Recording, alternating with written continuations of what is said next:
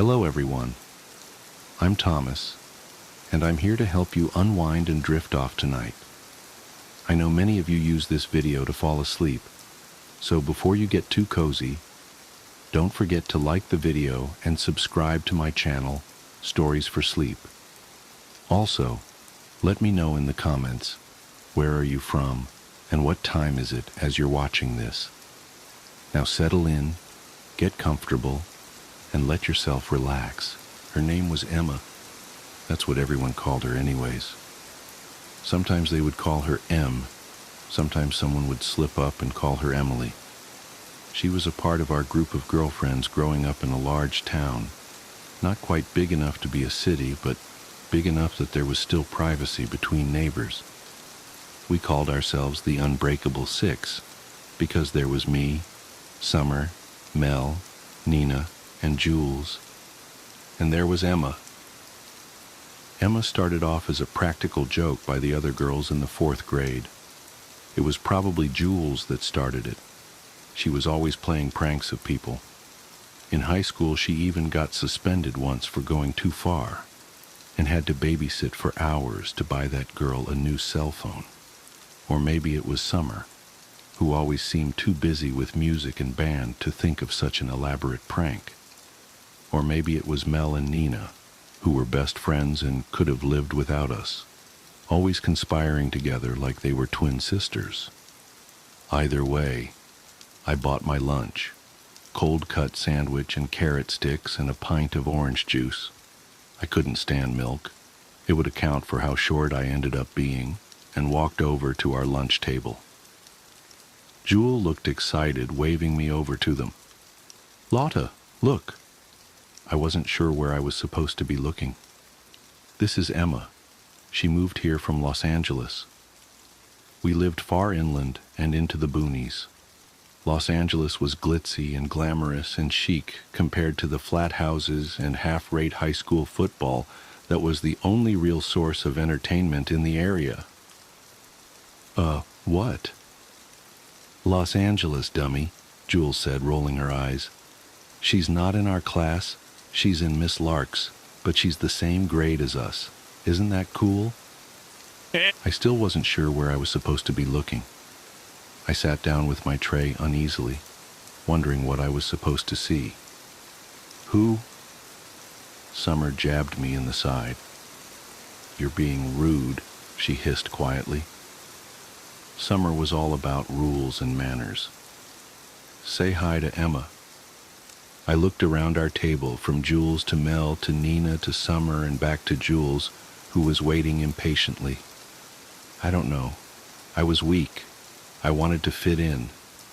I didn't get it. "Hi, Emma." They seemed to breathe a collective sigh of relief, like I was making everything awkward. Charlotte's weird sometimes, but her brother has a Nintendo that he lets us play sometimes. They kept on talking, chatting about whatever 4th grade girls chat about, and I ignored it. If they wanted to play that prank, then that was fine. I wasn't going to buy into it. I was always a precocious child. I knew that what they were looking for was a reaction. That's how Emma became a normal part of our lives. It was crazy. We would buy her birthday presents, and they'd disappear like they were taken. I wonder how many candle-making kits and Mancala games Jules had piling up in her closet after all these birthdays. One year, Mel even got Emma a really nice necklace, and that disappeared too. We never went to her house. I asked Nina about it when I was sure that Emma wasn't there. She gave me this scandalized look. "Lotta, don't be rude. Emma's family doesn't have that much money. She's embarrassed to let us come over. She told Mel that, who told me, and it makes sense. I mean, what she wears all the time. I mean, we still love her. We'll always love her. She's one of us. But don't rub in the fact that we can't go to her house. That's mean."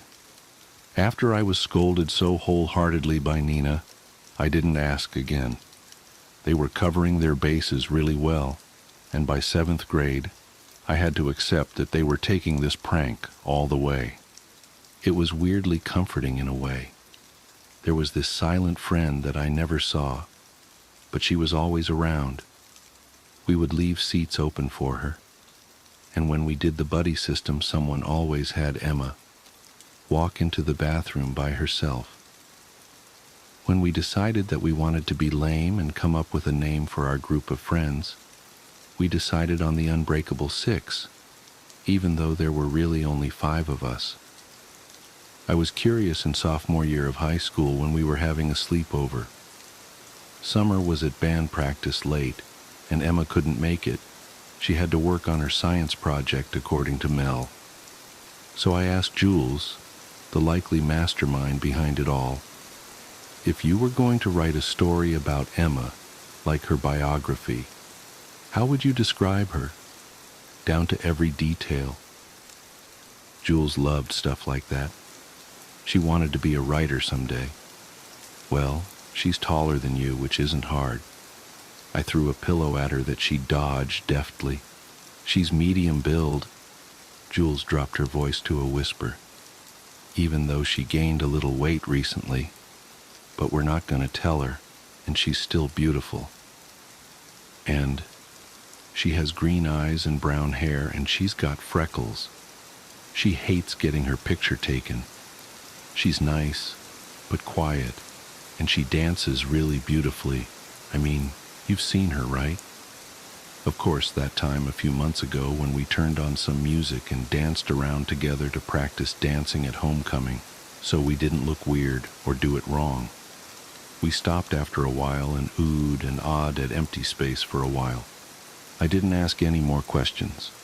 I knew that they would keep up the charade for as long as they could manage. It was in our senior year of high school that it happened. I don't know why it set me off. Not really. It was something little. Something stupid. We were hanging out in Nina's pool, even though it was still too cold to swim. Teeth chattering and goosebumps rising on our skin, we were waiting for the jacuzzi to heat up to jump in. The cold sunlight cast a long shadow, and the wine coolers we snuck earlier was making that shadow seem menacing. It was annoying for me for reasons I can't place. "Look at Emma, Lotta," Jules called. She wolf whistled and hooted, over the top like Jules always is. "Hot mama, look at that booty." I didn't know where to look, like always. Like for the past 9 years of my life, I didn't know where to look. Since the 4th grade at our lunch table, dancing in Summer's living room, homecoming, football games, at the park, in class, anywhere, I didn't know where to look, because Emma wasn't there. That's when I snapped. "F Emma," I screamed. "And F all of you. Have you been waiting for this? The moment I completely lose my F mind, well, here it is." I waved my arms around, manic and furious. Emma isn't real. Emma isn't F real. I looked at their confused faces. "Oh, you're going to keep this up? I hate you guys. You've always done this. Made me the butt of your stupid prank for almost 10 years, guys. 10 years. I slipped a little on the wet concrete, but regained my balance. "F you, I hate you so much." Tears welled in my eyes, years and years of pent-up frustration finally spilling over. Emma was some stupid prank that got out of hand, and I can't believe that none of you ever had the balls to tell me that it was a stupid prank. No, it had to keep going. You had to keep laughing behind my back. It's not fair. Summer was furious. "Lotta, don't be this way. Emma is right there and you're being a bitch. Why are you doing this? Are you mad?" Mel spoke up in a tiny voice. "Lotta, you look hot too. I mean, you look good in your bathing suit too." "Yeah, but don't take out your anger on Emma, God," Nina said, rolling her eyes. Nina walked over to the side of the pool and reached out a hand like she was rubbing someone's back. "It's okay, Emma. Lotta's just under a lot of stress right now. figuring out where she wants to go for college. "Shut up," I howled miserably. "Stop it, stop it, stop it. Emma isn't real. She's not there. How could you guys do this to me?" They were starting to look scared. They were really invested in this prank. I wondered what the end game was. When were they going to start laughing? When were they going to jump up and say, "Gotcha"? I had enough of this. If they wanted to play charades, then let's play charades. The next part was a blur. I don't remember it, not even now. But I walked over to where Emma was and I kicked at the air. I heard a scream, and I slipped on the slick, wet concrete and hit my head. There was blood everywhere. There was so much screaming, but I kept on kicking and punching and fighting until I blacked out completely. I came to a day later in the hospital. My parents were there, and so were my friends. They were pale and tired and miserable looking. My heart panged. I must have really scared them. When my parents left, Jules approached me. She took my hand. She began crying. The others stared crying too. "I'm sorry, Lotta," she wept. "I'm really sorry." It was almost frightening looking at the way my friends were. They were beside themselves in the privacy of the hospital room. I started crying too. I wasn't sure why, but I started stammering apologies too. Like if we all said, "Sorry, things could go back the way they did." "I'm sorry," I cried. Summer was the only one who didn't look like she forgave me completely.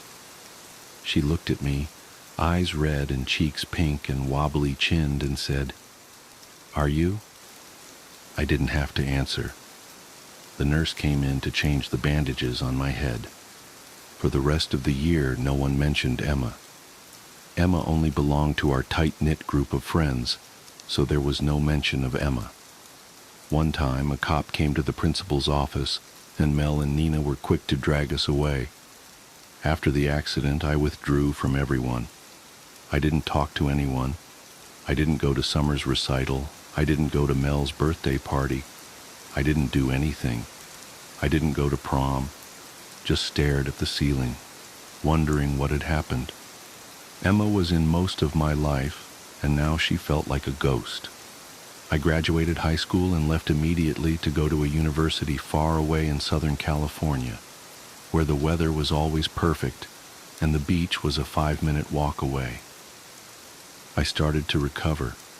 I realized that I was depressed after what had happened, understanding that my best friends chose a punchline over me. Unbreakable 6? Yeah, right. I got good grades, volunteered at an animal shelter, found a boyfriend. He was so nice to me, even when I got quiet when he asked about high school. He never pushed, just held me when I had bad days and made me pancakes. It was 4 years later, when I was about to finish up college, when I ran into an old classmate from high school. Her name was Annie. She hung out with a different crowd than me and my friends. Most people did. The 6, the 5 of us, were a clique of our own, separated from everyone else. I ran into her in our apartment complex. It turns out that she was living there the whole time, and we didn't know. I wasn't necessarily friends with her, but overreacted the way you do when you see someone that you haven't seen in a long time. "It's been forever!" "Oh my God!" I went to her apartment for coffee and saw that she was packing up her things. "Moving back home for a while until I find a job? Yuck." I saw a thick book on the sofa. "Oh yeah, that's our senior yearbook." I was flipping through it when I found it in my bookshelf. I didn't bother getting a yearbook. I didn't have friends at the end of high school. But I was curious to see what I looked like back then, if I had gained or lost weight, if my skin had gotten any better. I opened up the first page and was instantly confused. "For Emma," I read aloud from the first page. It was a dedication. My mind raced. Was there someone named Emma in our year? "Yeah, it's really sad what happened to her," Annie said, handing me a mug of hot coffee. I flipped through the yearbook, looking for a trace of Emma. Then I found it. My heart stopped, mouth going dry. My hands shook as I held the yearbook, looking at the photograph. It was a picture of the Unbreakable Six. We stood with our arms slung around hips and shoulders, sticking close together for the photograph. There was Summer at the end, then me, then Jules, then Mel, then Nina, then... I had never seen this girl before in my life. Never. But there she was. I can't even remember getting this picture taken. She was right there at the end. Green eyes, brown hair, muffin top, shy smile, threadbare shirt and ripped jeans, looking straight at the camera like the rest of us. She looked as normal as can be, just another teenage girl. Annie looked over my shoulder. "Oh, there you all are. What did you call yourselves again?" What happened to her? I couldn't even touch her photograph, just let my shaking finger hover over her face. Annie fell quiet. "Well, I guess you might not really remember that well after your head injury. And you just kind of faded away from everything, stopped doing much at all. But Emma disappeared, out of nowhere. The cops came by once to ask questions, but her parents were both poor and junkies, so no one really cared. Just another girl that disappeared." I left Annie and went back to my apartment, the one I shared with my boyfriend. He took one look at my face and started boiling some water for tea, grabbed a blanket to throw over my shoulders. I pulled away from him, locked myself in my room. I stared at the ceiling. I was 18 again, lost and confused. The girl's green eyes haunted me. Emma's eyes haunted me. I went on Facebook and found my old friends, my best friends, and I told them, "Please meet me back at home. It's important." I returned back to our big town little city, went to the newest Starbucks, and waited. They trickled in, one by one. Jules, small-time blogger who works at an Italian restaurant until she made it big. Summer, brown and freckled from band camp, coaching kids for their field shows. Nina, the hot librarian at their old high school. Mel, her belly swollen with her second child, wedding ring secured to her left hand by her high school sweetheart. My friends were not the same, and neither was I. I cut to the chase. I couldn't spare a moment for small talk. What happened to Emma? They exchanged uneasy glances. They knew this was coming. "Nothing," Jules said with finality. "Emma wasn't real." "She was just a trick," Nina said softly. "She was a prank." I figured they might pull this shit. I reached into my bag and slammed the yearbook down on the table, making our drinks rattle and one fall over, spilling tea onto the ground. No one moved to try to pick it up. They stared at the yearbook instead. "Emma was real," I finally whispered. "Emma was real. What happened to her?" "Nothing." "Cut the crap, Jules," Summer snapped. She turned to me. "Lotta, you killed Emma that day by the pool. You went nuts and kicked her and kept kicking her when you slipped and fucked up your head, and you bashed her head and she fell in the pool and it was too late to save her and we had to worry about you and..." "Summer!" Jules shrieked, swatting her in the arm. I was silent, absorbing what Summer said. Mel spoke up in a tiny voice. "Lotta, we weren't going to let you go to jail." I looked up at my friends, tears running down my cheeks. "Why?" Nina reached across the table and took my hand. She squeezed it, hard. "Because we're the Unbreakable Six. We don't break because one went crazy and another's dead." I excused myself to the restroom and wept for what seemed like hours. It couldn't have been that long. but there were angry knocks on the door from other patrons who needed the restroom. I sat there on the dirty floor, sobbing, until I had cried everything out. I came out where my friends, my best friends, were still waiting. I sat down in my seat and faced them. I want to turn myself in. There was an outcry of different responses. Summer seemed willing, ready to have me turn myself in to the police. Jules yelled out about them all getting in trouble. Mel started to cry. "You don't have to," Nina said. "You don't have to. We got rid of all the evidence. We buried her far away where no one would find her." "I want to turn myself in," I repeated firmly. "I killed her. I'll tell the cops that it was just me, that I buried her. Tell me where she is so I can tell them where I put her. None of you will get in trouble. It wasn't your fault." I thought I had finished crying. I thought I had nothing left, but I choked out what I wanted to say for so long. "I never saw her." They looked at me expectantly. "I never saw her, not even once. I thought it was just a big prank you were playing on me. I didn't want you to laugh at me. The girl in the yearbook, I had never seen her before. I just played along." Nina nodded. "I thought it was weird that you were always so cold to her, like you didn't even acknowledge her." "She really liked you," Mel said. "She thought you were so smart, that you were going to go out in the world and do amazing things. She would always talk about that." I felt as though my heart would burst. "I swear I never saw her. Something must be wrong with me, but I never saw her or heard her." I cleared my throat. "Show me where you buried her."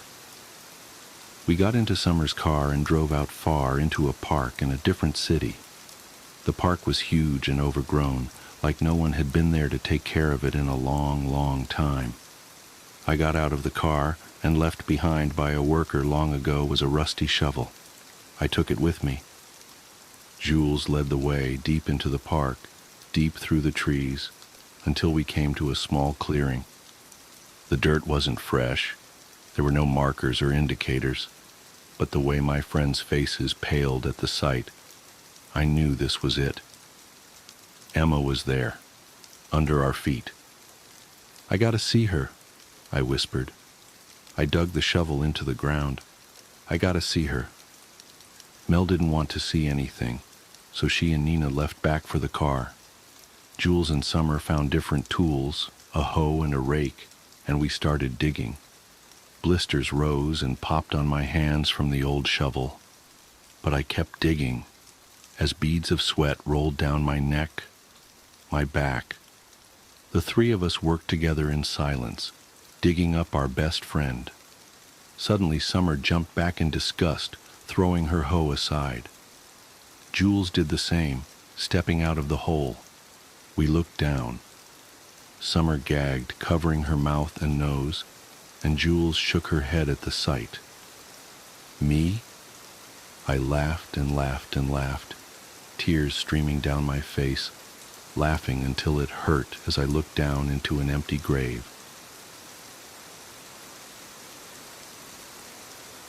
We weren't allowed to talk to women.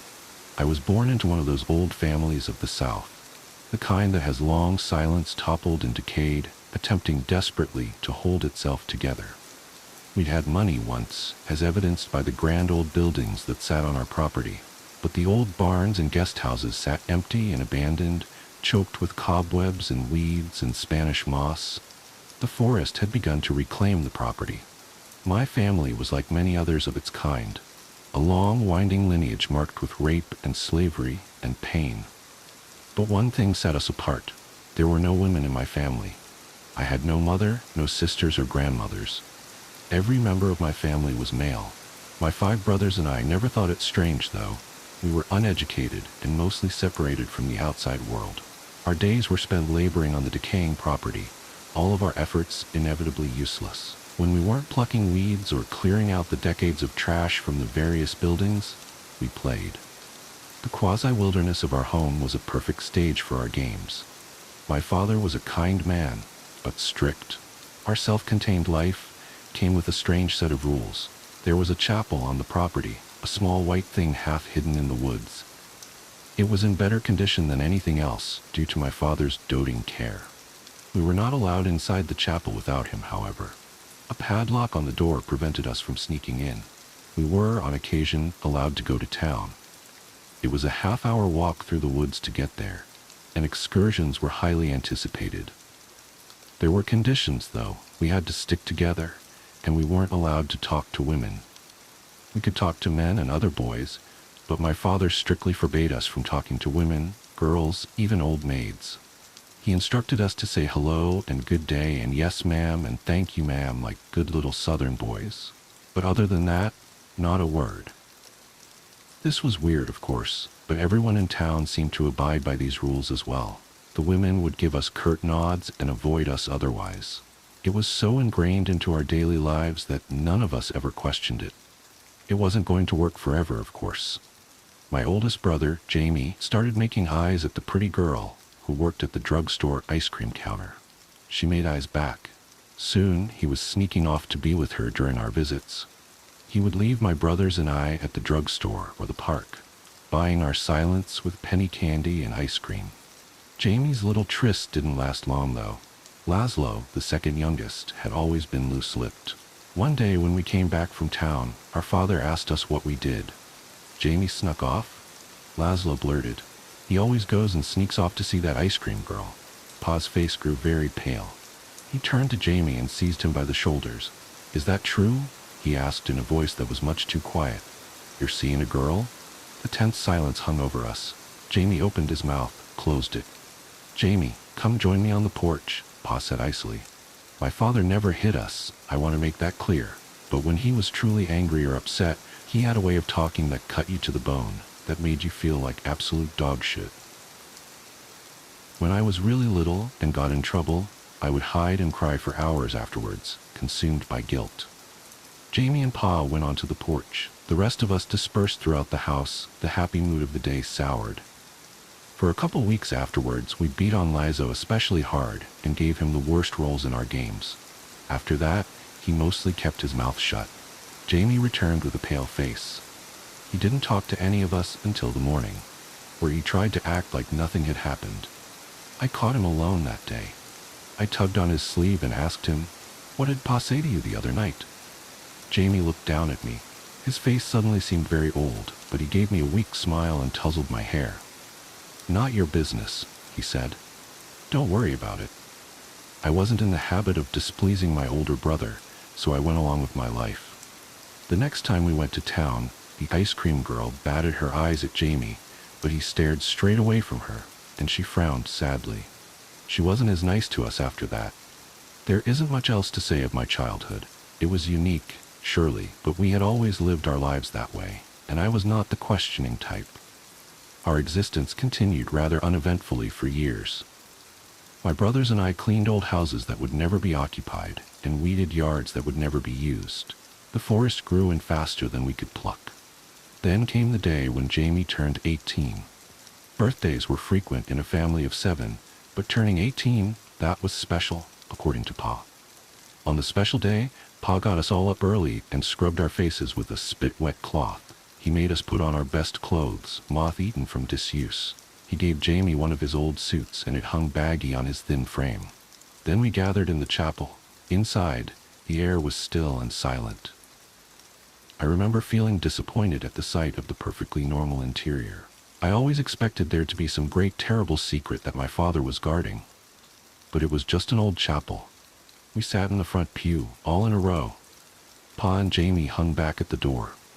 They exchanged some quiet words and then began to walk. They marched arm in arm, staring stiffly ahead. They stepped in time to some silent rhythm. Slowly they made their way up the aisle. My father bent behind the pulpit, and the sound of creaking wood broke the terse silence. He had opened a trapdoor. Pa and Jamie, still arm in arm, descended into the door. Downstairs we couldn't see from our angle. My brothers and I sat uncomfortably in the pew, restless but still quiet. I felt a strange swelling sensation, like something enormous was happening that I couldn't comprehend. I channeled this by plucking wildly at the loose threads of my ill-fitting pants.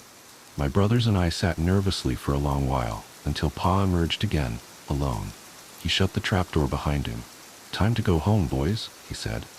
I wanted to ask where Jamie was, but my tongue felt heavy.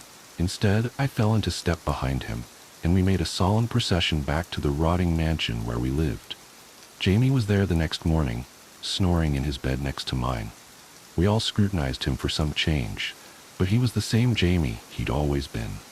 The only answer to our questions we received was a hard sock in the arm when we bothered him too much.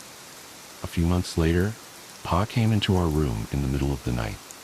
I had been lying awake, but I pretended to sleep as he quietly roused Jamie and led him out the door.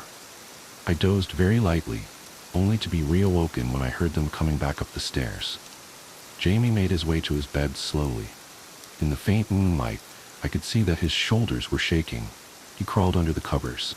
I could hear the muffled sound of him sobbing. After that, Jamie was different. He was withdrawn and angry. He stopped playing with us and was quick to yell. There was an angry tension between him and Pa. Even as young as I was, I knew the change had something to do with that strange place in the chapel. I wouldn't have to wait long to find out the secret of our family. After all, I was the second oldest. My birthday came that November. I remember every second of that day. Pa woke me before my brothers. He brought me into the master suite where he spent the nights of his lonely existence. The room might have once been grand, but now the walls were ashy with cigarette smoke, and it smelled like stale living. The bed sheets were rumpled on only one side. It made me sad to think of Pa sleeping alone every night in that huge Mothettan bed. Pa dressed me in the same suit that Jamie had worn. It fit me a little better. I was fuller and shorter than he was. I looked in the mirror and felt a flash of pride. I was a proper gentleman for once, like those clean-cut men in the old magazines we sometimes found while cleaning, no longer a dirty-faced little boy. Pa stepped back after fixing my tie, his eyes shining. The harsh line of his mouth wobbled as he rubbed his thumb across my cheekbone. "I'm so proud of you," he said, and hugged me. My chest swelled with warmth and pride. We walked through the woods to the little white chapel.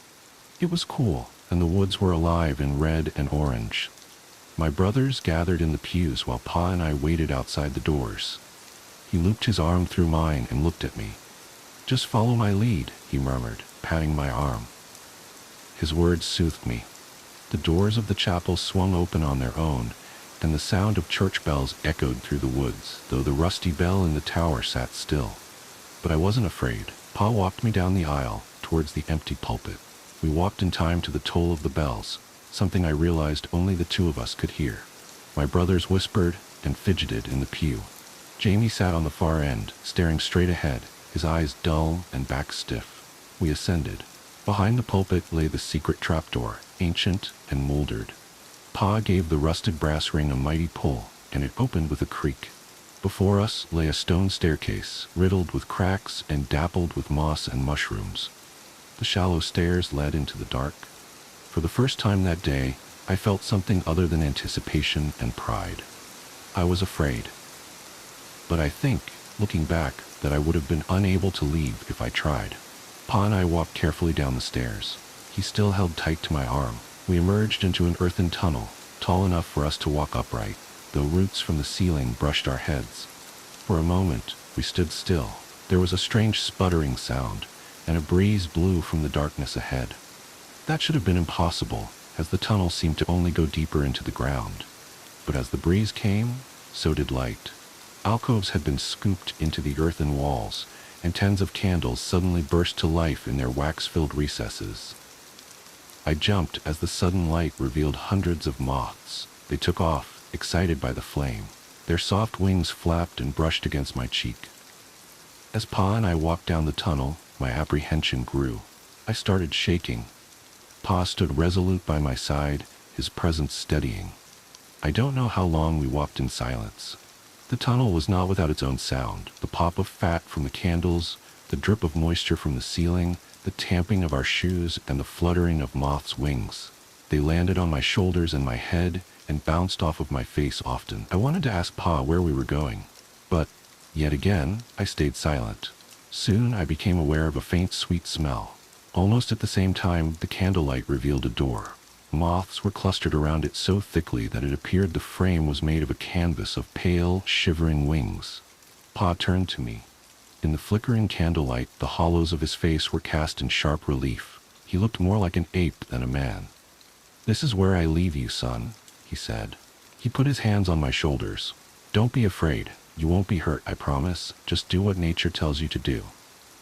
He saw that I was shaking, and he laid his hand on my face. "This is our family's legacy, Eli. Jamie did this, I did this, my father before me did this. It's as old and ancient as our blood. Older even. Nothing is going to harm you." "Okay," I choked out. My father smiled wanly, then turned and left me before the door. He disappeared back the way we came, and I was alone. Cautiously, I pushed open the stone door. The moths fluttered away from it, forming a cloud that I had to bat away to see. The chamber that I emerged into was huge. The walls were lined with hundreds of alcoves with candles burning bright, and more candles were spread across the floor. Across from me, there was a great white bed surrounded by gossamer curtains. The sweet smell was overpowering, undercut by something primal and funky like body odor. Then, the bed moved. From its side unfolded pairs of strange appendages. I struggled to comprehend what I was seeing. They were arms, human arms, ending in human hands, but they bent in too many places, and they were too long and pale. Long tendrils like feathers flared from their elbows. It wasn't a bed. It was a person, perhaps in the loosest sense of the word. Its body was huge, white and bloated. What I had thought were pillows were actually huge pendulous breasts, bare of nipples. The swell of the bed's comforter was a huge stomach, sagging down to the ground in ripples of white flesh. As I watched, a pair of the arms reached to gently part the gossamer curtains, like a bride lifting a veil. Its face. How to describe its face? Once, cleaning trash out of our house, I found an old china doll. It had a puffy, exaggerated expression of innocence, though time had worn the paint from its face and gave it only the barest imitation of humanity. The creature's face looked like that doll, but its eyes were large and bulging, and completely black. Most notably of all, from its forehead sprouted a pair of long feathery antennae. They were as long as its arms, reaching towards the high ceiling. They waved back and forth gently like ferns. As I took it in, stunned by the wrongness of it all, the creature smiled at me. Its pale, fleshy lips parted, revealing a dripping black mouth with no teeth, and then it spoke. "Hello, sweet Elias," it said. The voice was so wrong. The intonation and words were clearly English, the voice feminine, but it had a weird buzz to it, and a thick quality like someone speaking with their throat blocked. I was somehow able to find my own voice. "What are you?" I asked. "How do you know my name?" A strange buzzing and clicking noise came from the creature. The fat on its body rolled like waves, and the toothless mouth gaped wider. It was laughing. "I am you," it said. "You are the fruit of my loins. I birthed your brothers, and your father, and your father's father, and his father before him. I know every inch of you, your flesh, for it grew and pupated within me. Now the time has come for you to give of yourself, so I may have your son." I understood almost immediately. I felt a mix of horror and revulsion, but it was far off, suppressed. The sweet smell filled my nostrils. It made my head swim. My skin was hot and itchy in the ill-fitting suit. I should have been terrified. I should have been disgusted. I am, in retrospect. But I was under the spell of the creature, the scent of its pheromones too powerful for my brain to comprehend. In that moment, I knew that my body served a singular purpose, and I knew what that purpose was. Then I was before the creature. Its many arms petted my hair, my body, my face, the soft feathers tickling me. It cooed and spoke to me as I climbed on top of it, my body sinking into its soft and yielding flesh. I lay on its stomach, its bosom as my pillow. Lying against its skin, though it was tacky like dough, I felt a comfort I had never known, nor have ever known since. I was safe. I was swaddled. I was loved. It wrapped its spindly arms around me, its buzzing words of encouragement burrowing into my brain like worms. And then I began to move my hips, and I was in heaven. I'll spare you the mechanical details of that coupling. Me recalling having sex with a moth monster, who was also apparently my mother and grandmother, is just as traumatizing as you reading about it. But what I must say is that I have never felt pleasure like that since. I have never once felt so held, so loved, and so safe. I know now that I wasn't in my right mind, and recalling it makes me nauseous. But there are still nights I jolt awake feeling a ghost of that heavenly pleasure, and for a moment I grieve that I'll never feel it again. I don't know how long I was in the chamber with that thing. I vaguely remember dressing myself slowly, still drunk from the pheromones in the air. I remember the creature rubbing its belly as I left, followed by a cloud of moths. I slept dreamlessly for hours and hours. Over dinner, I made eye contact with Pa as I was shoveling spaghetti into my mouth. He beamed at me proudly, and I felt good. But Jamie was looking at me also. He didn't return my smile, his mouth now permanently set in a grim line. As the encounter with the moth creature faded like a dream, Jamie continued to bother me. Hadn't he experienced the same heavenly pleasure I'd had? Sure, there were lingering dregs of fear, even disgust at what I'd done, but if everyone in our family had done it, what was the harm? It was our legacy, after all. More time passed, and my confusion turned to anger. Jamie barely interacted with us anymore. Did he think he was better than us?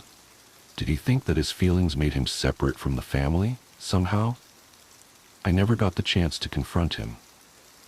He came to me. It was about 5 months after my 18th birthday. Life had continued as normal, but one morning when we woke up, there was a strange feeling in the air. I made a comment about it to my brothers, but they just looked at me blankly. As we went about our chores, I felt strangely happy. We were walking out of one of the old guest houses when Jamie grabbed me roughly by the arm and pulled me away. He was nearly nose to nose with me, and his eyes were bright and wild. "You listen good now, Eli," he hissed. "Why the hell do you think Pa never let us talk to the girls in town?" I looked at him in confusion. "That thing in the chapel," he continued. "It doesn't want outside competition. It gave birth to all of us, boys, but it can't control the gender of the baby it makes. Why do you think there's no girls in our family? What do you think happens when one is born?" The beginnings of dread began to creep up from my stomach. "Yours is coming today," Jamie continued, his mouth turned into a scowl. He let go of the vice grip on my arm. "And for your sake, I hope it ain't a girl." His face fell. I wasn't so lucky. Before I could say anything, he was gone, stalking off after the rest of our brothers. I stood staring after him. As night came, my dread grew. Gone was my pleasant mood from before. Night found me sleepless, and I stared at the ceiling for hours. When the door creaked open, I knew it was Pa. He came to my bedside and motioned for me to join him. We made our way through the dark woods to the chapel. The bad feeling was everywhere, soaked into the very air. The creatures of the night were silent, and it was cold. The chapel stood a white smear in the darkness. We went inside. The floorboards seemed to vibrate, and when Pa opened the trapdoor, I heard it. A terrible buzzing wail, full of anger and pain, punctuated by inhuman squeaks and growls. I had heard the sounds of animals in pain before. This was like some sort of horrible symphony of all of those cries. I recoiled at the sound, standing rooted to the spot. I looked at Pa to see if my horror was reflected in his face. It was, to some extent, but over it lay a veneer of hardness. I realized then that whatever was happening was no mystery to him. He had probably experienced it 100 times before. He took my arm and practically dragged me down the tunnel. The moths were flapping around wildly, diving at us and bouncing off the walls. A few of them flew into the candle flames, their feathery wings burning as fast as paper. The screaming got louder. We came to the chamber. The creature was in the same spot, but this time its body was rippling like a wave. Some of its arms were braced on the walls and floor. The sweet smell was gone, replaced by that of blood and viscera. The creature's puffy doll face was twisted in a horrifying mask of pain and rage. Spittle flew from its black mouth as it wailed, the sound bouncing around the chamber. Its antennae swiveled wildly around its head, every feather twitching and shaking. At the sight of us, its pallid face contorted further. "Levi," it bellowed my father's name, "what have you wrought? The fruit of your loins beget me only curses." I was transfixed by the creature's rippling body, bile rising in the back of my throat. It was pushing something out, I realized. A dark puddle was forming on the floor beneath it. My father moved towards the creature like he meant to comfort it. A pair of arms sideswiped him with surprising strength, sending him careening into the wall. He tripped over the candles. The creature let out a deep, throaty groan.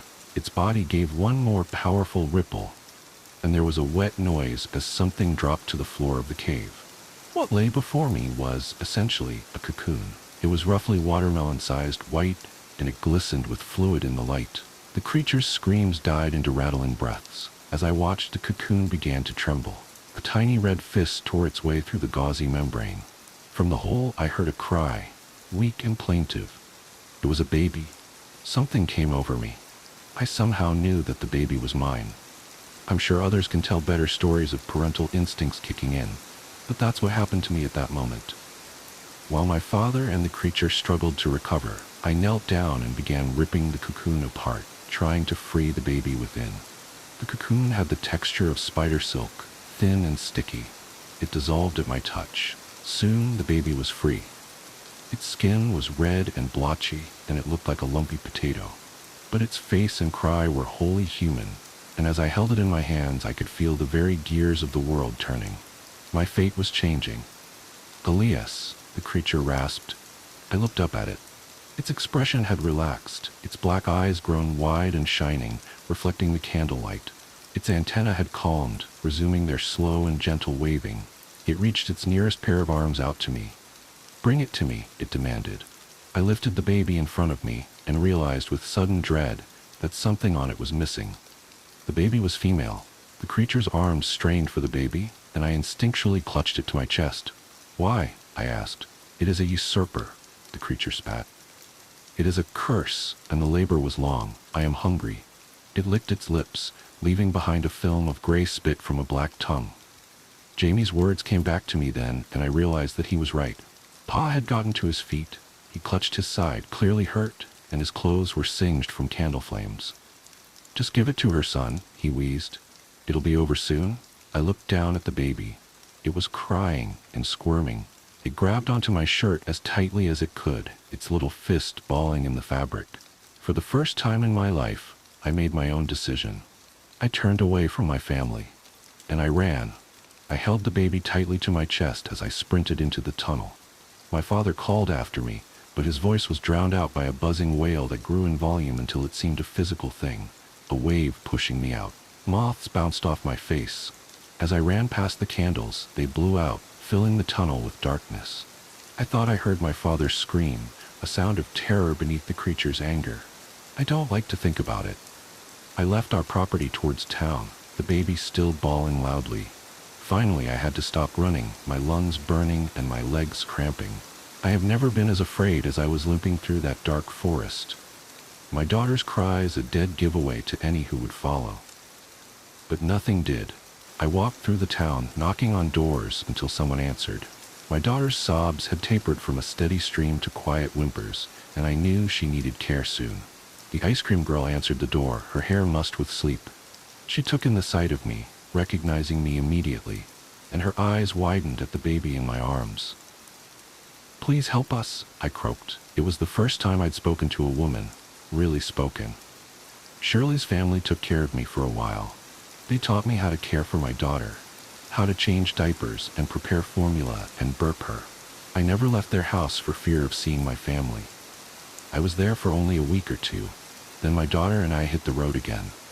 We went from town to town, surviving on the kindness of strangers. It was usually women who ended up helping us. I met all kinds of women. Women hardened by the world, bitter ones, gentle ones, fiery ones. They taught me about the world, about all the things I'd been missing. When we were far enough north that I felt safe, I began trying to settle down.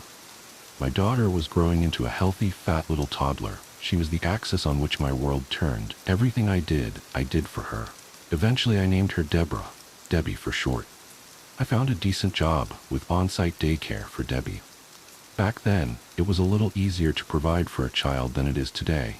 I won't deny. But I still worked myself to the bone. It was the easiest way to chase away the shadows that plagued my mind. I had lovers here and there, both men and women, but nothing lasted. Sex was difficult for me, considering what I had been through. I always felt disgusting afterwards, always unable to ignore the simple fact that it would never feel as good as that. and that knowledge made me feel like a monster. Eventually, I stopped trying to feign interest in sex, and I was happier for it, but it meant that I never got into a real relationship. I didn't need a relationship. I had Debbie, and as the years passed and she grew bright and smart and funny, the shadows of my past seemed farther and farther away. But I was a fool to let myself be comforted by time. I cannot escape the curse of my blood, no matter how far I run. Yesterday was Debbie's 14th birthday. Today she locked herself in the bathroom in the morning, crying for hours. When she finally let me in, I could barely contain a scream, because there, bursting from my daughter's forehead, was a pair of long, feathery antennae. The security camera. The first time I saw my husband's double, I thought it was a glitch.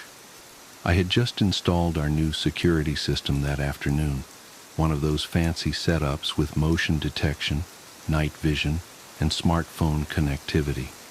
David thought I was being paranoid, but after the string of break-ins in our neighborhood, I wasn't taking any chances.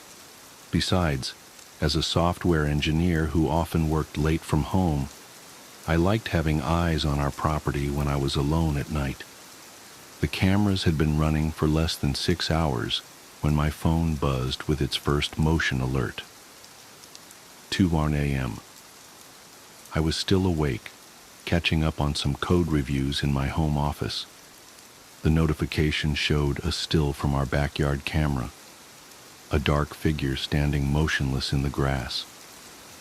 My heart rate spiked until I recognized David's familiar silhouette. His broad shoulders, the slight slouch he'd developed from years hunched over keyboards, that distinctively messy bedhead I'd tease him about. I figured he must have had trouble sleeping and stepped out for some air. Not totally unusual. He'd been stressed about the upcoming product launch at work. I was about to dismiss the alert when something made me pause. The figure was completely still.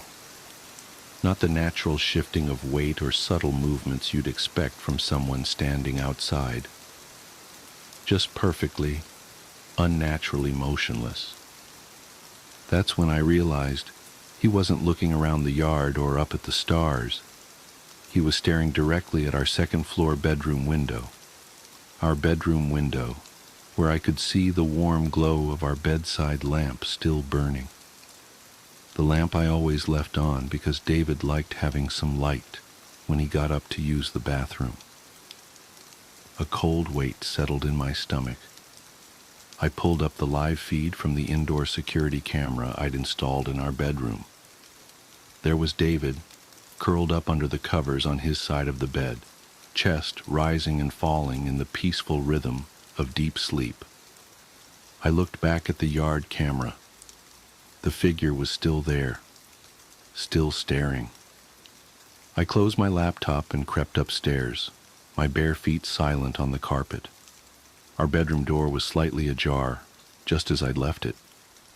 David was exactly as I'd seen on camera, sound asleep, occasionally making the soft whistling sound through his nose that I normally found endearing, but now sent chills down my spine. I crossed to the window on trembling legs. The yard below was empty. I checked the security footage immediately. At exactly 3 a.m., the figure had simply vanished. One frame it was there, the next gone, with no movement in between. I rewound to the beginning of the incident. Same thing. At 2 a.m. sharp, it had appeared instantaneously in the middle of our yard. I barely slept that night, watching David's peaceful face in the lamplight and trying to convince myself I'd seen some kind of technical glitch. But the next night, it happened again. And the next, and the next. Always at exactly 2 a.m. Always standing in the exact same spot. Always staring at our window with David's face. I started sleeping less and less, spending my nights hunched over my monitors, documenting every detail. The figure never moved, never shifted, never blinked, just stood there, a perfect carbon copy of my husband, staring up at where we slept, with an intensity that made my skin crawl. I tried telling David about it over breakfast that first week. He'd laughed it off, assuming I was joking. When I showed him the footage, he'd frowned and suggested it must be some kind of video artifact or reflection. He promised to stay awake with me the next night to see it in person. But when 2 a.m. came, he was sound asleep despite his promises. No amount of shaking would wake him. I watched in horror as his duplicate appeared in the yard right on schedule, while David slumbered beside me, impossibly heavy in a sleep that seemed more like unconsciousness. That's when the differences started. It was subtle at first. David would wake up groggy and irritable, with no memory of having promised to stay up with me. He'd zone out during conversations, staring blankly into space until I touched his arm or called his name. His appetite changed. He who had always been a picky eater suddenly started devouring his food with mechanical efficiency, like he was fueling up rather than enjoying a meal. Then came the physical changes. His skin seemed slightly waxy, especially in the mornings. His movements became more precise, more deliberate, losing the natural clumsiness I'd always found charming. Sometimes I'd catch him standing perfectly still, head cocked at an unnatural angle, like he was listening to something I couldn't hear. But the eyes were the worst. David's eyes had always been a warm brown, crinkled at the corners from his ready smile. Now they seemed darker somehow, flatter, empty. I started documenting these changes too, in an encrypted file on my laptop. I knew how it would sound if I told anyone else, but I couldn't shake the feeling that whatever stood in our yard each night wasn't just watching us. It was studying us, learning, preparing. And David wasn't really David anymore. I began sleeping in my home office, claiming I had too much work to come to bed. I installed more cameras throughout the house, hidden ones David didn't know about. I watched him when he thought he was alone. The way he would practice expressions in mirrors, like an actor rehearsing for a role. The way he would sometimes forget to blink for minutes at a time. The way he would stand in empty rooms, perfectly still, staring at nothing. But it was the footage from last night that finally broke me. I was reviewing the bedroom camera feed from around 5 a.m., just before David usually wakes up. The video quality was poor. There had been a storm, and the power had flickered several times, but I could clearly see David's form under the covers. Then came a power surge, the image distorting with static. When it cleared, the bed was empty. I frantically checked the other cameras.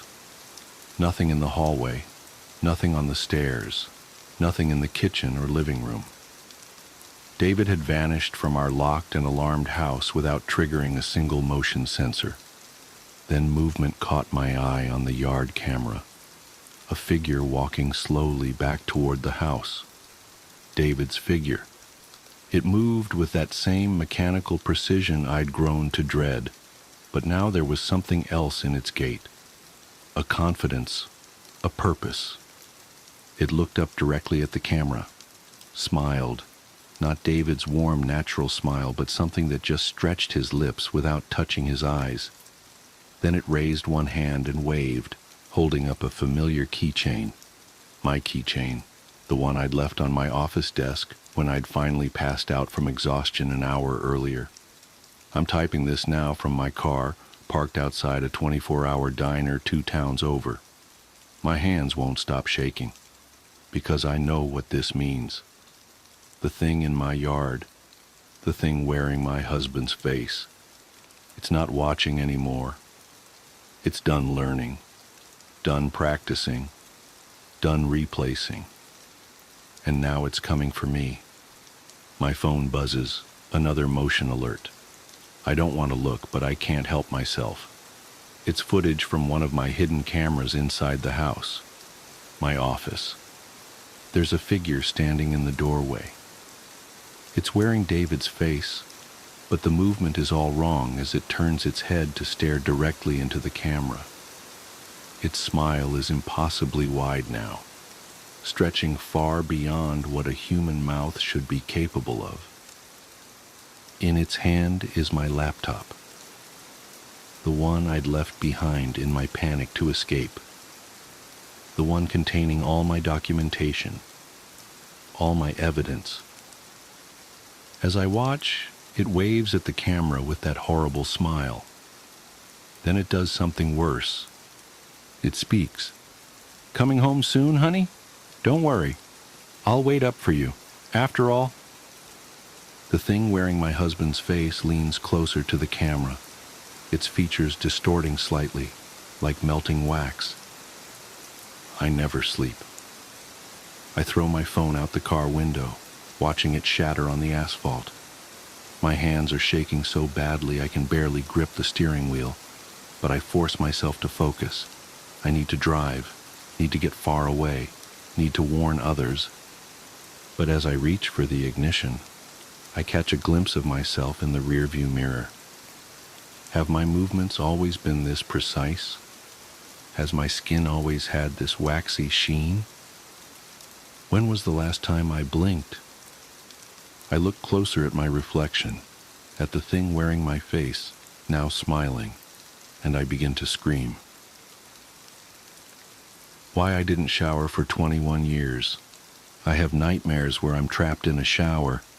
The drain is plugged, and the water won't stop pouring down on me. Water rises to my ankles, to my waist, and then over my head. The shower curtain turns to glass, and my screams turn to gargles. A dark figure presses its face against the glass on the other side, and it watches me. I plead, but it won't let me out. I swallow water and flail helplessly in my glass coffin. I wake up gagging.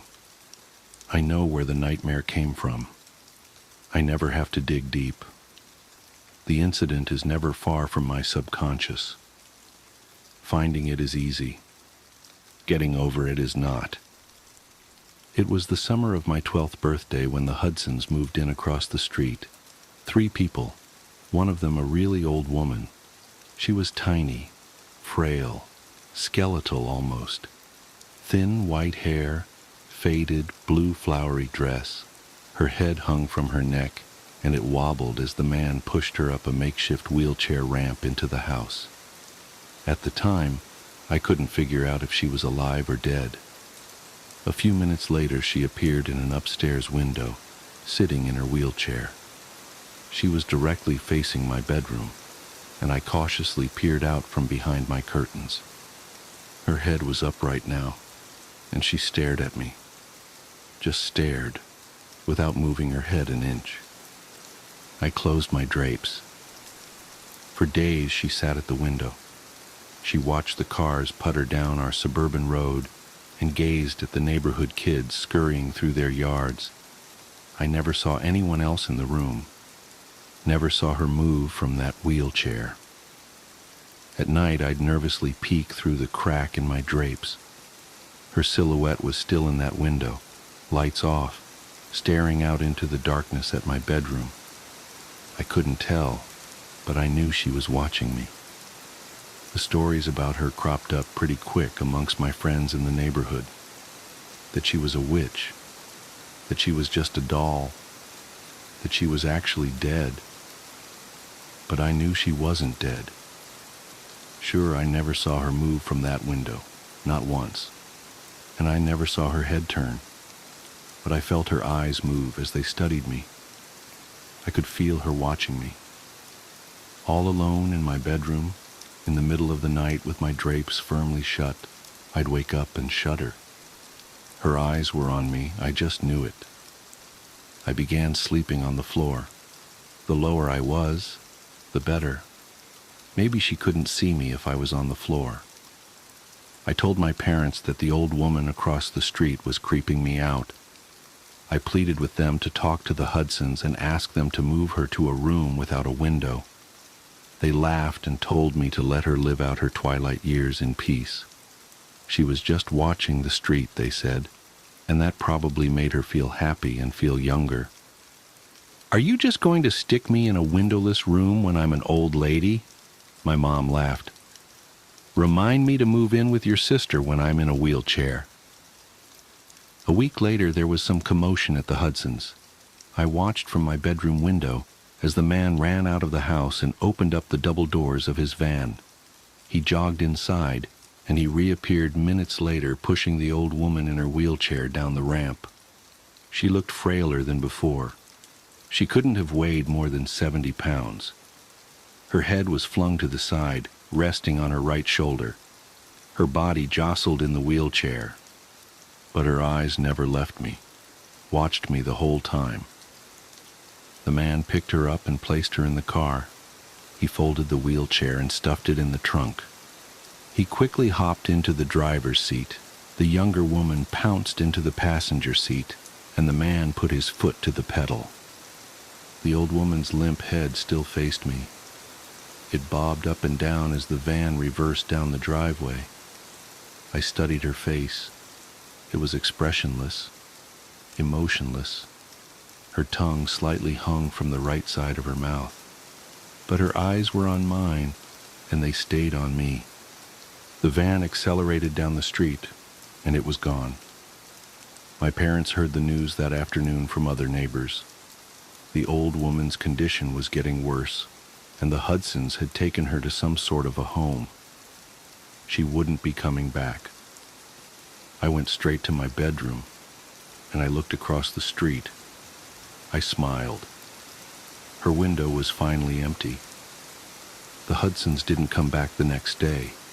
No van. That night, I looked out towards the old woman's window. There was no one there, no wheelchair, but the bedroom light was on. I remember telling my dad I thought it was strange, and he just shrugged and said, "Must be on some sort of timer or something." I woke up in the middle of the night and nervously peered out my bedroom window. That bedroom light was still on. It suddenly flicked off, and I ducked below my window frame. I slowly rose and looked out, expecting to see the silhouette of that tiny skeletal being. I watched for 10 minutes, pinching and straining my eyes. The lights quickly flickered on and then off again. I slept on the floor again, clutching my pillow close. I had a late baseball practice the next evening. When I got home, my house was empty. My parents were at my little sister's softball game. I headed to the shower to rinse off. About 3 minutes into my shower, I felt cold. The hot steam was escaping the bathroom somehow, which didn't make sense because I had shut the door. I wiped the shampoo from my eyes, turned my head, and I heard a strange noise that would haunt me in nightmares for years. The metal rings of the shower curtain being dragged across the shower rod. Someone was slowly opening the curtain. The shampoo stung my eyes, and through the stinging I saw a dark figure behind the curtain. Long, pale, bony fingers gripped the curtain as it slowly opened. I instinctively backed up in the shower, and the curtain opened completely. There stood the old woman.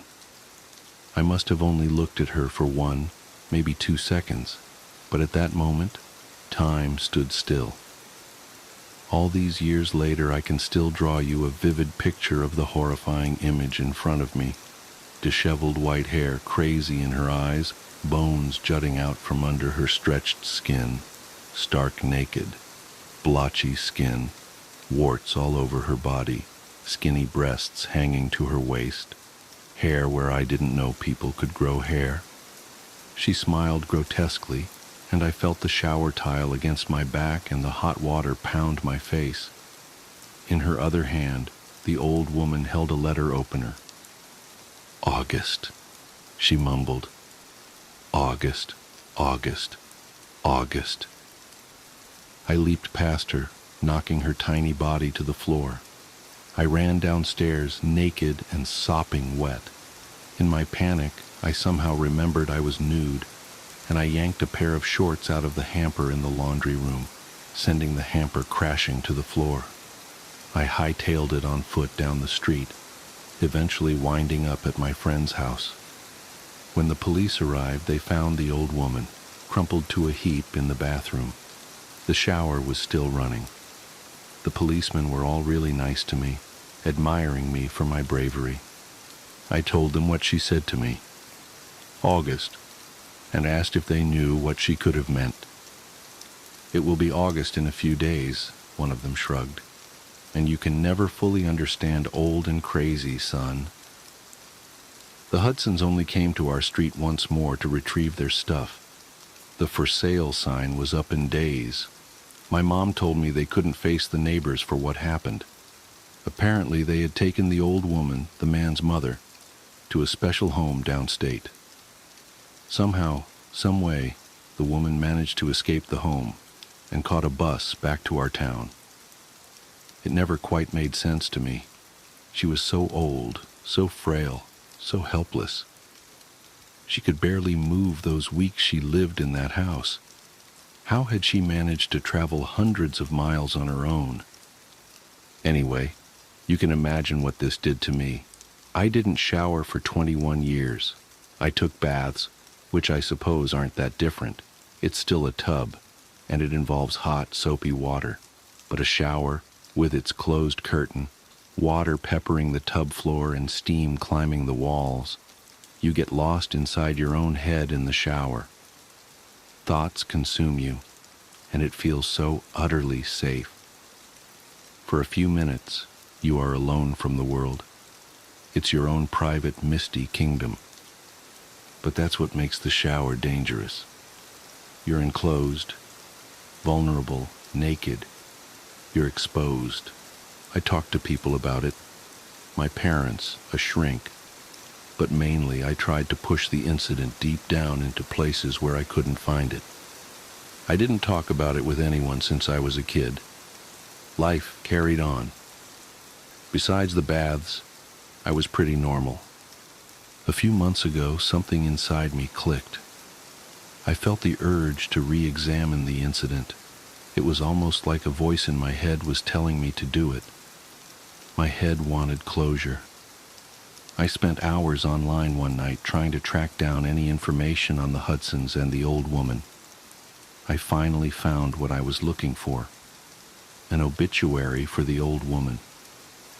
She had died 4 years ago. Somehow that walking skeleton hadn't checked out for another 15 years. The obituary photo was a black and white picture from when she was a young woman. It was a photo of her and her deceased husband on their wedding day. His name was August, and he looked exactly like me. I closed the browser and stared at my computer desktop for 10 minutes. It finally made more sense, why she called me August, why she was obsessed with watching me.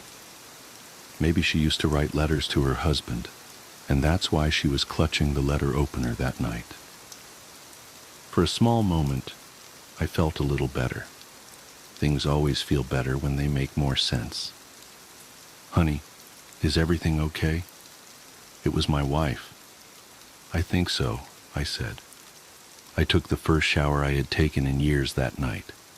I didn't even jump when the curtain rungs dragged across the shower rod and my wife entered. But as she embraced me under the hot water, one question wouldn't leave my head. How come the young woman in that wedding photo looks exactly like my wife? Wrong way, Charlie. Do you remember your very first best friend? I do. Midnight was giving birth in the closet at the end of the hall. The repeating pattern of deep growls and shrieks woke me. Kittens, I nearly shouted as I crawled down from the top bunk. My sister stirred on the bottom bed. I paused on the ladder, held my breath, hoped she wouldn't open her eyes. After a moment, she rolled onto her side and fell back into deep sleep. I was glad she didn't wake. I wanted the kitties all to myself. Midnight continued to scream. I cracked open my bedroom door and saw my parents kneeling in the hallway, peering into the closet. They noticed I was standing there and told me to get back in bed. But I want to make sure Midnight is okay, I protested. She was mine too. I should have been allowed to check on her. Dad refused to let me come out of the room. He said he would get me when it was over. Mom agreed with him. She said I was too little to watch. Too little? I was 4 years old and knew that babies came from a mommy's belly. Plus, I had been waiting forever to see the kittens. My parents weren't being fair. Please let me, I begged. I'll be good. Mom commanded me to go back to bed. I crossed my arms and shook my head. Dad threatened to spank me. I stomped my foot and cried, thinking a tantrum would make them understand that I was right, and they were wrong.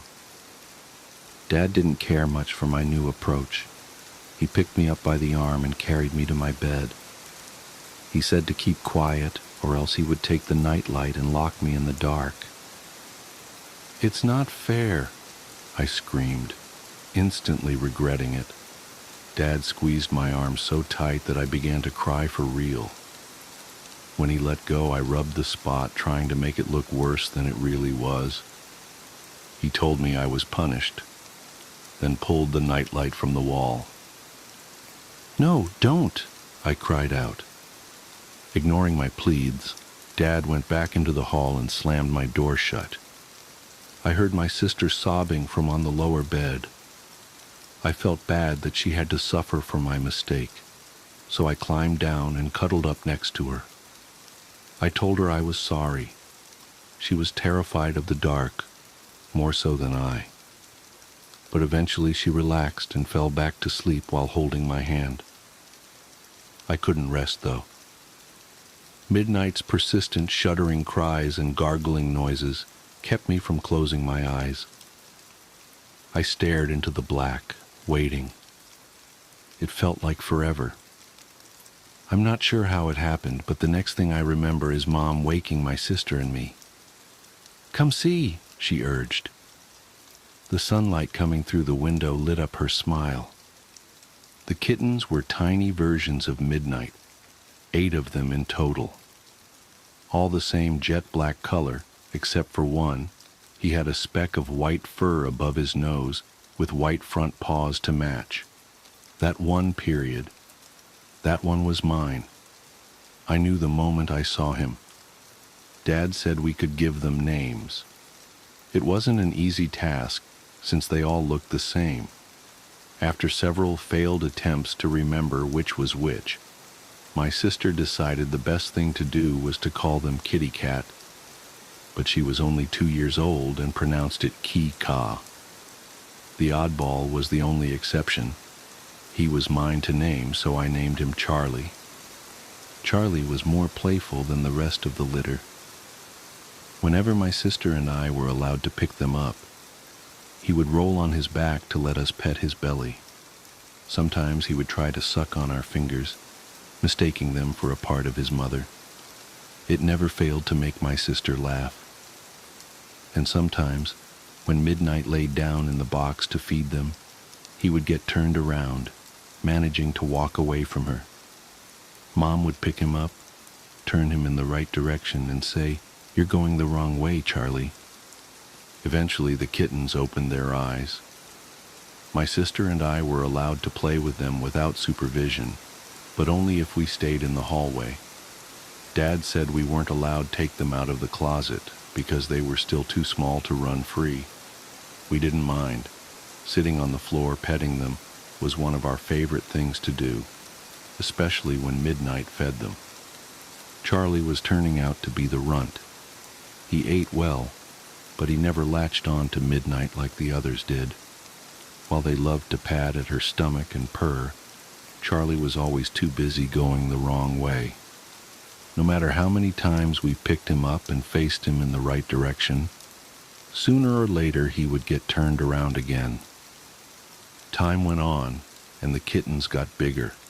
They meowed whenever someone would walk down the hall, demanding us to stop and play. Sometimes they got up on their hind legs, just barely able to peek over edge of the box. One day, my sister yelled something about the kittens. Mom and I came running from the living room to see what all the fuss was about. Charlie was in the hall, on the outside of the box, trying to correct his mistake. He clawed at the cardboard, wanting to make his way back to the other side. He kept falling over, shaking himself, then trying again. It was funny.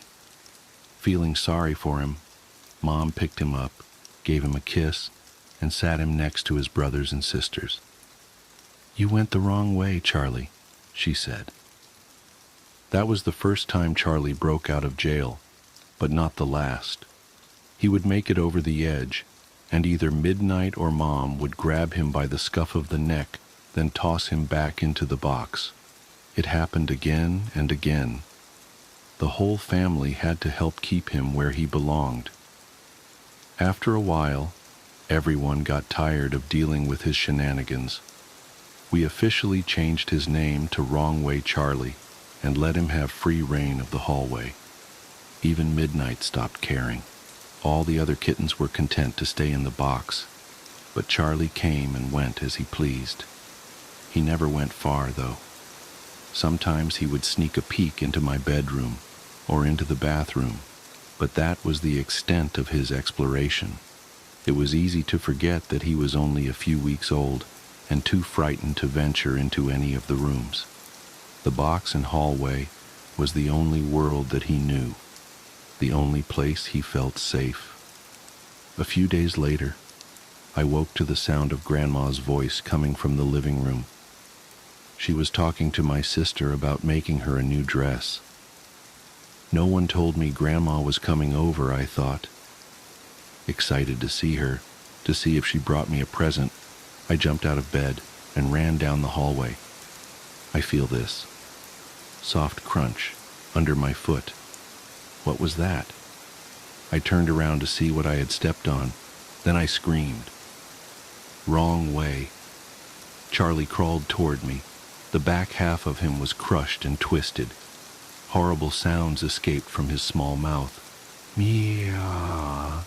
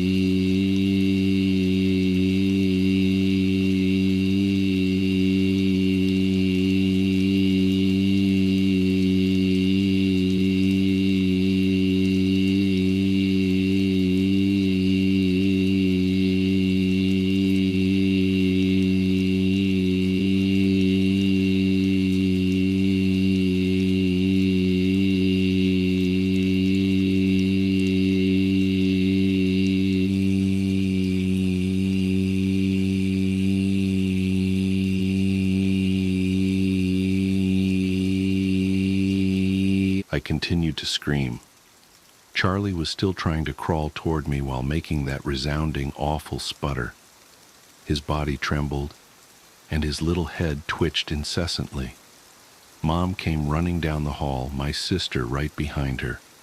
Blood was everywhere, a trail of gore soaking into the carpet. All I heard was screaming, screaming, screaming, screaming. It echoed down the hallway and throughout the years. Midnight leaped out of the closet and ran toward me. Wide-eyed, she hissed and swatted, then lapped at the blood flowing from Charlie's gaping mouth. Grandma grabbed a hold of me, held me close. My sister pressed her face into Grandma's side so she wouldn't have to see. Mom and Charlie were still screaming, still making those appalling noises. I couldn't tell them apart. "It's still alive," Mom wailed. "It's still alive. Oh my God, what do I do?" Though Grandma tried to protect me, I couldn't look away. Charlie was crying in agony. The look on his little face said, "Why is this happening to me? What have I done? Make it stop. Please, please make it stop." "You have to kill it," Grandma shouted, angry. "Put the thing out of its misery, for Christ's sake." Mom ran into the living room and turned the corner. I heard a drawer in the kitchen pulled open, then slammed shut. She came running back, hammer in hand. "Eee!" Mom shrieked. She pounded the hammer down on Charlie's head over and over and over again while midnight attacked her, trying to protect the kitten.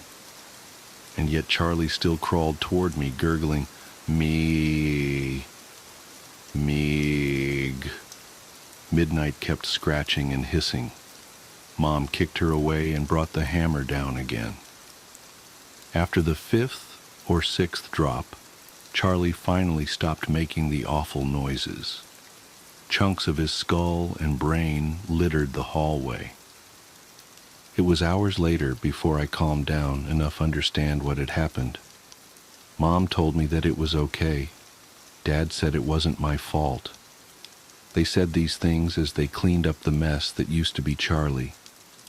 But it wasn't okay, and it was my fault. My kitten got hurt because of me. If I hadn't been running, my Charlie would be alive. I killed him. Plus. Charlie was my first best friend, my first responsibility, and my first introduction to death. He'll always be with me, even now, after all these years. Every time I walk down a fucking hallway, I see wrong way. Charlie's mangled little body crawling toward me. The vanishing.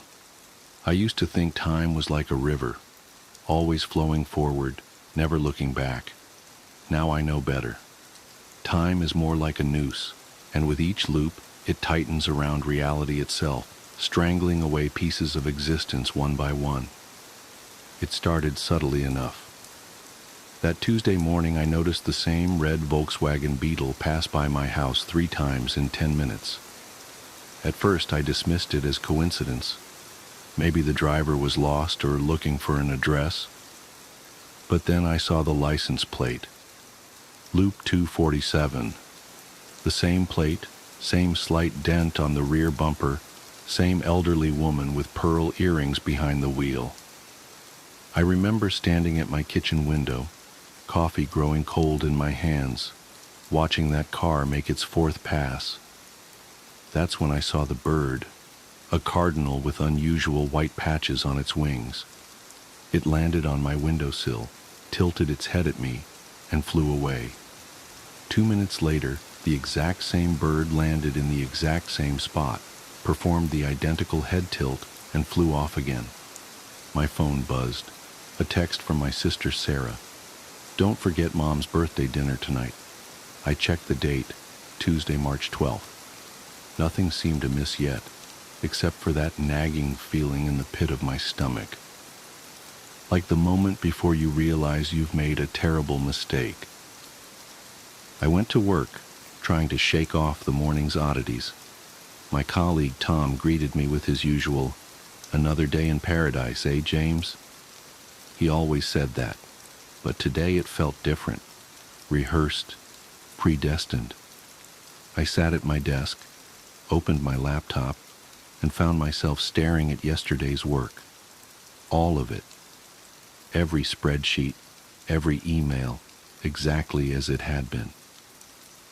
That's when the first real chill ran down my spine. I distinctly remembered completing 3 major reports the day before, yet here they were, unfinished. My sent folder showed no trace of the emails I'd written. The calendar meeting notifications I'd cleared were back, blinking insistently. I called Sarah. "Hey, what's up?" She answered exactly as she always did.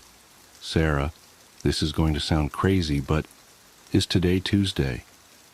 "Yeah, March 12th. Don't forget Mom's birthday dinner tonight." The exact same words from her text. I hung up, hands shaking. Throughout the day, everything played out as a perfect replica of the previous day. Tom's coffee spill at 10:43 a.m. Janet from accounting's announcement about her daughter's acceptance to Yale at lunch. The fire alarm test at 2:15 p.m. Even the pattern of clouds outside my office window seemed familiar. That night at Mom's birthday dinner, I tried to warn them. "Something's wrong with time," I said, as Mom cut into her chocolate cake, the same cake I remembered her cutting into yesterday. "Everything's repeating." They laughed it off. Sarah patted my hand and said I was working too hard. Mom reminded me I'd always had an overactive imagination, just like when you were little. Dad didn't say anything, just gave me that concerned look he reserves for when he thinks I'm about to have one of my episodes, like during my breakdown in college. I went to bed that night praying I was wrong, that I was just having some sort of psychological fugue state. But when I woke up, it was Tuesday again. March 12th, the red Volkswagen, the Cardinal, Tom's another day in paradise. But something was different this time. Something was missing. It took me until Mom's birthday dinner to realize what it was: Janet from accounting. Not only was she not there to announce her daughter's Yale acceptance, no one remembered her ever existing. Her desk was occupied by someone else, her family photos replaced by generic office art. When I mentioned her name, my colleagues looked at me with blank expressions. That's when true terror set in. This wasn't just a time loop, it was an erasure of reality itself. The next Tuesday, Tom disappeared. Then Sarah's husband, Mike. Then the barista at my local coffee shop. With each reset, another person vanished from existence, leaving behind nothing but void spaces in photos and blank spots in memories. The world kept readjusting itself around these absences, like a wound healing over with scar tissue. I started keeping track in a notebook, writing down names, relationships, details about each person before they disappeared. But even that proved futile. The notebook reset with each loop, my frantic scribblings erased along with everything else. By the 10th loop, entire families had vanished. The Hendersons next door? Gone. The Chen family from my gym? Erased. My best friend from high school and his entire lineage? Never existed. The world grew quieter, emptier, yet nobody seemed to notice except me. I tried everything to break the cycle. I drove out of town, only to wake up in my bed on Tuesday morning. I tried staying awake for the entire 24 hours, only to blink and find myself back at the start. I even attempted darker solutions, but death itself proved temporary in this eternal Tuesday. The most maddening part was watching the world reconstruct itself around each absence. When my neighbor disappeared, his house transformed into a park that had always been there. When my first girlfriend vanished, my high school yearbook showed no trace of her, and all my friends had different memories of who I dated. Reality was like a self-healing membrane, closing over its wounds and leaving no scars. Only I remembered the truth, and with each loop, that truth became harder to bear. Sarah was the first of my family to go. One Tuesday, I called her number and got a message saying it had been disconnected. Mom and Dad had only one child now, had always had only one child. The family photos in their house showed just me, the spaces where Sarah had been filled with wallpaper or furniture or nothing at all. I screamed at them to remember her, showed them old emails that still existed in my phone from previous loops, but they looked at me with that same concern they'd shown when I had my breakdown in college. Dad suggested I see Dr. Matthews again, but Dr. Matthews had disappeared 3 loops ago. Mom went next. The birthday dinner became a quiet affair with just me and Dad, who couldn't understand why I was so insistent on chocolate cake when he'd always been allergic to chocolate. The wedding ring on his finger vanished along with her, replaced by the smooth skin of someone who had never married. Then Dad. The house I grew up in became an empty lot that had never been developed. My childhood memories began to feel like dreams, insubstantial and fading.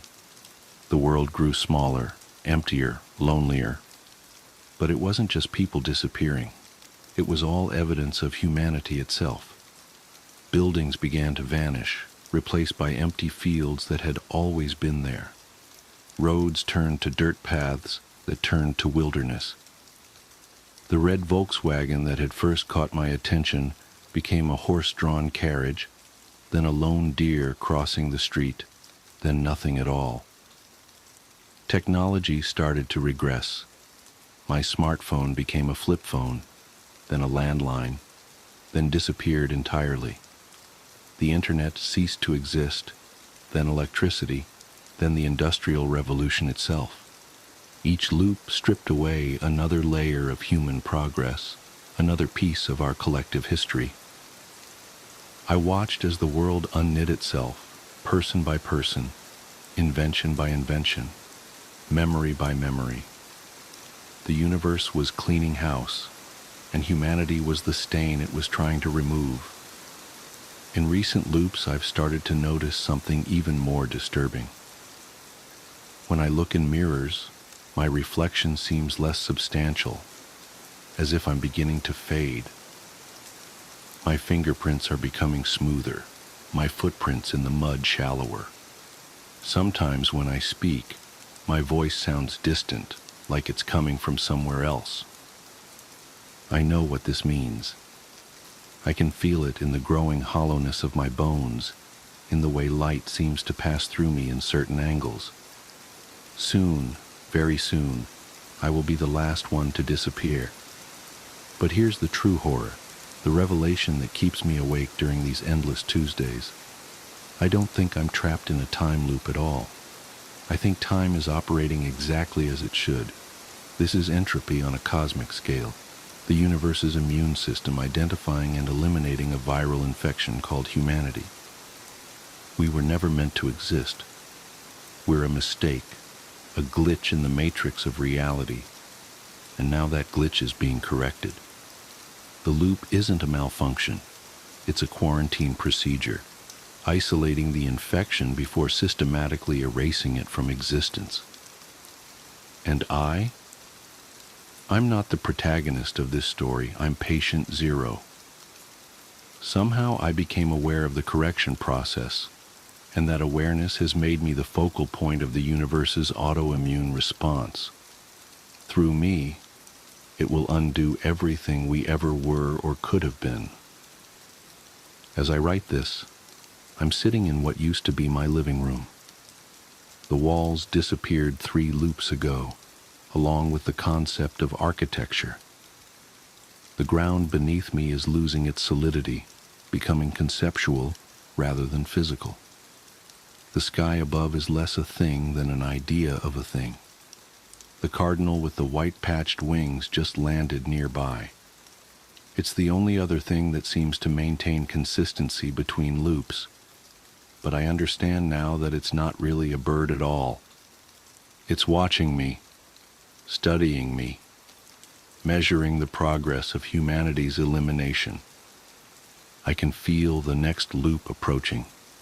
The air is getting thin, reality stretching like plastic wrap about to tear.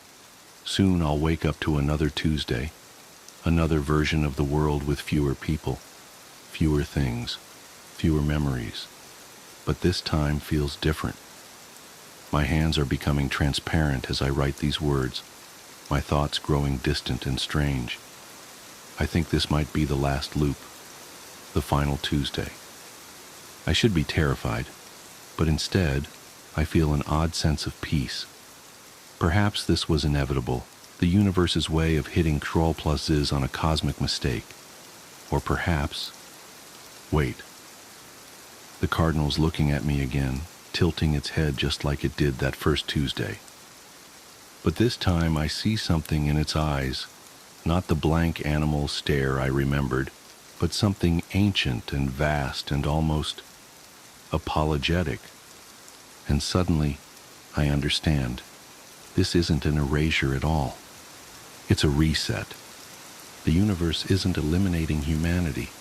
It's rewinding us, taking us back to a crucial moment, an essential crossroads. With each loop, it's not just removing people, it's removing the consequences of choices, the weight of decisions that led us down this path. Every person who disappears isn't being erased.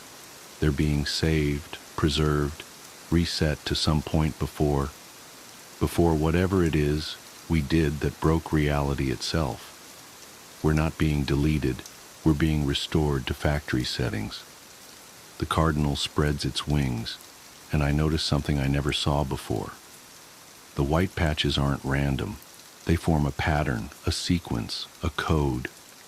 The same code I've been seeing everywhere but couldn't recognize. In the license plate of the red Volkswagen, in the arrangement of clouds, in the very fabric of these repeating days. My body is almost gone now, my consciousness spreading thin across what remains of time and space. But as I fade, I finally understand my role. I'm not patient zero. I'm the backup copy, the one who had to remember everything so that when reality resets completely, when we all return to that crucial moment, some part of me will know what to change, what to do differently. The cardinal takes flight, and as the world dissolves around me, I see what's written in its wings, the message that's been there all along. See you next loop. And then, it's Tuesday morning, March 12th.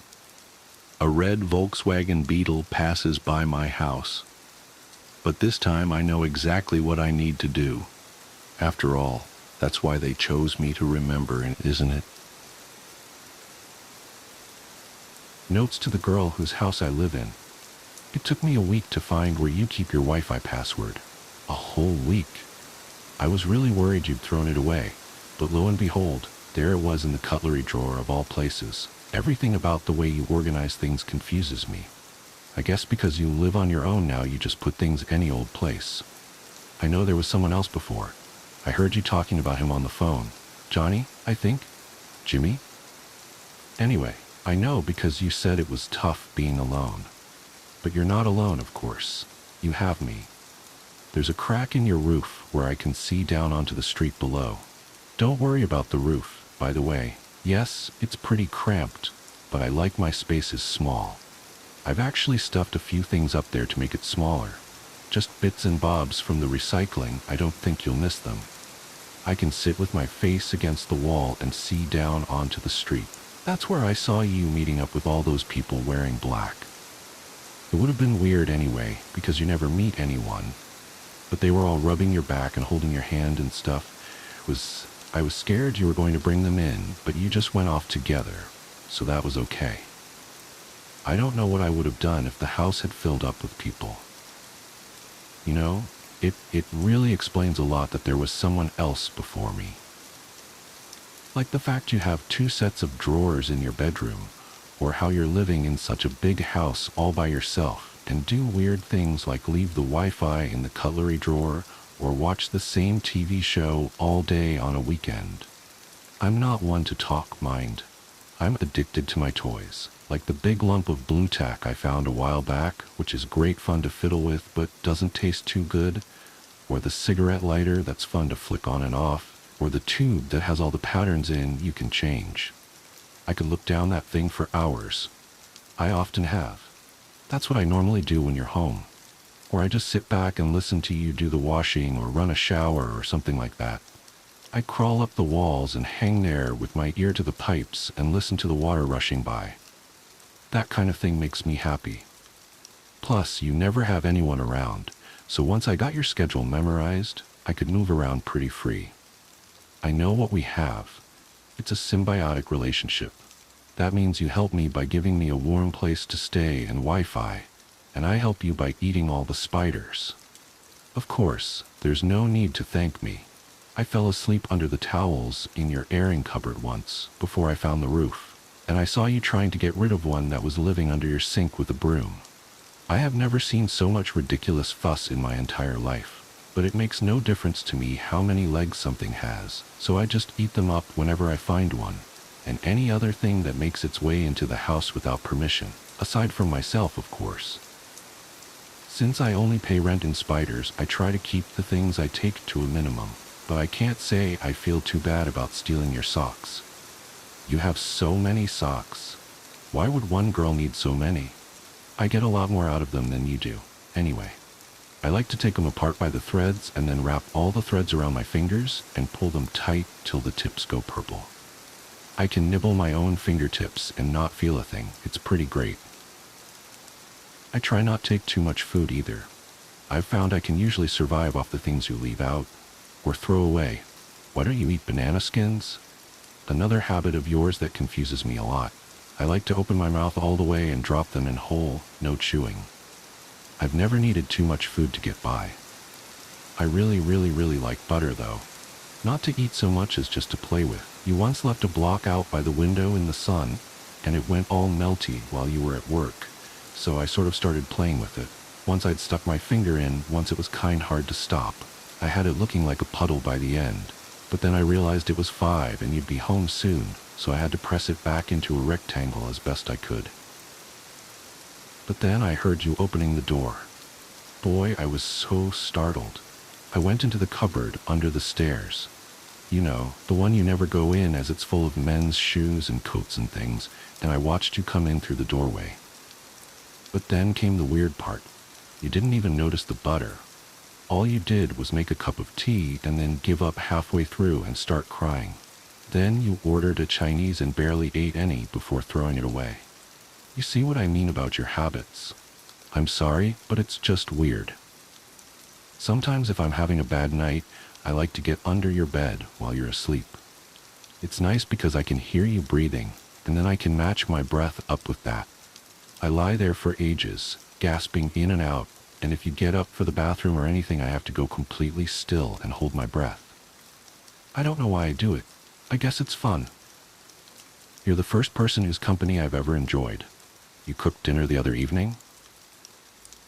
I noticed because you played music, which you never do, and you made something with.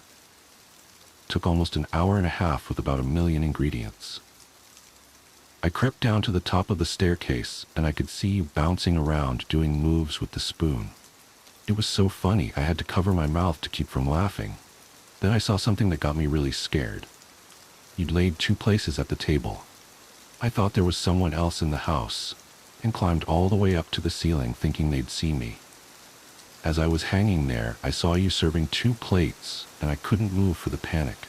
Another person. I just knew I wouldn't like them as much as you. That they'd ruin everything and make me go all crazy like I used to be. I didn't know what to do. I was ready to hurt them. Really hurt. That's how scared I was. Then you sat down. You lit the candle on the table and started eating by yourself. Nobody else showed up, and after you were done, you took the other food and threw it away. Even though I was relieved, I felt kind of bad that the other person never showed up. You didn't seem sad, though. It was like you'd expected it to just be you. After you went to bed, I went through the bin and ate some of the food you threw away. It was delicious. I knew something was wrong the next day because you didn't leave for work, and then you ran a bath in the middle of the afternoon. After you'd been in there for ages and ages, I started to get this horrible bad feeling. I crawled down to the landing. The bathroom door was open a crack, so I peeked through. I saw your hand. It was hanging, not in a natural way, and there was this long red line going down it, and then I realized I ran back upstairs. I'm a coward. I know I'm a coward. I hid under my pile of stuff and started to cry. I thought about running away. I thought about the color a pink bath mat goes when it's covered in blood. I thought about how much I wanted to be somewhere else. But most of all, I thought about you, and how little sense you make. What I'm trying to say is that I'm sorry I lit your roof on fire. It was the only way I could think to get people to come. It actually worked better than I expected. That recycling stuff sure did burn. I ran down to the cupboard under the stairs and curled up with my hands over my head until I heard them kick the door down and carry you out. There was a lot of confusion and bad language, but they found you, and I heard one say, "You were still breathing." So my favorite place in the whole world is gone now. Most of my things as well, though I did think to grab the pattern tube. The rest is just a big black wig on top of your house. But I'm not scared. You'll get better, and when you come back, I'll still be here. I don't think it's nice to be alone. The midnight rounds. The first time I saw him was during the graveyard shift at St. Margaret's Hospital. I'd been working there for 6 years, long enough to know every doctor, nurse, and orderly by name. Long enough to recognize the unique footsteps of my colleagues echoing through the sterile hallways at 3 a.m. Long enough to know that what I witnessed that night shouldn't have been possible. I was doing my regular rounds in the terminal ward, checking on Mrs. Henderson in room 412. She had stage 4 pancreatic cancer and wasn't expected to make it through the week. As I approached her room, I heard her speaking to someone. Strange, given it was well past midnight and visitors weren't allowed at this hour. "Yes, doctor," her weak voice carried through the partially open door. "I understand. Thank you for explaining everything." I quickened my pace, wondering which doctor had broken protocol by visiting so late. As I reached for the door handle, a tall figure in a black coat stepped out. He carried an old-fashioned leather medical bag, the kind you'd see in photographs from the 1900s. Our eyes met for a brief moment, or rather, they would have, if I could see any eyes beneath the shadow of his wide-brimmed hat. He nodded politely and walked past me, his footsteps completely silent on the linoleum floor. The air grew cold as he passed, and for a moment, I caught a whiff of something strange, formaldehyde mixed with dried roses and decay. I rushed into Mrs. Henderson's room expecting to find her distressed by the unauthorized visitor. Instead, she looked more peaceful than I'd seen her in weeks. A small smile played on her lips as she stared out the window at the full moon. "Mrs. Henderson? Are you all right? Who was that doctor?" She turned to me, her eyes clearer than they'd been in days. "Oh, Sarah. He was so kind, explaining everything that's going to happen. I'm not scared anymore." "Which doctor was it?" I pressed, although a creeping suspicion told me I didn't want to know the answer. He didn't say his name, but he knew everything about my condition, even things I hadn't told anyone. She paused, her smile widening slightly. "He showed me what's waiting on the other side. It's beautiful, Sarah. So beautiful." Mrs. Henderson died at exactly midnight the next night. I told myself it was just a coincidence, that the mysterious doctor was probably a specialist I hadn't met before, making a late-night exception for a terminal patient.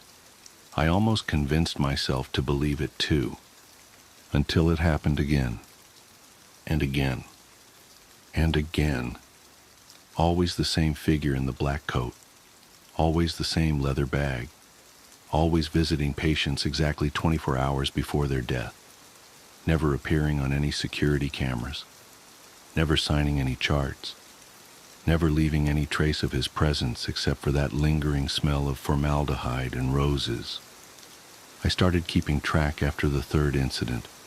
In 6 months, I documented 47 visits, 47 deaths, all precisely at midnight the following day. Some were expected, terminal patients like Mrs. Henderson. Others were seemingly stable patients who suffered sudden complications, but the pattern never varied. I tried telling my supervisor, but she dismissed my concerns. I showed her my documentation, the impossibly precise timing of deaths following these visits. She suggested I was overworked and recommended I take some time off. I couldn't let it go. I started volunteering for extra night shifts, determined to confront this mysterious figure.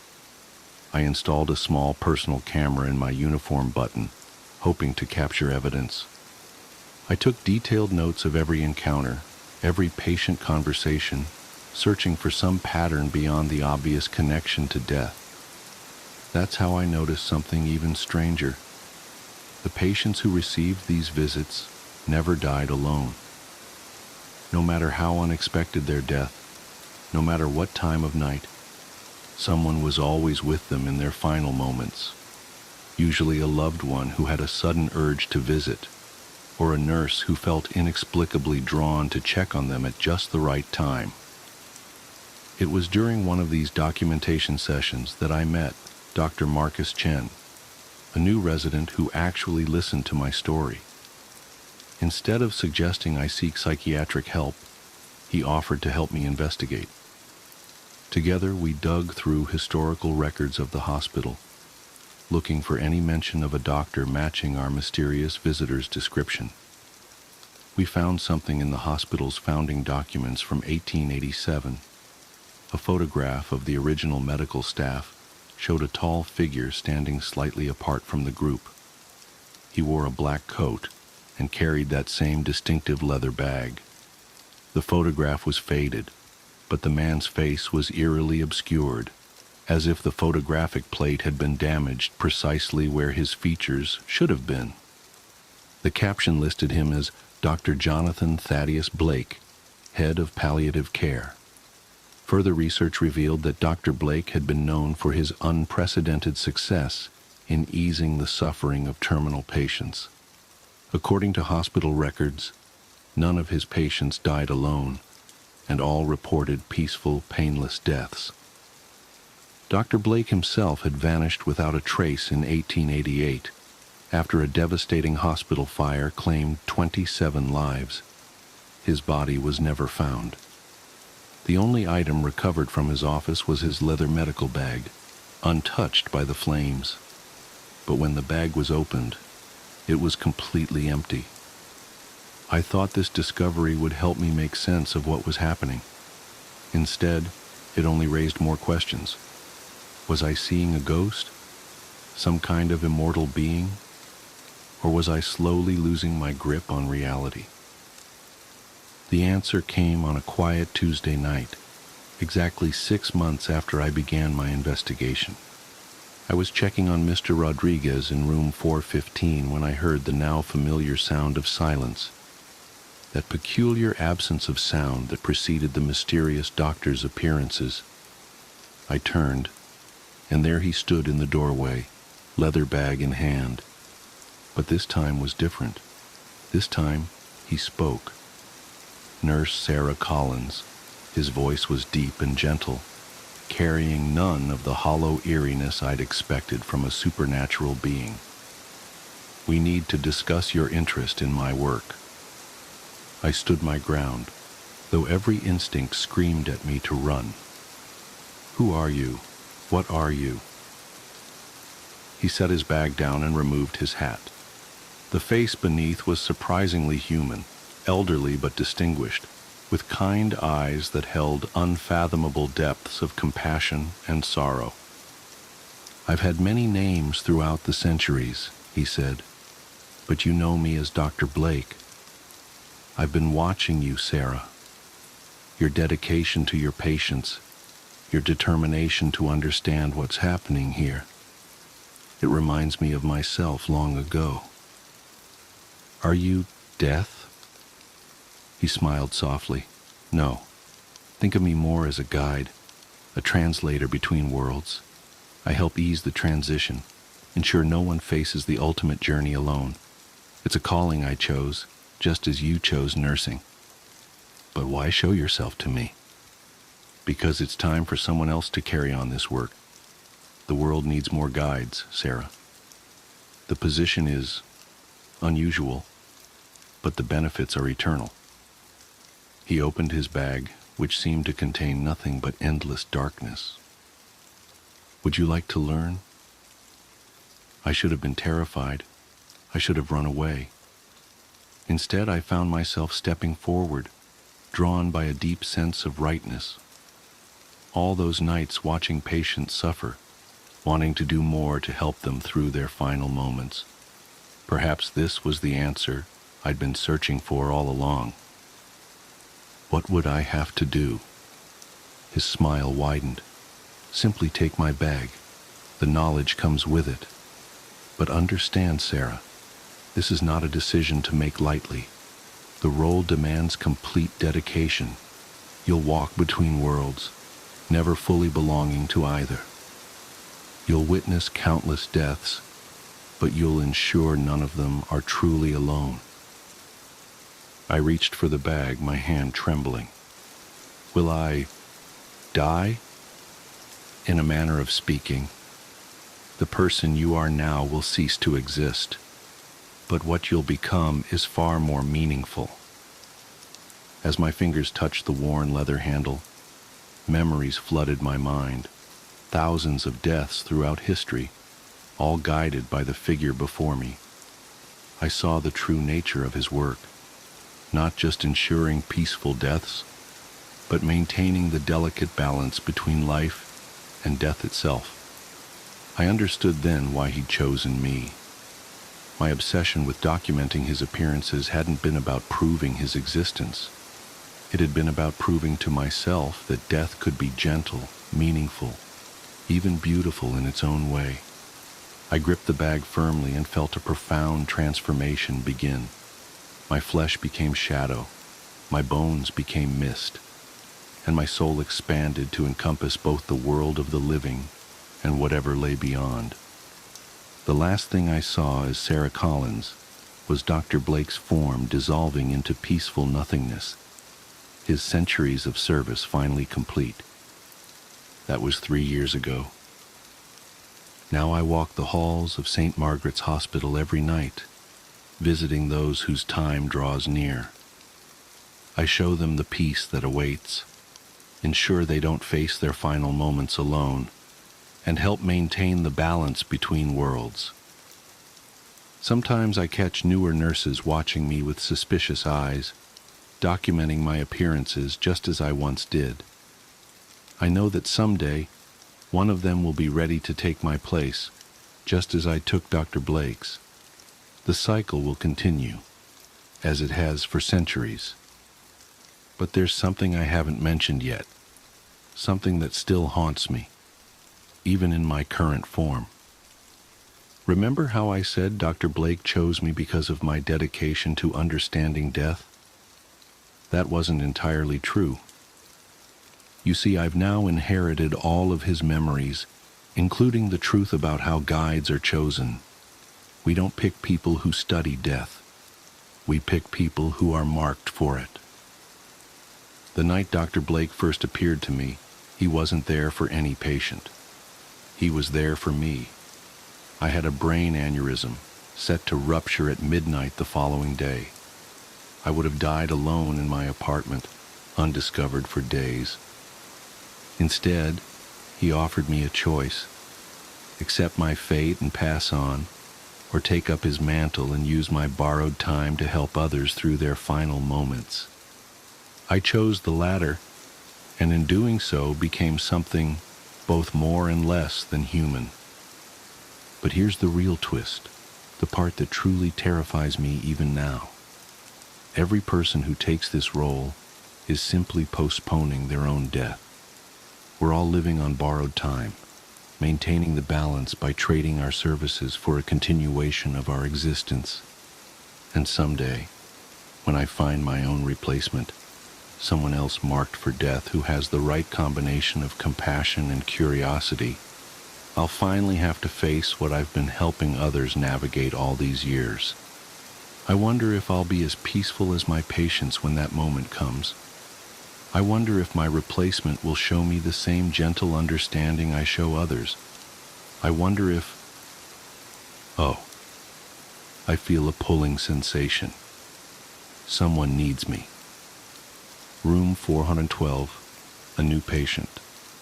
Their time comes at midnight tomorrow. As I walk down the familiar hallway, leather bag in hand, I catch my reflection in a window. For a moment I see myself as others must see me, a tall figure in a black coat, face obscured by shadow, bringing with me the scent of formaldehyde and dried roses. I straighten my hat and enter the room. The patient looks up, frightened at first, but I know how to ease their fears. I've done this hundreds of times now. "Good evening," I say softly, setting my bag down. "We have much to discuss about your journey. After all, everyone deserves to understand what awaits them on the other side, even if some of us have to wait centuries to find out for ourselves." Working as a search and rescue officer for the U.S. Forest Service Part 8, a firefighter who was helping us at the training op told me about a call he'd gone on, supposedly to help rescue a kid from an absolutely massive tree. He said they didn't give him details, just that they needed him to come out and help because they lacked the proper equipment. He'd been called out specifically because this thing was so huge that the SARS didn't feel safe trying to climb it. He'd been a tree trimmer before joining the VFD, so it was easy enough for him to grab his old equipment and come help out. He was led out about 2 miles, and the team stopped at one of the biggest trees in the area and pointed up. He laughed and asked the op captain how the kid had gotten up there, made some joke about the old cat in a tree thing, but the captain just shook his head and told him to get up there and get the kid down. He said he knew something was up, but he didn't push it. He said that as he climbed this tree, he started wondering if they were playing a prank on him. There was no way this kid should have been able to climb this fucking thing. It was massive at the base, but about halfway up it started tapering, and I almost had to turn back a few times because I really didn't think it was going to hold me. But he said he kept going, and when he was just about at the top, he saw a flash of blue in the branches. I saw the kid's shirt sort of caught in a branch, and I called out to him and told him to come near me if he could, but he didn't say anything. I kept moving, calling the kid's name and telling him not to be scared, that I was there to help him. By the time I got to him, I knew he wasn't going to answer me. I found him, or what was left of him, cradled in the fork of a branch, and the fact that he was up there was sheer luck. If he'd fallen any other way, he'd have come crashing down. It wouldn't have mattered though, because this kid was dead long before he ended up in that tree. I don't know who put him there, or how, or why, but it was fucking sick. Kid's intestines had popped out of his mouth and were hanging in the branches. It was like some sick fucking Christmas tree, the way they were draped all over everything. I got a better look and saw they'd even popped out of his ass. His guts were hanging out the bottom of his pants. His eyes were gone, I assumed shoved out from whatever force caused him to fucking pop like a stress ball. You ever seen a body that's been floating in water for a long time, how their tongues kind of swell up and stick out? His was like that. I remember because there were flies crawling all over it. I think I must have gone into shock because, man, I just pushed that kid down with a stick I broke off a branch. Just kind of poked him until he fell. I don't know why I did that. I almost lost my job because of that. But man, the thought of hauling that kid down over my shoulder the whole way, gathering his guts up and coiling them around me like rope so they wouldn't get snagged, I couldn't do it. I've seen a lot of dead kids, more than I'd ever admit. I've seen a kid who hid in a full bathtub during a house fire, boiled him alive, turned him into literal soup. But this, I don't know what did this, but the thought of touching that kid's body made me feel like I was going to lose my mind. I heard him hit the ground, and I figured everyone would freak out, but they knew he was dead when they sent me up there. They didn't say anything, but they didn't shout or freak out or anything. I got to the bottom, and I started to get up in the captain's face, asking him who he thought he was sending me up there when they knew damn well the kid was dead. But he just told me it was none of my concern and thanked me for getting the evidence down. I remember he said that. I remember it specifically because it was so weird to hear it phrased that way. The evidence. Like he wasn't even a person. Like he'd never been a little kid who got lost and had something fucking unspeakable happen to him. The captain had a crew lead me back out of the woods, but he and 2 others stayed behind, and I thought that was weird. Why wouldn't they have me help get the kid out? I tried asking, but the guys leading me out just told me they couldn't discuss an open case. I asked him what he thought had happened to the kid, and he got really pensive and thought about it for a bit. I would have said a crush injury, based on how his guts came out like that. But with those injuries, you see massive contusions under the skin, obvious trauma. This wasn't like that. It was almost like that kid got caught in a big vacuum and had his guts sucked out. But even then, there was no trauma. None at all. It bothers me, man. It bothers the hell out of me. One of the vets at the training op reads No Sleep, and he recognized my stories. He knows me pretty well, and we've swapped stories before. He asked if he could share something he's noticed about the stairs, and some thoughts he had. I'm really glad you decided to share these. I think it's important that people be aware of what's out there, especially since the Forest Service is doing such a good job at covering it all up. I asked him what he meant. What do you mean? What do I mean? The lack of any kind of media attention? No coverage of missing kids, or bodies found miles from where they got lost in the first place? David Paulides hit this right on the head. The FS is doing everything they can to keep people coming here, even if it isn't safe. I mean, to be fair, it's not like these things happen every day, but the numbers add up, and it's worth looking into, especially the stairs. I was surprised you didn't mention the flipped ones. I didn't know what he was talking about. I couldn't remember him ever talking about something like that. He seemed somewhat incredulous. Dude, I can't believe you've been on this long without seeing them. No one told you about them? I shrugged and asked him to elaborate. Well, there's the normal stairs, the ones that pop up when we're out a ways. I know you know about them. But sometimes I've run across ones that are flipped upside down. I guess it would be like if you had a dollhouse and the stairs were a separate piece. Now take that, flip it upside down so the top step is stuck in the dirt, and put it out in the woods. They're like that. I don't see them as often, but they're odd, to say the least. Makes me think of footage taken after a tornado, when houses are all blown apart and random things are left standing, like chimneys and garden walls. Those ones freak me out more than the normal ones because I can't really write those off as easily. I don't scare very easily like most of us who work out here, but that idea stuck with me, and it bothers me.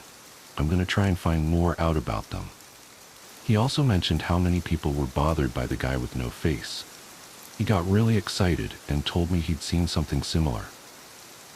I was out on a training exercise a few years ago. I was camped out in my tent and I heard someone walking around outside of camp. We're told not to wander far, which you know, so I wondered if maybe it was a rookie who'd gotten up to pee and couldn't find his way back. Remember that guy in our group a few years back who almost fell off the damn mountain? Well, I'm paranoid about that happening again, so I got up to see what was going on. I went to the edge of camp, and I called to whoever it was and told them that camp was this way. But they kept going back out into the woods, so I went after them. I know it was stupid, but I was half asleep, and I just really didn't want to deal with some idiot getting hurt. I followed this thing on a dead straight course for about a mile, and then it stopped on the edge of a little river. I could see the outline of it because the water was reflecting the moon, and it looked just like an ordinary guy.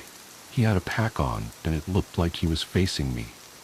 I asked if he was okay, if he needed help, and he cocked his head like he didn't understand me. I always have my pocket knife on me, and it's got a little thumb light attached to it, so I turned that on and lit up his chest so I wouldn't blind him. He was breathing slow and deep, so I wondered if he was sleepwalking. I went closer and asked him again if he was okay. I moved the light up, and something didn't seem right, so I stopped. He kept breathing in this real slow, deep breaths, and I sort of figured out gradually that that's what was bothering me. It was like he was pretending to breathe, but not actually doing it. His breaths were too even and deep, and all his movements were exaggerated, like his shoulders going up and his chest moving. I told him to identify himself, and he made this muffled noise. I moved the light up, and I shit you not, this guy had no face, just smooth skin. I freaked out, and I sort of fumbled my light, but I saw him move toward me, but he didn't actually move. I don't know how to explain it, But one second he was at the edge of the river, and the next he was 5 feet from me. I never looked away or blinked. It was like he moved so fast my brain couldn't keep up. I tripped and fell on my ass, and I could see this line open up on his throat.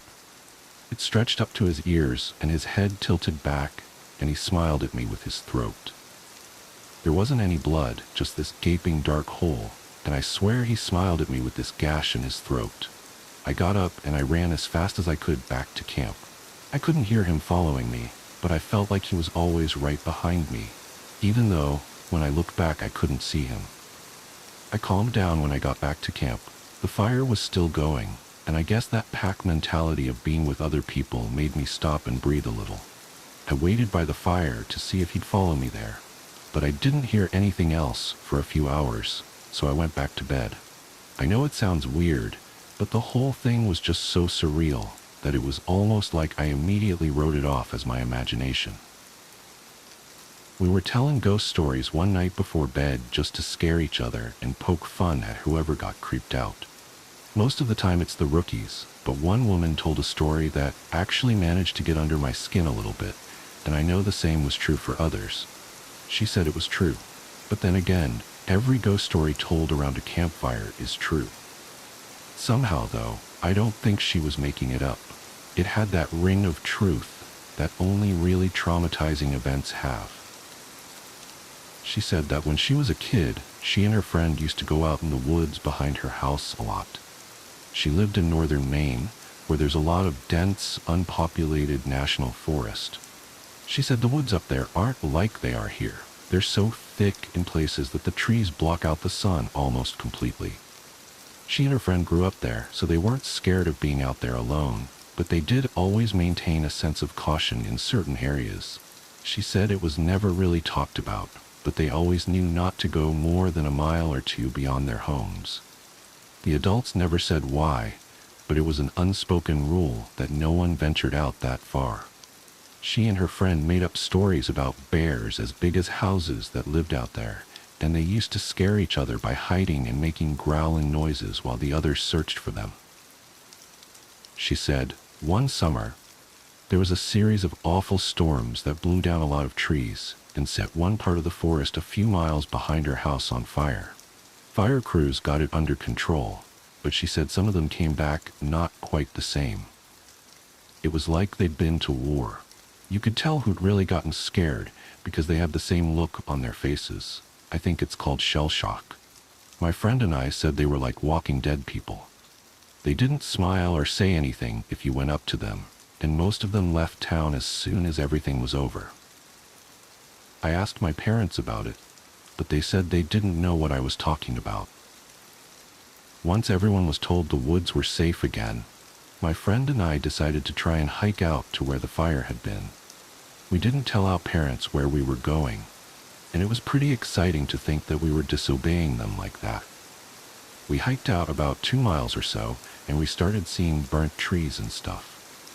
I remember my friend got really upset because we found the skeleton of a deer curled up under a tree, and I practically had to drag her away. She wanted to bury it, but I didn't want her touching it because its antlers were weird. I can't remember why. I just remember thinking that there was something wrong with them, and I didn't want either of us going near it. The farther we went, the more burnt everything got. Eventually, there were no standing trees, and it was like being on another planet. Almost nothing green, just brown and black everywhere. We were standing there looking at it all, and we both heard someone shouting in the distance. I panicked because I thought it was my dad, and that he was going to tell me I was grounded. My friend broke off and went to hide behind a big rock because she said she didn't want to be caught out here. Her parents had forbidden her to come out in the woods at all, and she'd lied and told them we were going to a movie. I followed her, and we kept listening. I could hear this voice getting closer, and I realized they were calling for help. I thought maybe it was some hiker who'd gotten lost and needed directions back to town. That used to happen all the time, so I was used to helping people out. I heard him following my voice, so I kept calling out until I saw him running in the distance. He got closer, and I could see that his face was all red. I told my friend to give me her pack because she had a first aid kit. She made this noise like she was grossed out, and she asked if I saw his face.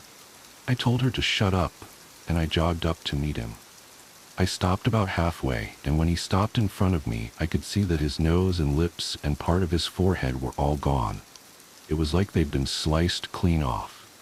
He was bleeding bad, and I saw that the knees of his pants were red too. I took a step back, but I was too scared to move much, and he grabbed my shoulders. It felt like I got a shock, and he jerked back. He started babbling, and I couldn't tell what he was saying, except that he kept asking how long he'd been gone. He asked me where his unit was, but I just shook my head. He looked me over and he saw my Walkman and he screamed. He just kept babbling and touching his face, and I realized he wasn't wearing the right clothing. He had some kind of weird gray cloth jacket and almost formal pants on, and the jacket had these weird buttons and red borders on it. I kept shaking my head and I told him I couldn't understand what he was saying. I went to open the first aid kit, but he just screamed again and said the only thing I could really understand, "Don't touch me. You'll make me go back there." After that, he ran off, and I could hear him screaming the whole time. When I couldn't hear him anymore, I turned around, and my friend was crying. I just turned around and started walking back toward town. She asked me over and over what had happened and who that was, but I didn't say anything. When we got home, I told her I didn't want to play in the woods with her anymore. We're still friends, but we don't talk about that guy. Not ever. I wish I had never eaten at this diner. I was driving down a desolate road in the middle of nowhere, coming home from a 2-day business trip. I was starving. It was 1 p.m., and I'd been on the road since 6 a.m. I figured I wouldn't find anything to eat for the next 50 miles or so, but to my shock, something appeared in front of me. It seemed like a hallucination when first seen, but as I was walking closer, I found that it was an old-fashioned diner, and the sign hanging outside read Haven's Diner, with very faint neon glow in a dense fog that was swallowing the endless road. Inside it was quiet, but for the very faint hum of a jukebox playing some tune I almost recognized. The smell of burnt coffee and grease hit my nostrils, but I sensed something else, a metallic tang that I couldn't place.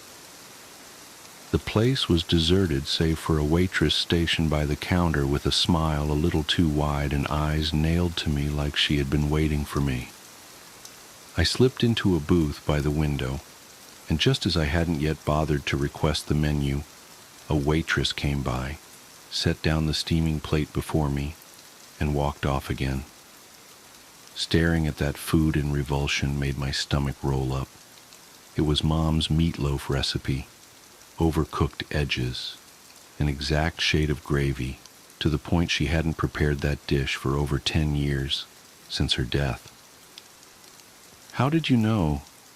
I began to ask, but the words caught in my throat. The waitress merely cocked her head, still smiling, and headed back to the counter without a word. I should have left right then.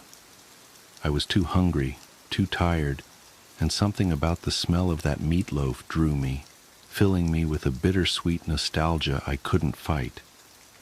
I picked up the fork and took a bite. It was perfect, just like I remembered it from when I was a kid. But as I chewed, a strange sensation crept over me, like I was being watched by someone I couldn't see. The hair on the back of my neck stood up, and I glanced around the diner. It was still empty, except for the waitress, who now stood completely still, her back turned to me. That's when I noticed the clock above the counter. It was stuck at 3:33, the second hand twitching but never moving forward. My appetite vanished, replaced by a cold knot of unease in my stomach. I stood up, leaving the half-eaten plate on the table, and headed for the door. "Leaving so soon?" a voice said behind me. It wasn't the waitress. It was a man's voice, low and raspy, like he'd smoked a pack a day for years. I turned around, but no one was there. The booth where I had been sitting was empty, the plate of meatloaf gone. I ran for the door, my heart pounding in my chest, and flung it open. Outside, the fog was thicker than before, pressing against my skin like a damp shroud. My car was gone. In its place stood another sign, smaller than the one out front. It read, "You're always welcome at Haven's Diner. See you soon." I started walking, hoping to find the road, another car, anything. But no matter how far I went, I ended up back in front of that damn diner. And each time I returned, the same plate of meatloaf was waiting for me, steaming hot and just the way Mom used to make it. I don't know how long I've been here. Days? Weeks? The clock inside still says 3:33. The waitress still smiles that too-wide smile, and the jukebox keeps playing that almost familiar song on a loop. I can't leave, and I'm afraid to eat again. But sooner or later, I know I'll give in. The smell of that meatloaf is stronger now, and my hunger is growing. If you ever pass a Haven's Diner along the side of the road, keep going. No matter how hungry you are, no matter how tired, just go. Hunger. As a doctor, I'm bound by doctor-patient privilege to not disclose the specifics of what I'm about to tell you. But as a human being, I feel compelled to share. This is, without a doubt, the most horrific story I've ever had the displeasure of being a part of. It was 2009, and my schedule that day was light. I was just finishing up my lunch when I got a call from a friend and colleague who had his own practice in the same building as me. Sometimes we would send work each other's way when we knew the other could use it. I was a bit elated at the prospect of him calling me because I had just been going over my books and stressing a bit. "Are you busy right now? I'd like to send someone up to you," he said. "No, my afternoon is barren. What are the details?" "It's a walk-in. From the look of it, an eating disorder. Her mother is concerned." Eating disorder. Those can be unpleasant. I'd actually had a bulimic throw-up in my office once when I stepped out momentarily to check my calendar. Still, I needed the work. "All right, send her up." I tried to tidy up my desk to make my office look more presentable and professional while I waited.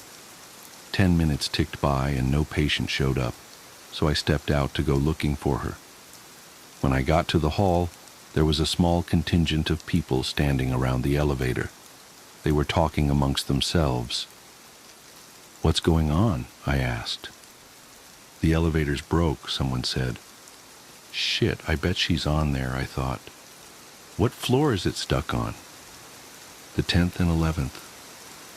"Yeah, that would be about right." My colleague's office was on the 10th, 3 floors down.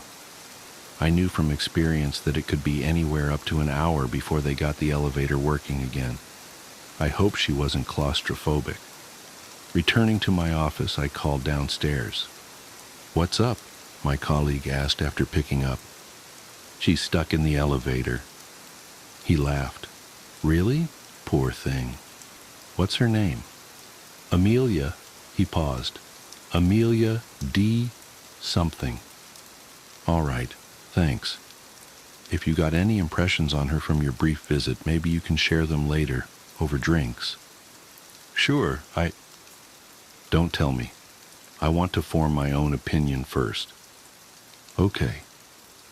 True to form, an hour and 10 minutes later, I heard a loud cheer from the hallway, indicating the elevator had started working again. I should go make sure she's all right, I thought to myself, and went out to join the throng of people standing around in the hallway. There were a lot more people by then, and I couldn't make my way to the elevator doors, or even see them from where I was, but I could hear it when the elevator dinged, indicating it was stopping on our floor, and the rolling mechanical sound of the doors opening. There was a loud gasp from the crowd of people, followed by a lot of jabbering. "Holy shit!" someone said quite loudly. People started hustling away from the elevator, shoving past me. I struggled against the tide and made my way to where a number of people were standing around, staring into the elevator cab. As I approached, I could smell this stench. It was like stumbling into the apartment of a recluse who hadn't come out or bathed for years. It rolled like a wave out of the elevator and cascaded over everyone in the hallway. A young man in a business suit who looked dressed for an interview was covering his mouth and nose with a handkerchief. I skirted around him to see into the elevator. The woman in the elevator was not at all what I was expecting. Massively obese, she looked like she weighed somewhere around 500-600 lbs. Her face was so puffed up, her eyes were barely visible, just 2 dark dots above her cheeks. She had frizzed-out brown hair that still had curlers in it. The notion that I was smelling a recluse seemed all the more plausible at the sight of her. Her mouth was covered with what looked like greasy barbecue sauce. There was even some sort of gristle at the corners of her lips. There was more of it all over her hands and wiped down the front of her shirt. It looked like she had come straight from an all-you-can-eat rib buffet. Clenched tightly in one of her hands was a big black trash bag that sagged full of something that seemed to slosh around inside it. The smell coming out of it was nauseating. The woman stepped out of the elevator, her eyes and nose runny with tears and mucus. I stepped forward while everyone else backed away, horrified. "Amelia?" I asked her. She looked at me through her beady little piggy eyes, her cheeks covered with that vile, red gunk and streaking with tears, and opened her mouth. For about 3 seconds, I had the horrible notion that she was going to vomit an entire barbecue on me. I was hungry, she stuttered with a thick southern accent. The young man in the suit heaved involuntarily at the smell of her breath, and then strode away, trying to maintain his demeanor. "That's okay," I said, reaching out to help her. "Do you want to talk about it in my office?" Seeing me reach out to her, she clenched her black trash bag tightly and hugged it to her chest. The contents of it made a sickening squish sound. I could taste my own lunch in the back of my throat. "Is that yours?" I asked. "I'm not going to take it." She started sobbing. This horrible, almost hob-like squeal of a sob. Honestly, I didn't want to touch her. I wanted to go back into my office, lock the door, and pretend I was glad my afternoon was completely empty. The smell wafting off her and off that bag of spoils was going to be permeating every crevice of my office for days. I just knew it.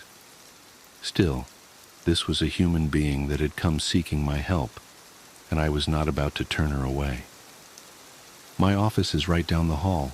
Why don't you come with me?" I started walking. In my head, I said, "If she doesn't come with me, fine then. She can go back to her apartment that's probably filled with roaches and feces and who knows what other ungodly things, and I'll find someone else to help." But she followed me, lumbering on legs that stretched the limits of the sweatpants she had on. I held the door open for her and she waddled in, kneading the contents of that trash bag in her thick sausage fingers, making it belch and splurch. She stopped and just stood there in the middle of my office. "The elevator got stuck," she mumbled. "Yes, I'm sorry about that. I hope you were all right. Thank goodness you brought something to eat, yes?" She started crying again, squeezing her trash bag, and I was afraid it was going to explode and leave God knows what all over my office floor. She nodded as her face turned red and tears poured out of seemingly every pore of her head. I went and got her a box of tissues and handed her a couple. She tried to take them while still holding onto the bag with both hands. "Would you like me to hold that?" I offered, praying she'd say no. She shook her head. "What do you have in there?" I finally decided to ask. She huffed and snorted, trying to inhale all the fluid back into her face. Using one of the tissues, She mopped her eyes and mouth, getting blotchy red smears all over the place. Leela left. Leftovers, she stuttered. Then her chest started heaving, and she threw her head back and started bawling again. Her face was like a fountain. She was so utterly miserable, and I really started to feel bad for her. Look, I said, getting stuck in that elevator was obviously pretty traumatic. Her wailing hit a crescendo. So why don't we postpone things until you've calmed down a bit? She struggled through her sobbing. You want to meet with me? Well, yes, but not today. Why don't you go home and try to relax? I don't think you're in the right frame of mind right now to talk, but I want to help you. So let's schedule an appointment for later this week. How does that sound? I walked back to my desk and got out one of my cards. Her mouth was quivering and she looked ready to collapse into a pile of screaming phlegm, but she was calming down a bit, just nodding more than anything, and she took my card with the same sticky fingers holding several drippy tissues. Thank you, she said quietly. I couldn't read her face at all. Her features were so red and swollen and wet that she seemed almost blank and expressionless. Do you want me to escort you down to the lobby? I asked. In case something happens with the elevator again, it should be all right, but I don't want you to be nervous. She shook her head. That don't seem like a good idea. Okay. And with that, she turned around and waddled out of my office, slowly, sobbing slightly every now and then. With her went that sloshy black trash bag, and with them both went that putrid aroma of filth and squalor. I literally breathed a sigh of relief as I heard the door click shut. She never called me back. It was a week later that I finally got around to having drinks with my colleague from downstairs. We were relaxing, having a couple beers, and I suddenly remembered her. Oh, thanks, by the way, I said. For what? For Amelia. Who? Amelia. Eating disorder? Last week you sent her up to me, remember? Oh, right. He sipped his beer. The one who got stuck in the elevator. How did that go? She was a wreck, I said. Sobbing and practically hysterical. I talked her into rescheduling, but she hasn't called me to make an appointment. Did you talk to her mother? No, I didn't get any information from her. I gave her my card. What did you think? He asked. Classic food dependency, I said. Definitely a binge eater. Her face was just all... No, not the mother, I mean Amelia. What? What did you think of Amelia? He said again. I'm telling you what I thought. Amelia, the scrawny 12-year-old girl, you think is a binge eater? What? No, that's not... And then it hit me. Was her mother with her? Yeah, I sent them both up to you. They were in the elevator together? He looked at me, and the same dawning realization came over his own face. Needless to say, she never rescheduled Amelia D. something. Nor did her mother, the nameless, obese woman I met that day at the elevator smelling like death, covered in gore and carrying her trash bag of sloshing leftovers. My students submitted the most disturbing living history project I've ever seen. One of my least favorite parts about being a middle school history teacher is the bullshit living history assignments we give at the end of every school year. Kids are supposed to sit with their grandparents and videotape, voice record, or transcribe their oldest memories for posterity, and for an easy way to bring up their GPA. I have been doing this for 17 years, and when I collected the projects this time around, I assumed they would be as dull, if not duller than usual. This had not been a particularly bright class, so I went home, poured myself a glass of wine, and prepared for a long night of, I only owned 2 pairs of pants when I was your age, and my brother got beat with a newspaper for hitting a baseball into a neighbor's yard.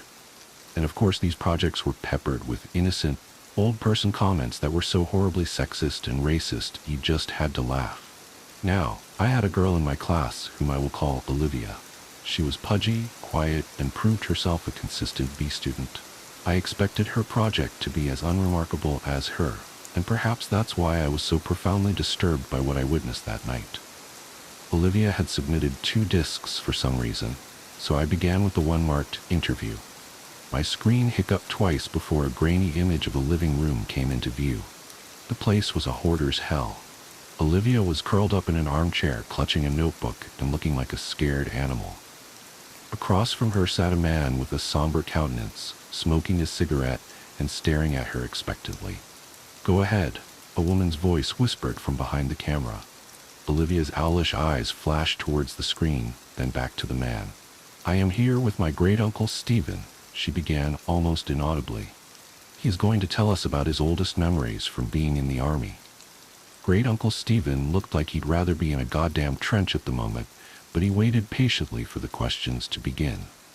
Not surprisingly, Olivia read verbatim from the suggested questions sheet I had handed out to the students. He answered her curtly. Once or twice I heard her mother whisper, "Speak up, Olivia," from behind the camera. Typical, boring shit. So I was intrigued when Olivia set down the notebook and asked, "Did you like being in the army?" That was totally off script. Great-uncle Stephen emitted a chain smoker's wheeze. "Nope, glad to get out of my town though. Where did you go?" "Balkans." "Uh-huh," she said. I doubted she knew what the Balkans were, and my suspicion was confirmed when she asked, "Was Balkis very different from here?" "Yes." Mom cleared her throat from behind the camera, perhaps encouraging Great-uncle Stephen to be a little more forthcoming. But Olivia seemed genuinely interested. "Uncle Stephen," she asked, "what is your very worst memory from the army?" The old man crushed his cigarette in the ashtray and then slowly lifted himself out of his chair. "I'll be back," he mumbled. The camera cut off. When the screen flashed back on, everything was the same except Great-uncle Stephen had several pieces of paper in plastic sleeves laid atop all the crap sitting on his coffee table. One he held in his hand. "I was a kid when I enlisted," he said, looking at Olivia. "Your brother's age," he told her. Olivia nodded. "I never saw combat. Both of my deployments were to cities in Eastern Europe that had been destroyed by civil wars. Everything was a mess. I felt like a janitor for fucksa." "Ahem," Mom coughed. Great-uncle Stephen sighed and looked at his paper. "My unit was assigned to a school that had been obliterated by all the violence. Broken windows, caved-in rooms, and for some reason, the part that got to me the most was that the school had been like this for years before we got there. No one had lifted a finger to fix it. I saw kids walk by it on their way to go beg for money or whatever shit they did."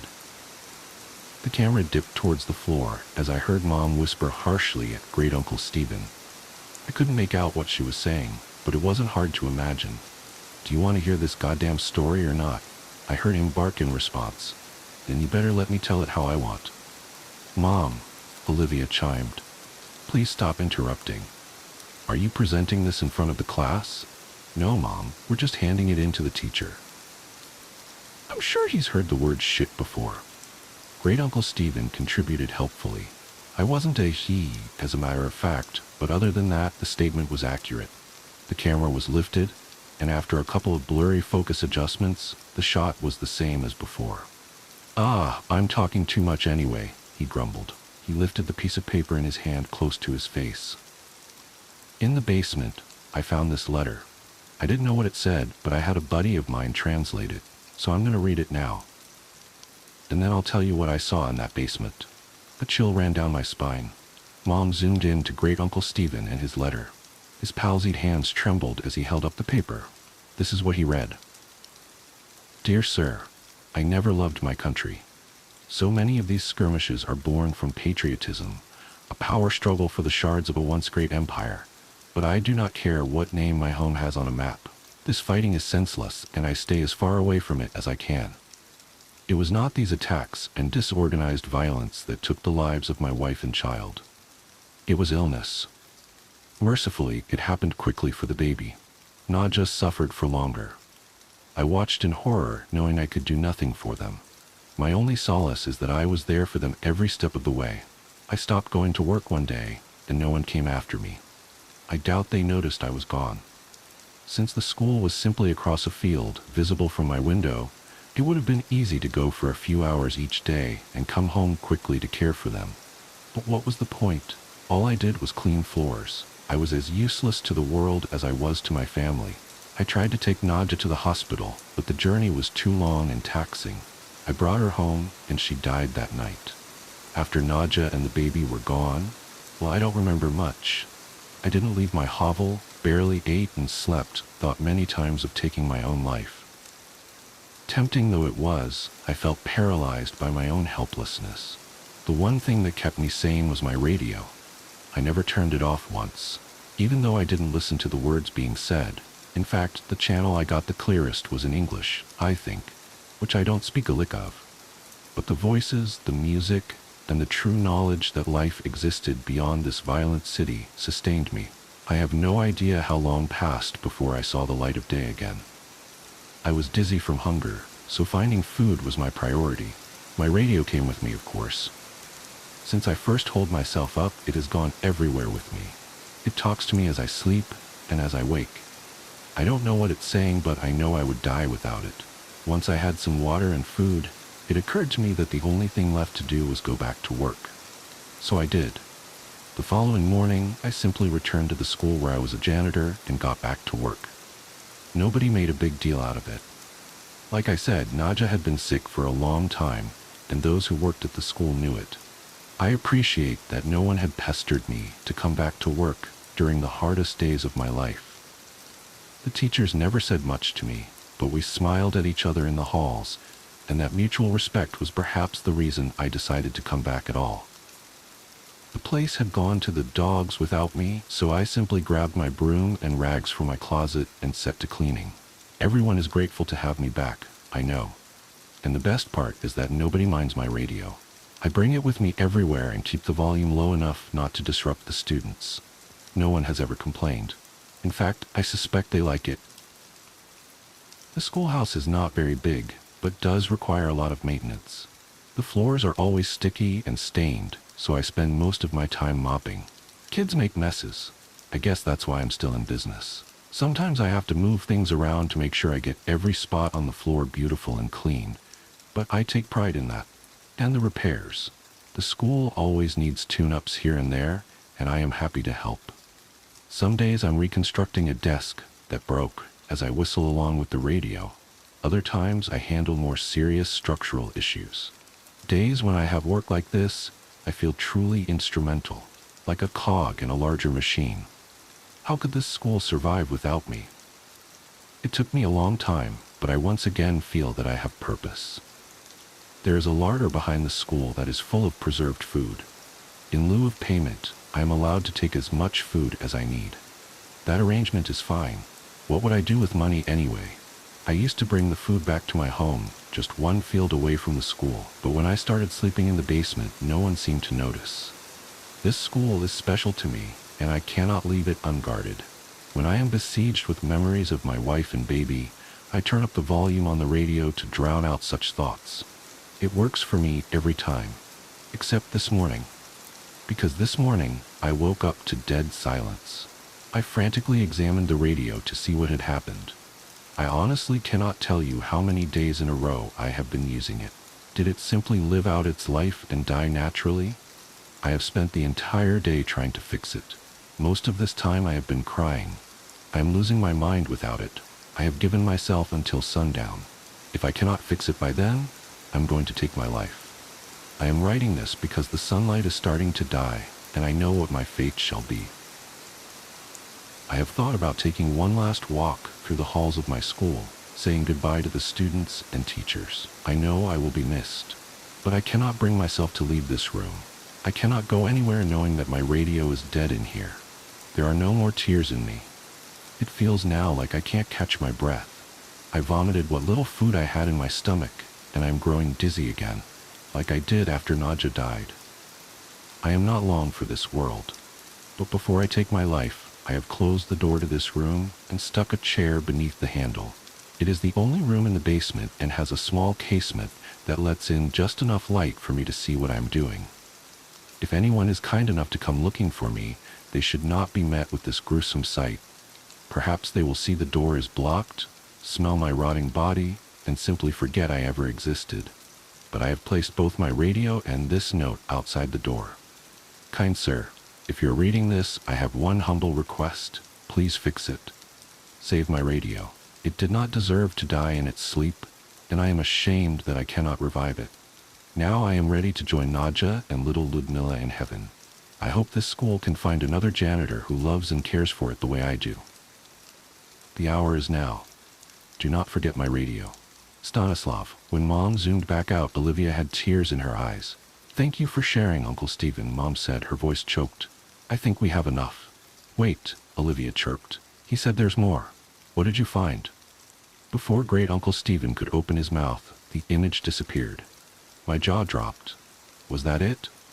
What did Great Uncle Stephen see? I promptly remembered that there was a second disc. This one was unmarked, but I hoped it contained the rest of the interview. There was no video, only audio. The voice that started up was Olivia's. Hi, Miss Garrity. I'm sorry about my mom, but she refused to record the rest of what my uncle was saying. But I asked him to continue and secretly recorded the story as a voice memo on my phone. I remember you said earlier this year that history is written by the people who win wars. She sucked in a breath and commenced crying. But everyone's history is important, even if they are sad, pathetic people, and even if they never won a single thing in their life. I haven't slept through the night since I finished this project, but you have to hear what my uncle has to say. There were tears in my eyes, too. The sincerity of her words was beautiful. I was also flattered that she had remembered some trite phrase I threw around because it was what my history teacher said to me. Before I got too sappy over it, the audio began again. Fine, came Mom's frustrated voice. If you want to hear the rest of the story, fine, but this is not appropriate for a school project. Let me finish, Great Uncle Stephen snapped. If it's too much for you, help yourself to a snack in the kitchen. But Olivia wants to know what happened. I heard her mother mumble something and walk away. Olivia and her uncle were alone. I imagined her looking at him expectantly. So did you find the radio? Or did it get ruined when the school got blown up? He rasped, and I heard the distinct click of a lighter. That letter, he began slowly, had a date on it. What date? She inquired hungrily. It was dated 2 weeks before we started rebuilding the school. Didn't you say the school had been destroyed like 2 years ago? Yes, replied Great Uncle Stephen. It had been. There was silence as I felt goosebumps on my arms. The images that came to my mind were almost too overwhelming to express, but Great Uncle Stephen put them into words effortlessly. Clearly he had spent his whole life thinking about it. This man, this Stanislav, went to a vandalized, fallen-apart schoolhouse and cleaned up blood and rubble like it was spilled drinks and dust. He smiled at dead bodies in the hallway and believed they were smiling back at him because they liked his radio. He moved around corpses so he could sweep the ground under them. The roof was half collapsed, so when it rained, he must have gotten soaking wet, but was so oblivious that he didn't even feel a thing. I could hear Olivia crying steadily. I found the larder he was talking about. It was all pickled, preserved food that probably tasted like shit. Most of the stuff was moldy. Did you see the dead body? Yes, hanging from the ceiling, but still amazingly lifelike. He wasn't rotting away. This hadn't happened years ago. Did he look peaceful? She asked, a chord of desperation in her voice. Couldn't tell you. The smell was rank, and his face was blue and his eyes were bulging like this. I imagined him demonstrating. And the radio? Olivia wept. I heard Great Uncle Stephen take a long drag of his cigarette. It was there, and it was still on. Screens. At the end of the summer between kindergarten and first grade, I caught the stomach flu. This has all of the components of the regular flu. However, with the stomach flu, you throw up in a bucket and not the toilet because you are sitting on it. The sickness gets purged from both ends. This lasted for about 10 days. But just before it had passed, The sickness was granted an extension in the form of pink eye. My eyelids were so fused together by the dried mucus generated during the night that the first day I awoke with the infection, I thought I had gone blind. When I started first grade, I had a kink in my neck from 10 days of bed rest and 2 swollen, bloodshot eyes. Josh was in another group and didn't have my lunch, so in a cafeteria bursting with 200 kids, I still had a table to myself. I started keeping spare food in my backpack that I would take into the bathroom to eat after lunch, since my school meals were usually confiscated by older kids who knew I wouldn't stand up to them, since no one would stand with me. This dynamic persisted even after my condition cleared up, since no one wants to be friends with the kid who gets bullied, lest they have some of that aggression directed toward themselves. The only reason this stopped was due to the actions of a kid named Alex. Alex was in the 3rd grade and was bigger than most of the other kids in any grade. Around the 3rd week of school, he started sitting with me at lunch, and this put an immediate end to the shortage of my food supply. He was nice enough, but he seemed kind of slow. We never really talked at length except for when I finally decided to ask why he had been sitting with me. He had a crush on Josh's sister, Veronica. Veronica was in 4th grade and was probably the prettiest girl in the school. Even as a 6-year-old who fully endorsed the notion that girls were disgusting, I still knew how pretty Veronica was. When she was in 3rd grade, Josh told me, 2 boys had actually gotten into a physical fight, which erupted out of an argument concerning the significance of the messages she had written in their yearbooks. One of the boys eventually hit the other in the forehead with the corner of the yearbook, and the wound required stitches to close. While not one of those 2 boys, Alex wanted her to like him and confessed that he knew Josh and I were best friends. I gathered that he had hoped that I would convey his ostensibly philanthropic deed to Veronica, and that she would presumably be so moved by his selflessness that she'd take an interest in him. If I told her, he would continue to sit with me for as long as I needed him to. Because this was during the time when Josh mostly stayed at my house building the raft and navigating tributary with me, I didn't have the chance to bring it up to Veronica because I simply didn't see her. I told Josh about it and he made fun of Alex, but said that he would tell his sister since I wanted him to. I doubted that he would. Josh was annoyed that people seemed to be so taken with his sister. I remember him calling her an ugly crow. I never said anything to Josh, but I remember wanting to say, even then, that she was pretty and would one day be beautiful. I was right. When I was 15, I was seeing a movie at a place my friends and I had come to call the Dirt Theater. It was probably nice at some point, but time and neglect had weathered the place severely. This theater had movable tables and chairs on a level floor, so when the theater was full, there were very few places you could sit and see the whole screen. The theater was still open, I imagine, for 3 reasons. 1, it was cheap to see a movie there. 2, they showed a different cult movie twice a month at midnight. And 3, they sold beer to underage kids during the midnight showings. I went for the first 2, and that night they were showing Scanners by David Cronenberg for $1. My friends and I were sitting in the very back. I wanted to sit closer to the front for a better view, but Ryan had driven us, so I relented. A couple minutes before the movie started, a group of girls walked in. They were all pretty attractive, but whatever beauty they might have had was eclipsed by the girl with the dirty blonde hair, even though I had only caught a glimpse of her profile. As she turned to move her seat, I caught a full view of her face, which gave me the feeling of butterflies in my stomach. It was Veronica. I hadn't seen her in a long time. Josh and I saw progressively less of one another after we snuck out to my old house that night when we were 10, and usually when I'd visit him, she'd be out with friends. While everyone stared at the screen, I stared at Veronica. only looking away when the feeling that I was being a creep overcame me. But that feeling would quickly subside and my eyes would return to her.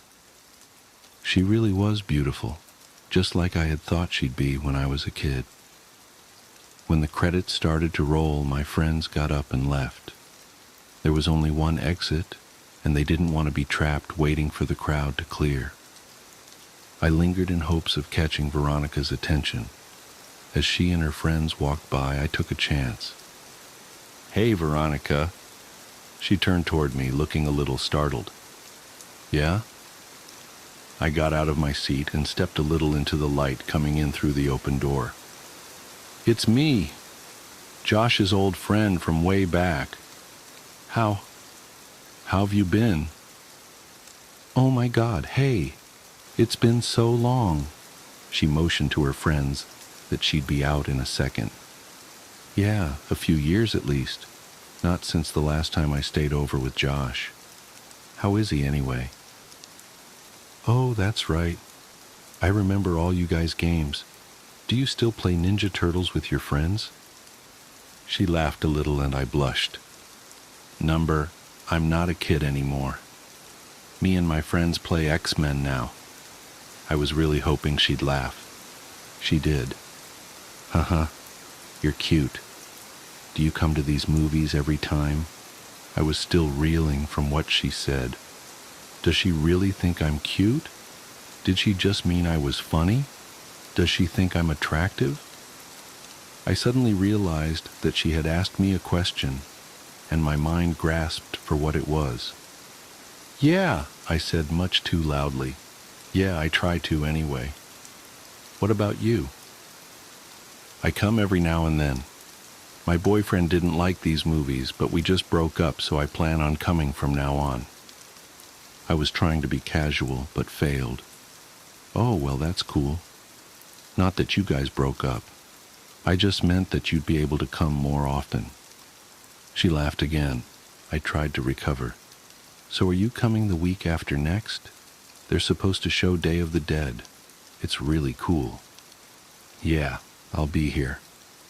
She smiled, and I was about to suggest that maybe we could sit together when she quickly closed the space between us and hugged me. "It was really good to see you," she said with her arms around me. I was trying to think of what to say when I realized the biggest problem was that I had forgotten how to talk. Luckily, Ryan, who I could hear approaching from the hallway, came in and spoke for me. "Dude, you know the movie's over, right? Let's get the fuck out of—" "Oh, yeah!"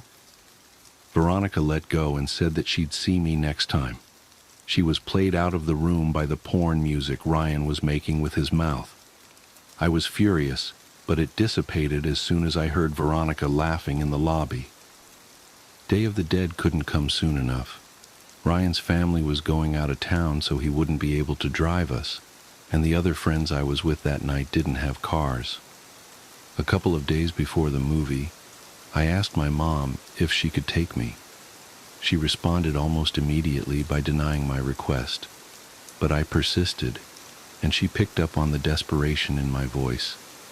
She asked why I wanted to go so badly, since I had seen the movie before, and I hesitated before saying that I was hoping to see a girl there. She smiled and asked playfully if she knew the girl, and I reluctantly told her it was Veronica. The smile disappeared from her face, and she coldly said no. I decided that I would call Veronica to see if she could pick me up. I had no idea if she still lived at home, but it was worth a try. But then I realized that Josh might answer. I hadn't talked to him in almost 3 years, and if he answered, I obviously couldn't ask to talk to his sister. I felt guilty for calling to speak with Veronica and not Josh, but I dismissed that feeling quickly. Josh hadn't called me in years either. I picked up the phone and dialed the number that was still embedded in my muscle memory from having dialed it so often all those years ago. It rang several times before someone picked up. It wasn't Josh. I felt a mixture of both relief and disappointment. I realized in that second that I really missed Josh. I would call after this weekend and talk to him, But this was my only chance to see if Veronica could or would take me, so I asked for her. The person told me I had dialed the wrong number. I repeated the number back to her, and she confirmed. She said they must have changed their number, and I agreed. I apologized for the disturbance and hung up. I was suddenly intensely sad because now I couldn't contact Josh even if I wanted to. I felt terrible for having been afraid that he might answer the phone. He had been my very best friend. I realized that the only way I could be put back in touch with him would be through Veronica. So now, not that I needed one, I had another reason to see her. I told my mom the day before the movie that I was no longer concerned with going, but was hoping she could drop me off at my friend Chris's house. She relented and dropped me off that Saturday a couple of hours before the movie. My plan was to walk from his house to the theater since he only lived about a half-mile away. They went to church early on Sunday, so his parents would go to sleep early Saturday night, and Chris was fine with not coming with me since he had planned on chatting with this girl he met online. He said that the walk back to his house would be even lonelier after she laughed in my face when I tried to kiss her, and I told him not to electrocute himself when he tried to have sex with his computer. I left his house at 11:15. I tried to pace myself so I'd get there just a little before the movie. I was going by myself, and so I didn't want to just hang around there waiting. On the way to the theater, I figured that if Veronica showed up at all, it would be too lucky for us to arrive at the same time, so I debated whether I should wait outside or just go in. Both had their pros and cons. As I was grappling with these concerns, I noticed that the steady stream of streaking car lights that had been overtaking me had been replaced by a single, constant spotlight that refused to pass. The road wasn't illuminated by streetlights, so I was walking in the grass with the road about 2 feet to my left. I stepped a little more to my right and craned my neck over my left shoulder to see what was behind me. A car had stopped about 10 feet behind me. All I could see were the violently bright headlights that were cutting through the otherwise Stygian surroundings. I thought that it might be one of Chris's parents. Maybe they had come to check in on us and seen that I was gone. It wouldn't have taken much pressing for Chris to confess. I took one step toward the car, and it broke its pause and started driving toward me at a slow pace. It passed me, and I saw that it wasn't Chris's parents' car, or any car that I recognized for that matter. I tried to see the driver, but it was too dark, and my pupils had shrunk when faced with the blinding lights from the car just moments before. They adjusted enough so that I could see a tremendous crack in the back window of the car as it drove away. I didn't think much of the whole affair. Some people find it fun to scare other people. I'd often hide around corners and jump out at my mom after all. I timed it right and got there about 10 minutes before the movie. I had decided to wait outside until around 11:57, since that would give me time to find her inside if she was already seated. As I was considering the possibility that she might not show, I saw her. She was alone, and she was beautiful. I waved to her and walked to close the distance. She smiled and asked if my friends were already inside.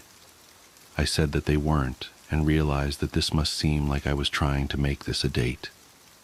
She didn't seem bothered by that, nor was she bothered when I handed her the ticket I had already bought. She looked at me quizzically, and I said, "Don't worry, I'm rich." She laughed and we went inside.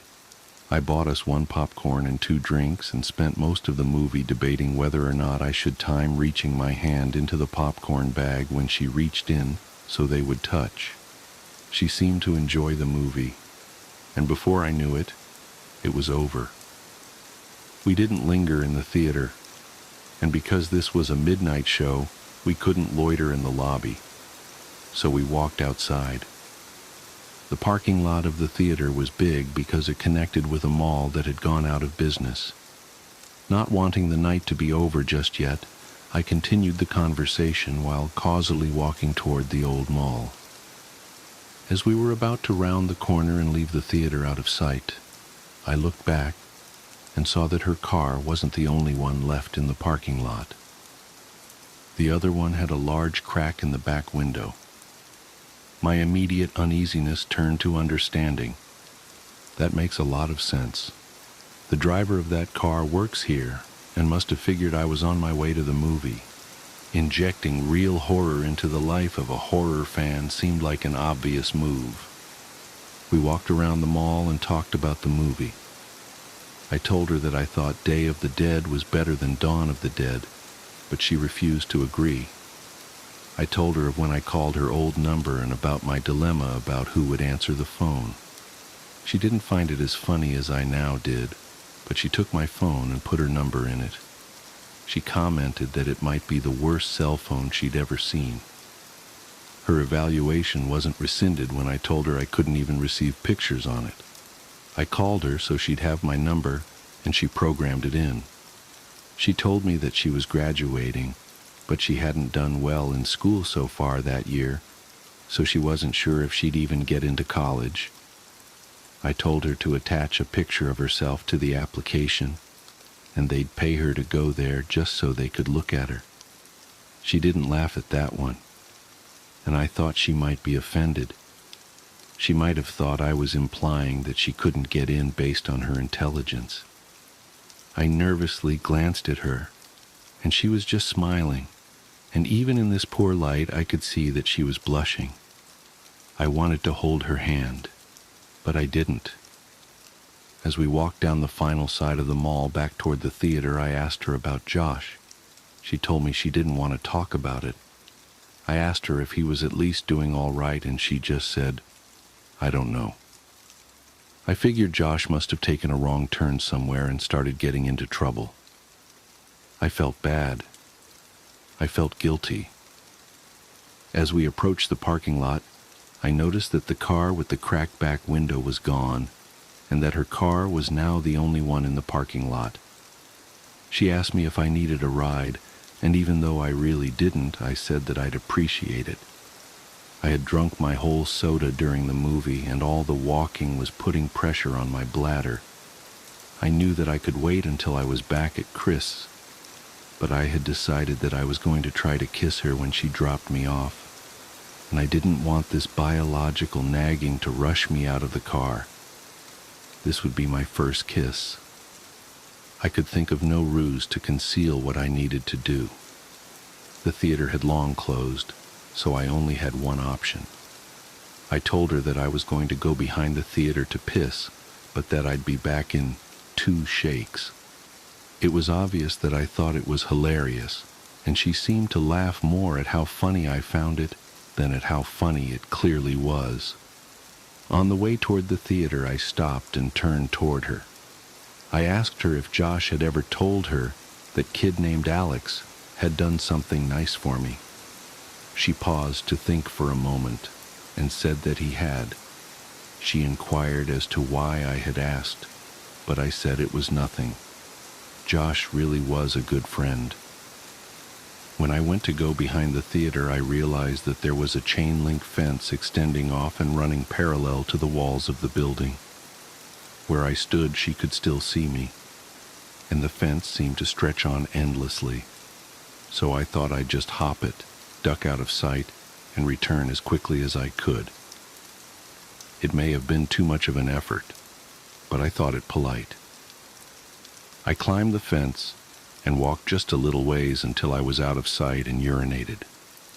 For a moment, the only sounds were the crickets in the grass behind me and the collision of liquid and cement. These sounds were overpowered by a noise that I can still hear when it is quiet, and there are no other noises to distract my ears. In the distance, I heard a faint screeching which quickly subsided, only to be replaced with a cascade of thundering vibrations. I realized quickly enough what it was. It was a car. The growling of the engine got louder, and then I thought, number not louder, closer. As soon as I realized this, I started back toward the fence, but before I could get very far at all, I hear a brief, truncated scream, and the roar of the engine terminated in a deafening thud. I started running, but after only 2 or 3 steps, I was tripped by a loose piece of stone and fell hard and fast onto the concrete, my head striking the corner of a chair as I fell. I was dazed for maybe 30 seconds, but the renewed rumbling of the engine drew my senses back, and my equilibrium was restored by adrenaline. I redoubled my efforts. I was worried that whoever had crashed the car might harass Veronica. As I was climbing over the fence, I saw that there was still only one car in the parking lot. I didn't see any evidence of a crash. I thought that I might have misjudged its direction or proximity. As I ran toward Veronica's car and as my orientation changed, I saw what the car had hit. My legs stopped working almost completely. It was Veronica. Her car was sitting between us, and as I closed the distance and walked around it, she came fully into view. Her body was twisted and crumpled like a discarded figure meant to represent a catalog of things the human body cannot do. I could see the bone of her right shin cutting through her jeans, and her left arm was wrapped so hard around the back of her neck that her hand fell on her right breast. Her head was craned back, and her mouth hung widely open toward the sky. There was so much blood. As I looked at her, I actually found it hard to discern whether she was laying on her back or her stomach, and this optical illusion made me feel sick.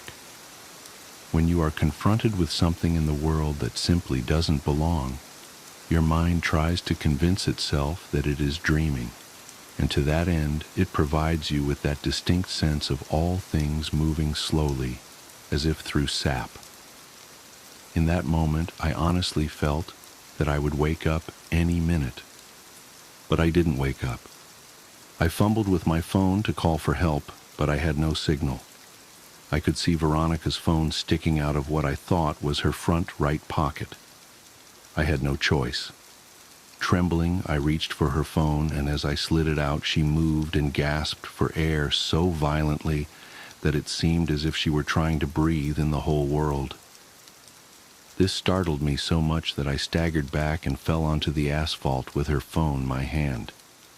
She was trying to adjust her body to get it into its natural position, but with every spasm and jerk, I could hear the cracking and grinding of her bones.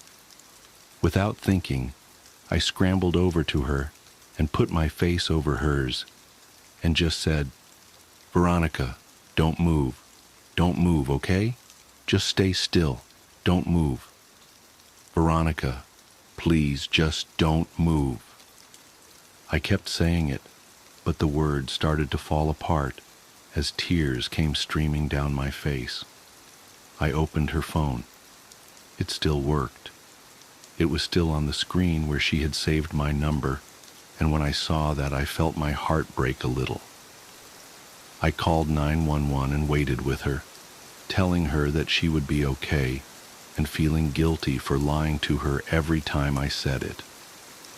When the sound of sirens tore through the air, she seemed to become more alert. She had remained conscious since I found her, but now more of the light was coming back into her eyes.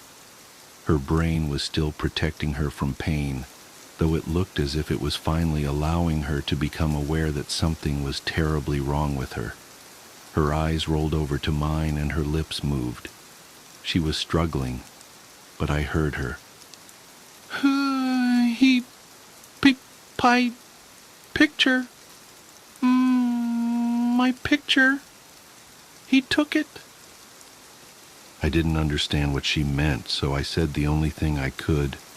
"I'm so sorry, Veronica."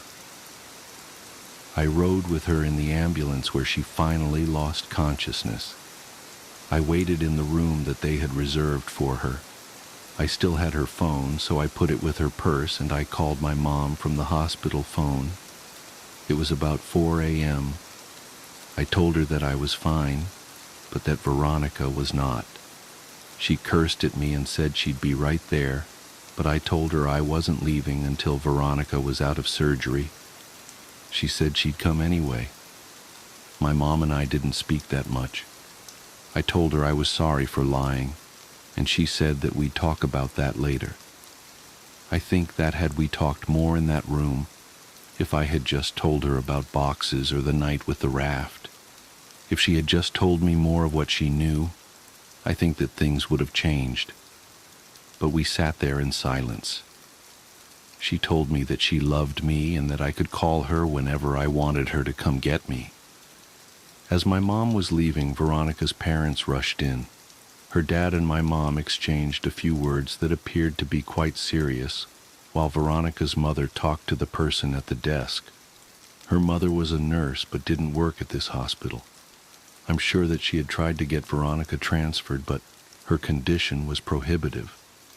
While we waited, the police came in and talked to each of us. I told them what happened. They made some notes, and then they left. She came out of surgery and 90% of her body was covered in a thick white cast. Her right arm was free, but the rest of her was bound like a cocoon.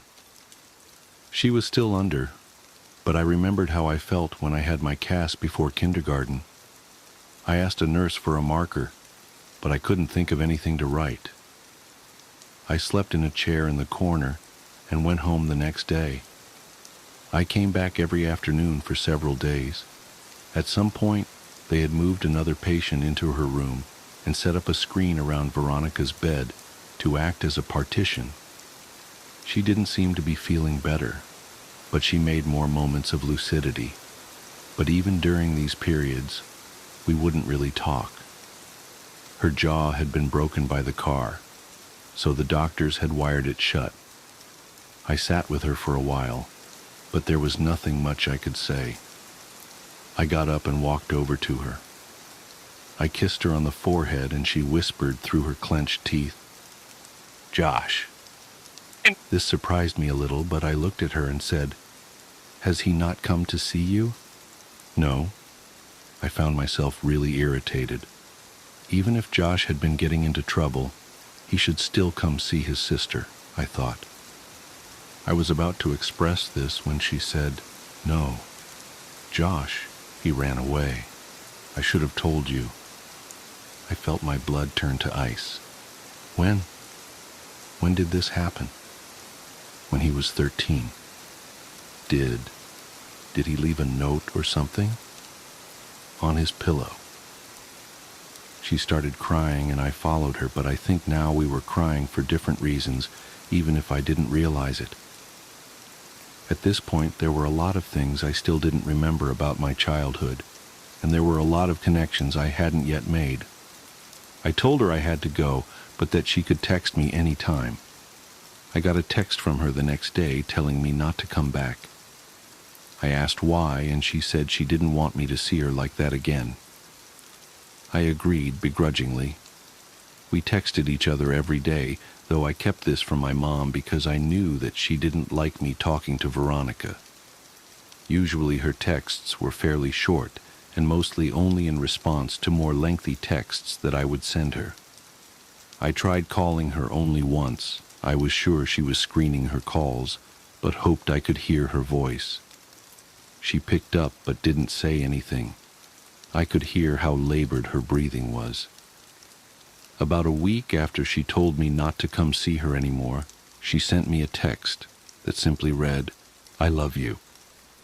I was filled with so many different emotions, but I responded by expressing the most prevalent one. I replied, "I love you too." She said that she wanted to be with me, and that she couldn't wait until she could see me again. She told me that she had been released and was convalescing at her house.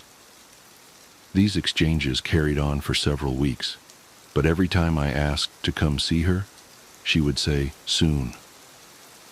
I kept insisting, and the following week, she said that she thought she might be able to make it to the next midnight movie. I couldn't believe it, but she insisted that she would try. I got a text from her the afternoon of the movie saying, "See you tonight." I got Ryan to drive me since Chris's parents had found out what had happened and said I wasn't welcome at their house anymore. I explained to Ryan that she might be in bad shape, but that I really cared about her so to give us some space. He accepted that and we headed down there. Veronica didn't show. I had saved a seat for her right next to me near the exit so she could get in and out easily, but 10 minutes into the movie, a man slid into the chair. I whispered, "Excuse me, this seat is taken." But he didn't respond at all. He just stared ahead at the screen. I remember wanting to move because there was something wrong with the way he was breathing. I forfeited because I realized that she wasn't coming. I texted her the next day asking if she was all right, and I inquired as to why she didn't show the previous night. She responded with what would turn out to be the last message I'd received from her. She simply said, "See you again, soon." She was delirious and I was worried about her. I sent her several replies reminding her about the movie and saying it was no big deal, but she just stopped replying. I grew increasingly upset over the next several days. I couldn't reach her at her home because I didn't know that number, and I wasn't even sure where they lived. My mood became increasingly depressed, and my mother, who had been really nice as of late, asked me if I was okay. I told her that I hadn't heard from Veronica in days, and I felt all the warmth leave her disposition. "What do you mean?" "She was supposed to meet me at the movies yesterday. I know it's only been like 3 weeks since she got hit, but she said she would try to come, and after that she just stopped talking to me altogether. She must hate me." She looked confused, and I could read on her face that she was trying to tell if my mind had simply broken. When she saw that it hadn't, her eyes began to water, and she pulled me toward her, embracing me.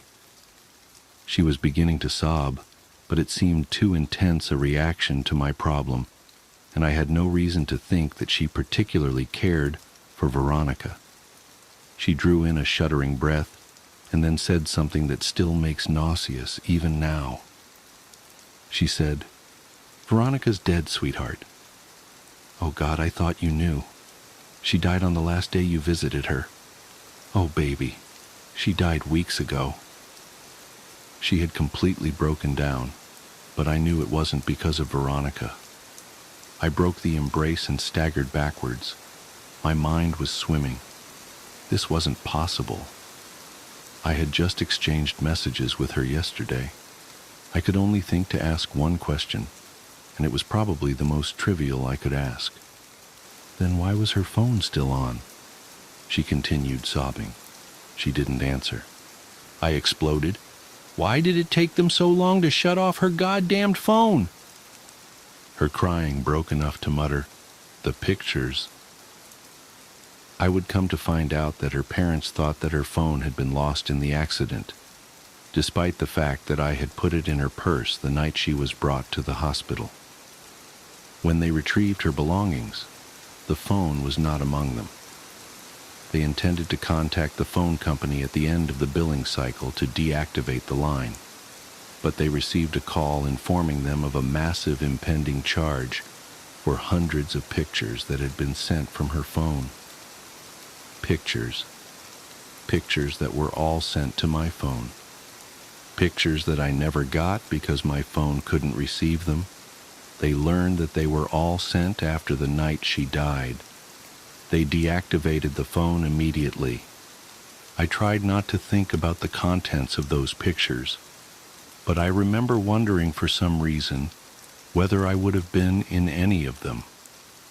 My mouth went dry, and I felt the painful sting of despair as I thought of the last message I received from her phone. "See you again, soon."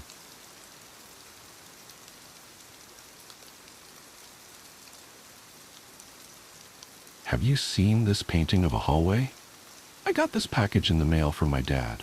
Brown paper wrapping, large but flat, with the word fragile written on it in black ink.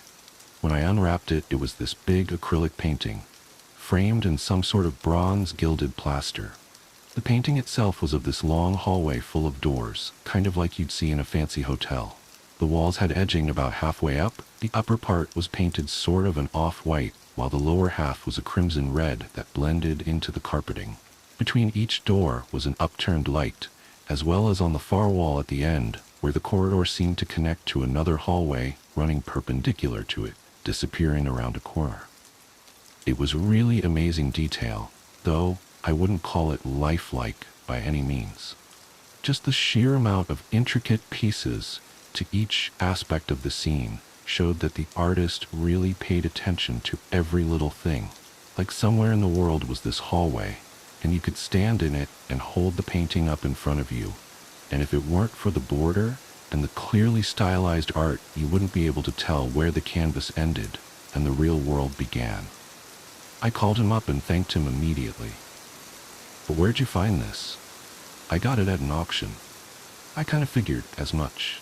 So I hung up the painting in my office just behind my desk, which I realized later wasn't the best place for it because in order to actually look at it, I had to swivel completely around, but there wasn't anywhere better really. And once I'd gotten it hung up, I felt less willing to take it back down, so I just left it there. It kind of hung out over my shoulder and watched me work. And every now and then I'd turn around and stare at it and get entranced by it, feeling like I could get up and put my hands in the frame and climb into the painting as if the frame were a window. Of course, I wouldn't be writing this if something weird didn't happen as a result of the painting. We had a couple friends over, Mark and Sabina, and Mark and I went into my office when the women folk started talking about knitting, which has become my wife's new favorite hobby. I went and sat down at my laptop to find a video I had been telling Mark about, and Mark wandered over and started admiring the painting. "Where'd you get that?" "My dad bought it at an auction and gave it to me." "It's creepy." "It's not that creepy. It's kind of, I don't know, hypnotic?" "Yeah." I turned around to look at it with him while the video loaded. He got up close and was running his finger over the canvas, feeling the raised acrylic, and I just let my gaze wander over all the details again. "Huh, I didn't notice that before." "What?" "At the end of the hall, there's some sort of light coming from around the corner, and it's casting a shadow on the floor." I got up and looked closer, because I really hadn't spent a lot of time studying the far end of the hallway. There was definitely some yellow and some darker colors, making what looked like the shadow of a person coming from around the corner. I even reached out and touched it to make sure it wasn't some trick of the light in the study, making it just look like there was this shadow in the painting. But I felt the paint, and sure enough, it was actually there in the painting. "See what I mean?" Mark said. "Creepy." I genuinely felt weirded out by it. It was one of those moments where you start thinking, why didn't I notice this earlier? Was it there to notice? A couple days later, I was working on a project in my study, and it was like 9:30 at night, and I just couldn't focus. So I spun around in my chair to look at the painting, and I felt this sudden vertigo effect, like the ground wasn't there and I had to grab my chair to keep from tumbling into emptiness. You wouldn't have noticed it if you hadn't looked at the painting 100 times like I had. The hallway was long, with exactly 6 doors. I remember, because I counted them the first day. 3 on the left, 3 on the right, each with a little shiny metal doorknob. Only now there were 7 doors. 3 on the left, 4 on the right. It didn't make sense. Everything looked proportionally exactly the same, and the far end of the corridor was just as far away. And yet there was a 4th door in the right side of the hallway, with its little metal doorknob. I don't even know which door was the 4th door. That's how well it blended in. I just know that there were 4 doors where once there were 3. What the hell is going on? I turned away in my chair and back to check several times and make sure my eyes weren't playing tricks on me, but the number of doors remained constant. I called my dad again, and I asked him, "Is this a trick painting you sent me?" "What do you mean?" "I mean it keeps changing. I can see it changing. Not as far I know. It was just one in a bunch I picked up all at the same auction." After I got off the phone, I took the painting down and checked the back for some of mechanical or digital hocus pocus, but it was all soft canvas, so I left it on the floor behind my office chair with the painting facing the wall because the thought of it was freaking me out. The next day, I pulled my wife into my office and held the painting up so she could see it, because she hadn't had a chance to before. "How many doors are there?" I asked. She looked it over for a moment. 7. When I first got this, there were 6. She just looked at me like I was being a goofball. "Okay, so which one wasn't there before?" "I have no idea." "You don't know which door magically appeared?" And she laughed and gave me a kiss and went back into the other room. It gets worse. The next time I chatted with Mark, I told him about the extra door in the painting. "Are you sure there weren't 7 doors to begin with?" "Well, I would swear I counted 6. "Well, if another one shows up, at least Melissa counted 7 and can confirm it then. You know what you should do? You should take a photo of the painting so you can prove it if anything else changes." What a great idea. So I got my phone and took a photo of the painting. 2 days went by. Nothing. On the 3rd day, I walked into my office and there was a man staring at me. Well, it wasn't. I can't say that it was a man or a woman. Hell, I can't say that it was human. There was a shape at the end of the hallway in my painting. It was oddly lacking in the detail that the rest of the painting had, like someone had hurriedly painted it on. I even ran my hand over it to make sure it wasn't fresh, that someone hadn't actually come in and painted over my painting to drive me crazy. It was really there, and the look of it scared me more than anything else, changing painting included. I wish I could do it justice with words, but the best I can describe it is that it was humanish, with legs and arms, but it seemed squat, or hunched, and lopsided, like someone had slapped a blurry Quasimodo onto an otherwise beautiful painting. You couldn't see the details of its face, but you could see shading on it, defining really warped features. I was almost glad that there wasn't more detail to it, except that it left just enough to the imagination to give one nightmares. But I had proof. Here was proof that the painting was changing. So I brought up the file on my laptop to show my wife for comparison. Only when I did, the figure was in the photo I took too. At no point did I start questioning my sanity about all this. Something unnatural and terrifying was going on, so I took the painting out of the house and set it on the curb where we put our trash for pickup. I was so done with that painting. Or so I thought. The next evening when I got home from work, it was gone from the curb. I figured someone had seen it and taken it home, and I waved my hands and said, "Good. Now it's someone else's problem." I went in, played with daughter, had dinner, put them to bed, and after watching a show with my wife, went into my office to check my email. No, the painting wasn't back on the wall. I made sure of that the moment I walked in the door. But I got a message from Mark, asking if the painting had changed anymore, and I told him about the creepy new addition and also how I had gotten rid of the painting. Oh man, that sounds cool. I wish I'd gotten a chance to see it. "Well, I can send you the photo I took of it." Cool. So I opened the image file. The thing in the painting had raised its arms. Before, you could only barely make out the arms hanging at its sides, but now both arms were raised up over its head, and its fingers were spread apart, like it was waving hello at me. I think it was waving hello at me. I zoomed in, as best as I could without pixelating the image, and the shaded contours of the face seemed stretched into a grin. "Oh Jesus, Mary and Joseph." I sent Mark the file, but the connection kept fucking up, so I put it in a folder on my Dropbox account and gave him access to it. "The file's corrupted," he texted me. I tried to open it as well, but he was right. Every time I copied the image file, somehow it got corrupted. It must be the spooky magic.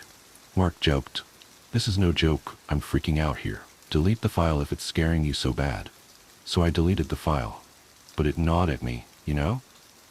The painting was still changing, in horrible, terrifying ways, seemingly acknowledging my observation of it, and now it was gone.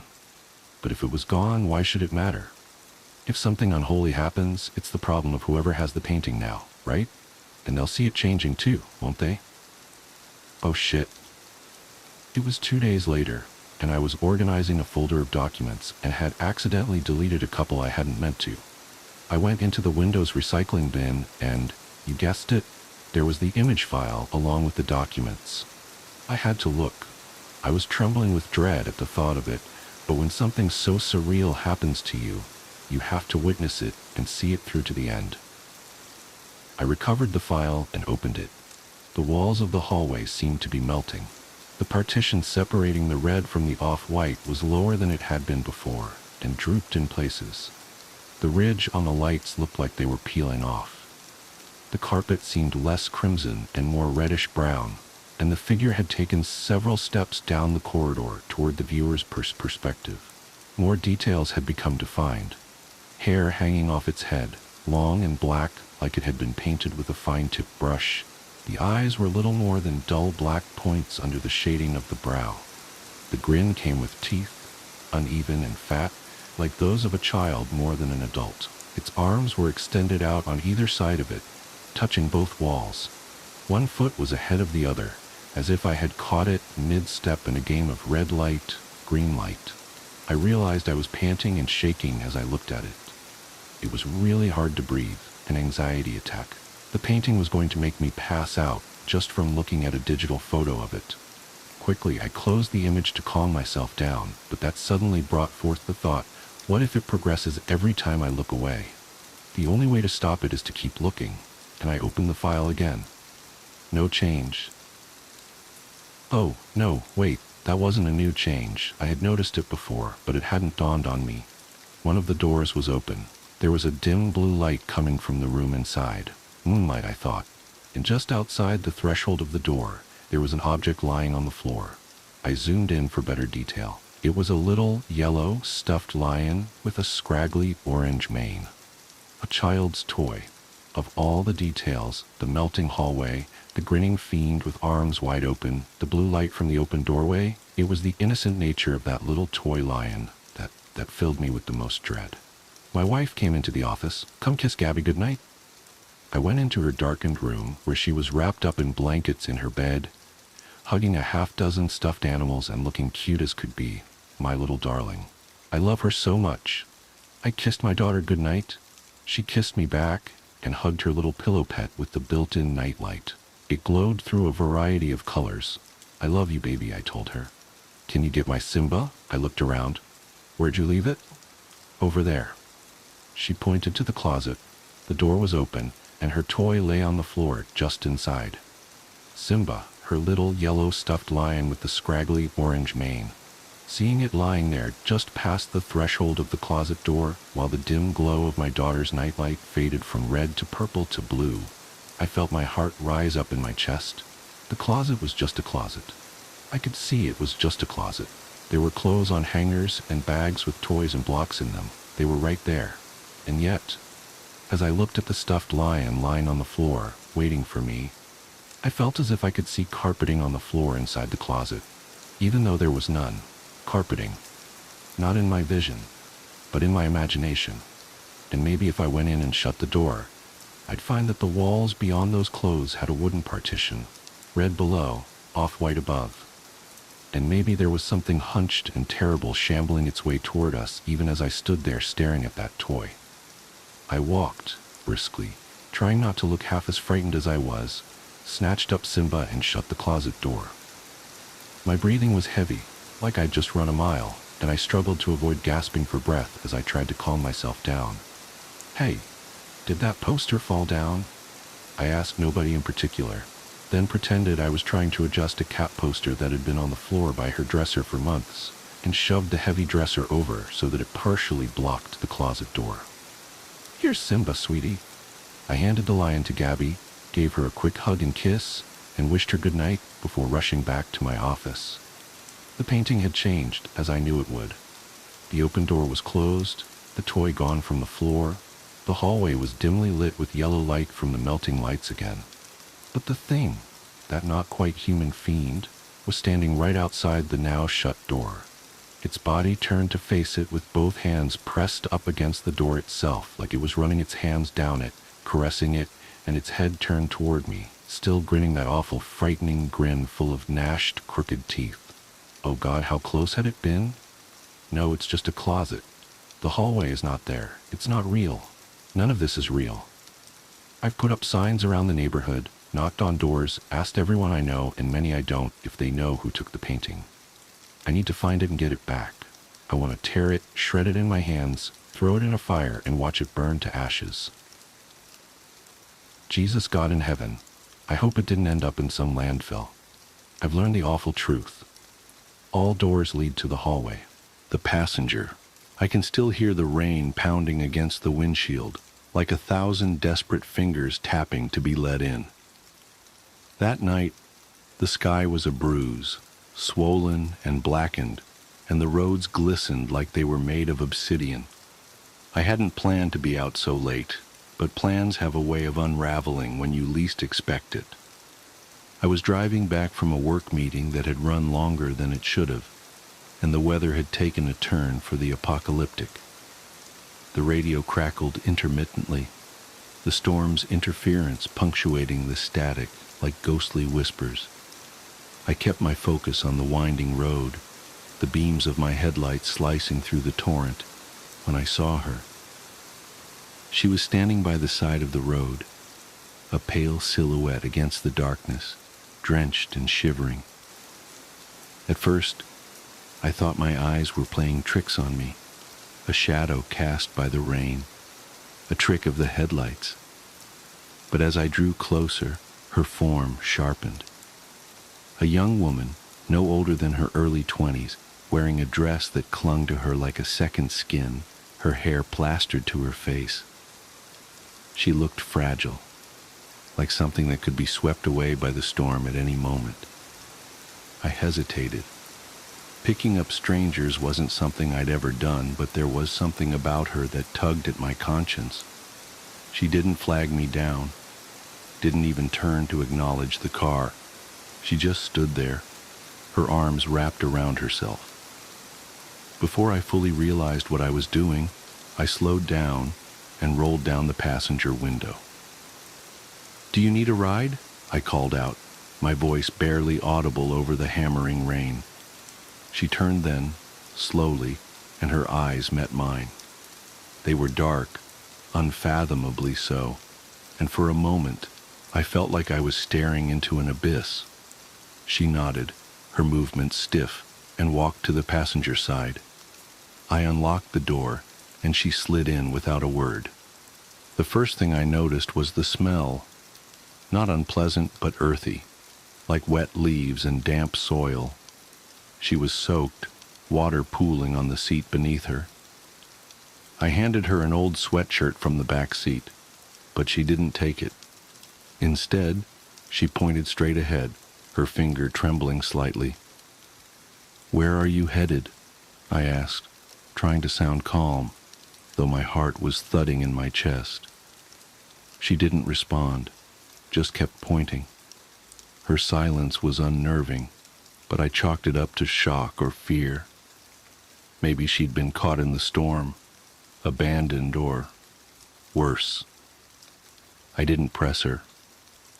We drove in silence, the car's interior filled with the sound of rain and the rhythmic swish of the windshield wipers. Occasionally, I glanced at her out of the corner of my eye. She sat rigid, her hands clasped tightly in her lap, water dripping from her hair onto the seat. There was something off about her, not just her silence, but the way she seemed detached, like she wasn't entirely there. After what felt like an eternity, she lifted her hand and pointed again. We were approaching a turnoff, a narrow gravel path that led into the woods. My stomach tightened. "Here?" I asked, my voice cracking slightly. She nodded, her gaze fixed on the path. I turned, the car's tires crunching over the gravel, and followed the road as it wound deeper into the trees. The headlights illuminated twisted branches and the occasional glint of water from puddles, but nothing else. Then, up ahead, I saw it. A cemetery. It came into view suddenly, the wrought iron gates looming like the entrance to some forgotten realm. I pulled to a stop just outside, the car's beams casting long, eerie shadows over the headstones. Turning to my passenger, I opened my mouth to speak, but the words caught in my throat. The seat was empty. I stared, uncomprehending, at the damp indentation where she'd been sitting. Water still pooled on the seat. and the faint scent of earth lingered in the air, but she was gone. My first thought was that she'd somehow slipped out of the car without me noticing, but that made no sense. The door hadn't opened, and I hadn't heard a sound. I looked out into the rain, half expecting to see her figure moving among the graves, but there was nothing. I sat there for a long moment, my hands gripping the steering wheel, my mind racing. Finally, I stepped out of the car, the rain immediately soaking through my jacket. I called out into the night, my voice trembling, but the only response was the wind and the patter of rain on stone. As I approached the gates, something caught my eye. A headstone near the entrance, its surface slick with rain, bore a name that sent a chill down my spine. It was hers. The name etched into the stone matched the monogram on the bracelet I'd glimpsed on her wrist when she'd climbed into the car. The date of death? 5 years ago to the day. I stumbled back, my breath coming in shallow gasps. My rational mind struggled to make sense of it. Maybe it was a coincidence. Maybe I'd imagined the whole thing. But the damp seat and the lingering scent told a different story. I didn't sleep that night. I couldn't. The image of her pale face and those abyssal eyes haunted me, replaying over and over in my mind. In the days that followed, I scoured the local archives, piecing together her story. She'd been a local girl, loved and admired, until one stormy night when she'd gone missing. They'd found her body days later, washed up in a creek not far from the cemetery. Rumors of foul play had circulated, but nothing was ever proven. Her death had been ruled an accident, though the townsfolk whispered otherwise. Now, every time it rains, I can't help but look over at the passenger seat, half expecting to see her sitting there, pointing silently into the darkness. I've taken different routes, avoided that stretch of road entirely, but it doesn't matter, because deep down, I know she'll always find me. The odd kids one summer, when I was a boy, my parents sent me to stay with my grandparents for the break. Raised in the Pacific Northwest, a small town in eastern Mississippi might as well have been an entirely different country for all I was concerned. The instant we got out of the airport, I was struck with the oppressive humidity, and I became convinced right then and there that my parents downright despised me. Of course, the reality was much kinder than that. My grandparents were good folks, and thankfully I met a girl within a few days of arrival, and we became fast friends. Her name was Jessie, a local girl with long blonde hair and green eyes, the first pair I'd ever encountered. I was in love at first sight. Jessie was a year or two older than me, but that didn't matter much to us. Jessie was the reason I got up every morning, not in a romantic sense, of course, but a very literal one. Sure, my grandparents were very hospitable, but they were old and southern, about as far removed from my narrow worldview as could be. They just had no idea how to entertain me, and I think Jessie was as much a relief to them as she was to me, taking me off their hands during the days and curtailing somewhat my boundless youthful energy. The place where my grandparents lived was about a mile out from a place called Ashbury Wood, and it was a mile I walked daily. I would always meet Jessie on the path, heading my way. On rare occasions, she would already be at my grandparents' house when I was leaving, and I never saw where she lived. It didn't matter much to me, though, because the woods were our real home. Ashbury Wood wasn't particularly dense, but boy did it seem to go on forever. Jessie showed me a few paths around the woods, unofficial trails to interesting sites like clearings, hollowed-out trees, or even just a place where a funny-looking bush was growing. We told each other stories of our hometowns, imagining what life would be like if one of us lived where the other did. Whenever we fantasized about having her come live with me, she would get a strange tone in her voice, but I never thought much of it. While the woods were our home and playground, we still set limits for ourselves. If we went too long without seeing something Jessie recognized, we immediately turned around until we were in familiar territory again. She also set boundaries, significant features we shouldn't go past for one reason or another. Decades later, and the only I can remember is the creek. The creek itself was nothing to be concerned about. It was just a shallow stream of water that may have come up to my waist, with slope banks on either side that were sheer but not insurmountable. The first time I discovered it, I immediately headed down into the water, just about ready to cross to the other side when Jessie cried out from behind me, "Stop!" I whirled around on one foot as gracefully as a young boy can and looked up at her. She stood staring across the creek and out into the woods on the other side. Her hands were balled into fists and kept straight at her sides, and I remember being worried that she might begin crying. I climbed back up the side of the creek, coming up beside her. "What's wrong?" I asked. "We need to turn around." Jessie's voice was barely above a whisper. She looked terrified and slowly peeled her gaze away from the trees and onto me. "We have to turn back." Reluctantly, I agreed, but only because I could see how upset the situation was making her. Like I said, the water itself wasn't that deep or rapid, and it wasn't even that far into the woods. On the walk back, I raised these points, but Jessie stayed quiet, leading me to a small clearing in the trees that we used as a sort of home base for our adventures. Sitting me down, Jessie stared into the grass for a long moment before she spoke. 2 years ago, I had a friend named Emma. Her hands were balled up in her lap, shaking. We used to play in these woods, like you and me do, and one day, just like you and me, we found that creek. I laughed, not because of the content of the story, but because I'd never heard someone pronounce it crick before. Her head snapped up to look me in the eyes, and I fell quiet. Standing across from it was these kids who looked about our age, only they weren't right. That time there was only 2. One of them, his head just hung to the side like this. Jessie let her head flop to the left, hanging limp. Another was real tiny, and his hands and head were even littler, like tinier than a baby's. Now, I'm not proud of this next part, but we weren't exactly sugar and spice to him, if you know what I mean. I shook my head that I did not. She sighed. We would call him names, tease him, because they was weird. Emma would throw sticks sometimes, though she couldn't hit water if she fell out of a boat.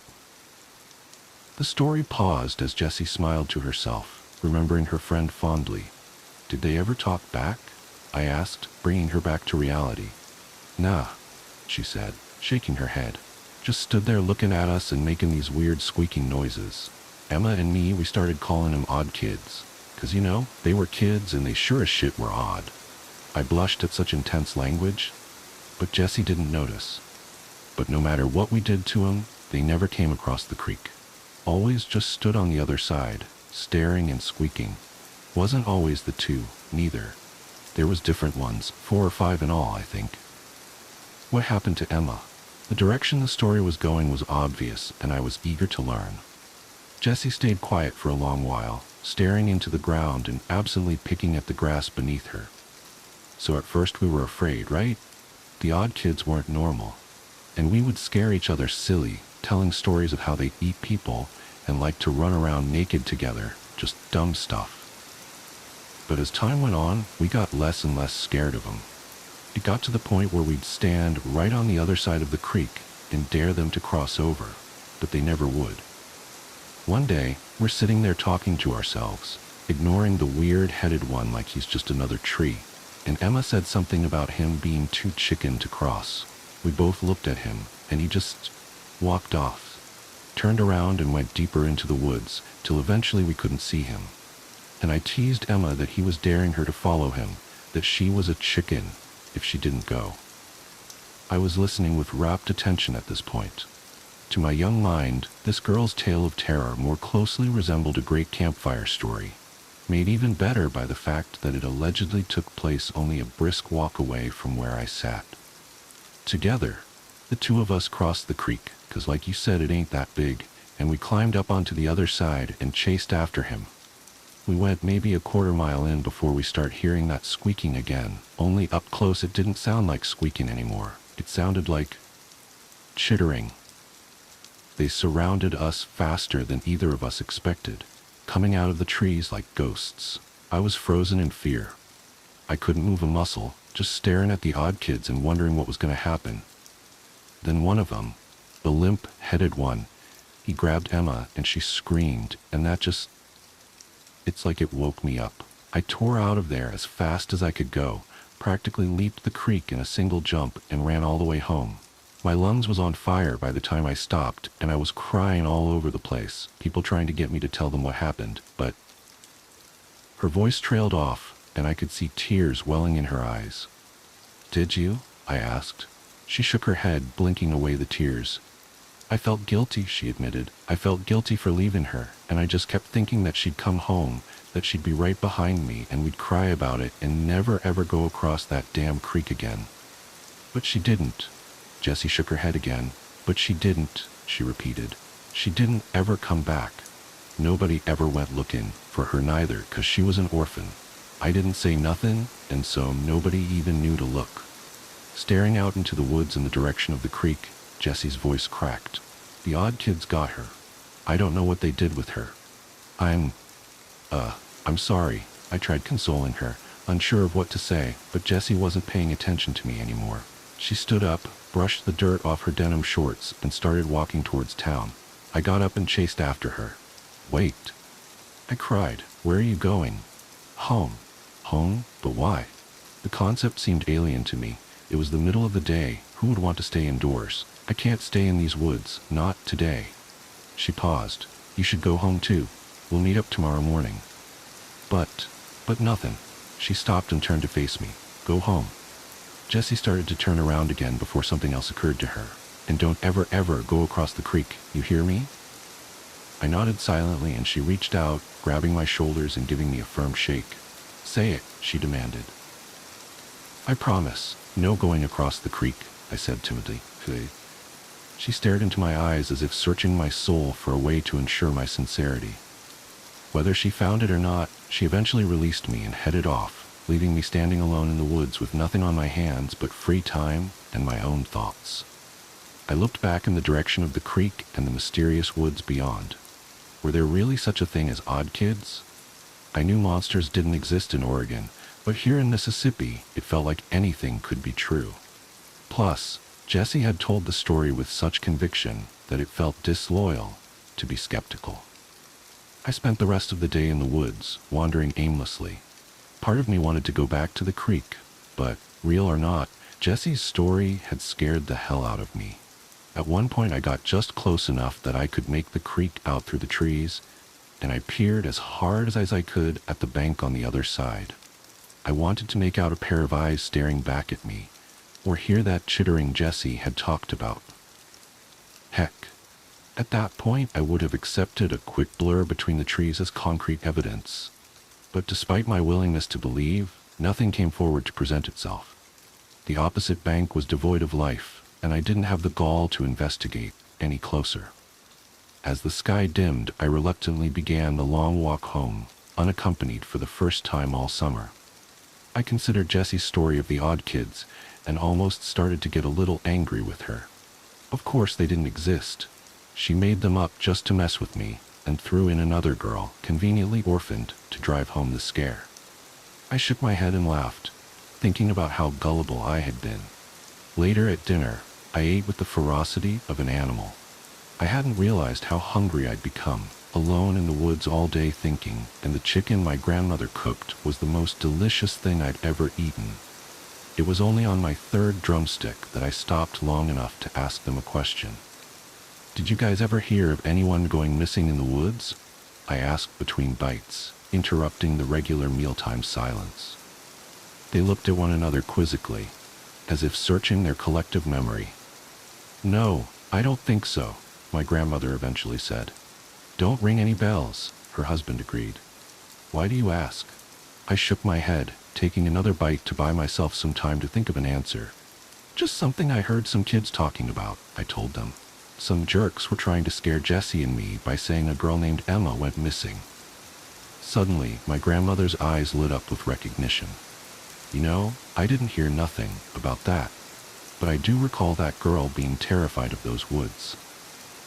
She nodded thoughtfully over a spoonful of corn. "Yeah, it was a couple years back that the girl come tearing out of the woods like the devil himself is on her heels, screaming and crying. I didn't nose my way into it on account of her father asking people if they would leave his daughter alone, but I overheard that the girl weren't right for a couple weeks, just sitting in her room and not talking to nobody. She clucked her tongue and took another bite of corn. Lord only knows what happened to that girl, but it shook her something fierce. I suddenly felt a sick terror in my stomach, like the feeling you get watching a recording of yourself only to see something terrifying looming just out of your sight. Something you never knew was there. Did this mean the odd kids were real? Had they been watching me as I stepped into the creek? So you never found out what happened? I hesitantly asked, unsure if I wanted the answer. Grandma just shook her head, and the three of us continued eating in silence. Grandpa brought up a baseball game he'd seen on TV earlier that day, and I feigned interest as well as I could, but I wasn't all there. My mind was back in the woods at that creek, inspecting every square inch of my memory for a sign of something else. Sleep didn't come easy that night, and when it did, it was wrought with nightmares. Thoughts of the odd kids crawled through my mind, bringing me back to the creek. Looking deeper into the woods, I saw dozens of pairs of eyes staring back at me, slowly bobbing back and forth as though they were advancing towards me. My dream self was paralyzed, helpless to do anything but watch as the monsters came out of the shadows. The one Jesse had described, with his head sagging to the side, led the plodding advance. As a group, the odd kids crawled down into the creek, dragging broken limbs and torn flesh behind them, each of them chittering off tempo with the others to create a horrible cacophony of noise that filled my ears and bore into my soul. Staring into the hungry eyes of the limp-headed leader as he reached out to drag me down, I awoke screaming. The noise still rang in my ears and, coupled with my panic, caused me to flail against my blankets as though they were trying to engulf me. I fell onto the floor with a hard thud, finally coming to rest. My grandfather burst into the room and my grandmother was close behind him. "Are you okay?" he bellowed, still full of adrenaline, even though he was beginning to realize there was no threat. Embarrassed, I kicked the sheets off of me and stood up. "Yeah, just a bad dream?" I muttered. As I came to my senses, I realized the noise I had been hearing was the sound of cicadas filling the room, broadcasting their mating calls to the world. Laughing off their overzealous response, my grandparents led me downstairs to breakfast, which I accepted readily. That morning, I walked all the way to the woods without running into Jessie. I stood at the edge of the path looking back down the road, trying to make out her figure, but nobody was there. Sighing, I walked all the way back to my house, then down to the woods again. There was no sign of her. My adolescent mind filled once more with nightmarish imagery, but I did my best to stay grounded in reality. She was the last person who would have gone across the creek, and if the odd kids ever ventured out of the woods, surely people around town would talk about them, right?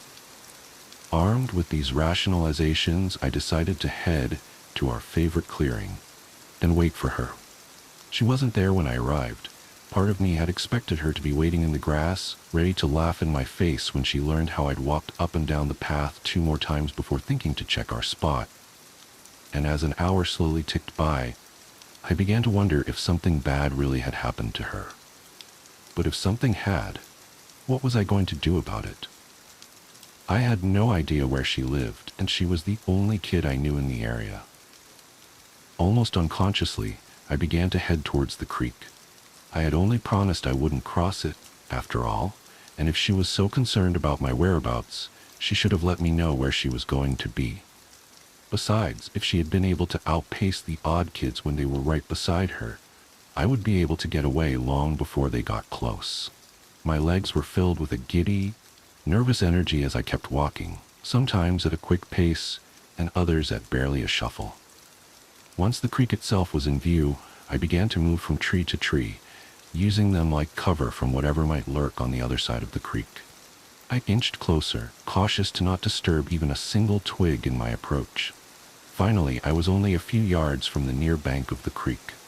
I crouched down and quietly got to my hands and knees, closing the last stretch on all fours and keeping a close watch on the trees ahead of me. I hissed out Jessie's name in a low voice, straining my ears into the woods to catch anything of interest, but nothing happened. It was just another ordinary day, and I was just some weird little boy whispering into the forest. I was just about to turn around when a brief flash of movement caught my eye. I hadn't noticed it before because I was scanning the ground, but turning my eyes up, I saw a silhouette of something I couldn't quite make out. It swayed gently in the breeze as though it was suspended from the branches. The leaves broke up the distant form, which must have been several dozens of feet away, and I immediately forgot my promise to Jessie. I had to know what that thing was. Just as I was about to swing my legs down the bank of the creek, a call startled me to my feet in an instant. "What are you doing?" Jessie was standing a ways behind me, clinging onto a tree as though she might fall without its support. Though her tone was one of anger, her face was ghost white. She beckoned me towards her, clearly unwilling to go closer to the creek than she was. I twisted my body around, raising an arm to point at the thing I had seen in the treetops, but I couldn't relocate it. I saw something," I said, scanning the leaves for the swaying form. "And with any luck, it didn't see you." She hissed, stamping her foot in the dirt. I shook my head, my boyish curiosity trumping her obvious fear. "Don't be such a scaredy cat," I said, crouching down to see if I could find the figure in the branches. Briefly, I wondered if it had moved, but that seemed impossible. Whatever it wasn't animate. "I'm going across." "No," Jessie screamed, lunging towards me. I was already startled by her cry, and mid-turn she collided into me at full force, sending us both tumbling down the bank and into the creek. We yelled and flailed as we fell, both of us landing on my back. The muddy water babbled over us and I scooted away, pulling myself onto the far bank of the creek. Jessie followed, more out of a desire to get out of the water than anything. "Nice going," I said sarcastically. The water was actually a little refreshing in the summertime heat, but we knew that before long we'd be drowning in humidity, our damp clothes suffocating what little comfort sweating brought. I crawled up onto the opposite side of the creek, once again raising my eyes to the branches to find what I'd seen. Please, can we go?" Jessie was at my side, clutching my arm despite the fact that I was a good half a foot shorter than she was. "We really need to go, please. Come on, just a little bit further." Wonder and excitement had overtaken all other emotions in my mind. Before, when the creek was just a memory, it was easy to picture a world of monsters lurking just across the way. Now that I was here, in the light of day, I felt empowered. I could see that there weren't monsters, so obviously I was safe. I'm lucky to be alive. Tugging Jessie forward, I walked to the spot where I had seen the thing hanging from the trees, but now it was nowhere to be found. From where I was standing, I could still make out the creek, and I tried to imagine myself crouched low on the other side, looking up into the branches. The wind blew lazily through the leaves, shaking them this way and that, but nothing unnatural hung from the canopy. "I saw something right here," I said aloud, justifying my persistence to Jessie. I did feel bad for dragging her somewhere she obviously didn't want to be, and I thought if I'd had something to show for it, maybe she would have understood. Instead, here I was, staring up into the trees like an idiot with a terrified girl clinging to my side. Her eyes darted back and forth across the tree line, as if waiting for something to suddenly appear and attack us. Unwilling to leave empty-handed, I coaxed us slowly forward. As we pressed on, the woods around us seemed to get quieter, as if we were entering some sort of dead zone in the forest, a place where even the birds and critters refused to go. Jessie's nails dug into my arm, but she stayed right by my side, no longer making any noise except a small whimper with every exhalation. After another 5 or 10 minutes of walking, we came across a rocky outcropping jutting out of the ground and a small hole leading down. Intrigued as I was by the promise of more adventure, something else caught our attention. A strange doll lay propped against the mouth of the cave, facing us. Its elongated forehead drooped slightly over its face, making the upper right side of its head concave. Its eyes were small and beady and black, shining in the midday sun, and tufts of hair had been placed into its scalp in a disorganized manner.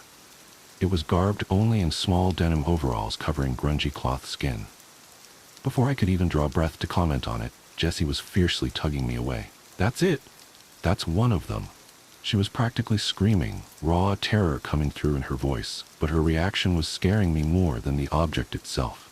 That was an odd kid? An oversized doll? Calm down, I said, tugging back against her. It can't be. Look at it, it's not breathing. It's just a doll. Wrenching my arm out of her grip, Jessie fell face first in the dirt, but was on her feet a second later. I heard her starting to run and turned to tell her that she didn't have to get any closer if she was scared, that I would go examine it alone. As I stared in her direction, however, my voice caught in my throat. Standing where Jessie and I had been not 20 seconds ago was another doll, only this one was different. It was cleaner and more well-made, as if whoever had made the one by the cave had learned from their mistakes. This girl doll was standing beside a tree, watching us with those same all-black eyes, short brown hair matted with dirt and clumped to her head haphazardly. A tattered red dress clung desperately to her right shoulder, and beneath it the cloth skin looked much cleaner than the others, much more real. Before I could say a word, Jessie broke the silence. I expected her to shriek, but instead what came out of her mouth was barely above a whisper. Emma? The girl doll took a step forward, and my terror levels shot up to their limits. I glanced backwards to see the other doll was pulling itself to its feet, awkwardly shambling towards us. Any doubt I had in Jessie's story evaporated in an instant. The odd kids were real, and they were right in front of me. Without another moment's hesitation, I grabbed Jessie's wrist, suddenly becoming the one desperate to get us out. Come on, let's go. I yelled at her, but she didn't even seem to hear me. She instead began to walk towards the girl doll, towards Emma, I guessed, though I couldn't see how that could ever have been Jessie's friend. I kept pulling at her arm even as the thing behind her got closer. Jessie was focused exclusively on the other girl, blocking out the whole rest of the world. The doll reached out to Jessie, and she raised her own hand out as well. Jess, I began to say, but I was interrupted by a heavy object falling directly onto my best friend, sending her crumpling into the dirt. On top of her was a small, human-like figure, with the head and hands proportionally much smaller than they should have been. Finally, observing one up close, I realized their skin wasn't just dirty cloth. It was rotten, mottled flesh. I scrambled backwards as the little creature gripped Jessie by the hair, tugging her head up painfully. Jessie screamed and clawed at the ground, trying to shove the thing off of her. But the creature she'd called Emma sagged to its knees, clamped a hand over her mouth, then turned its head to look at me. Energy surged to my legs, and I shot upright. I was in full panic mode, operating on a primal instinct to flee, but just as I started to run, I collided into a solid force that knocked me back down to the ground. Another one of those things stood before me, his head flopping awkwardly to the left just as Jessie had demonstrated. The one I had seen slumped by the cave came into my view, holding a large rock in its hands. Before I could roll out of the way, the weight came down on my head, sending a splitting pain through my skull. My vision went white, and a deafening ringing filled my ears, but I stayed conscious throughout. I could faintly feel things tugging at me, pulling me across the ground as I struggled just to regain my senses. The blinding white slowly faded to an impenetrable black, then the ringing dulled to formless shuffling, and the odd kids' strange chitters echoing off the walls of the cave. I did my best to stay limp as I was dragged across rough stone, tearing into my shirt and cutting my flesh. I'm certain I whimpered in pain, but the odd kids didn't react to it, hauling me further into their lair. Eventually, the motion came to an end. I was propped against a rough stone wall, and even in the darkness I could tell that one of them was just in front of my face, quietly muttering to itself in those strange, rhythmic noises. Its coarse fingers grabbed my hands, and it began stretching a strong, thin fabric around my wrists, binding them together. It wrapped for what felt like ages, until it finally seemed satisfied that my hands weren't going anywhere, then moved on to my ankles to do the same. Once that was done, the thing shuffled away, the noise of its movements getting gradually fainter before disappearing altogether.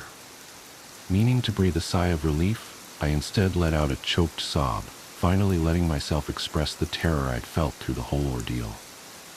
I'm not ashamed to admit that I sat in that cave and cried, certain I'd never see my parents or grandparents ever again.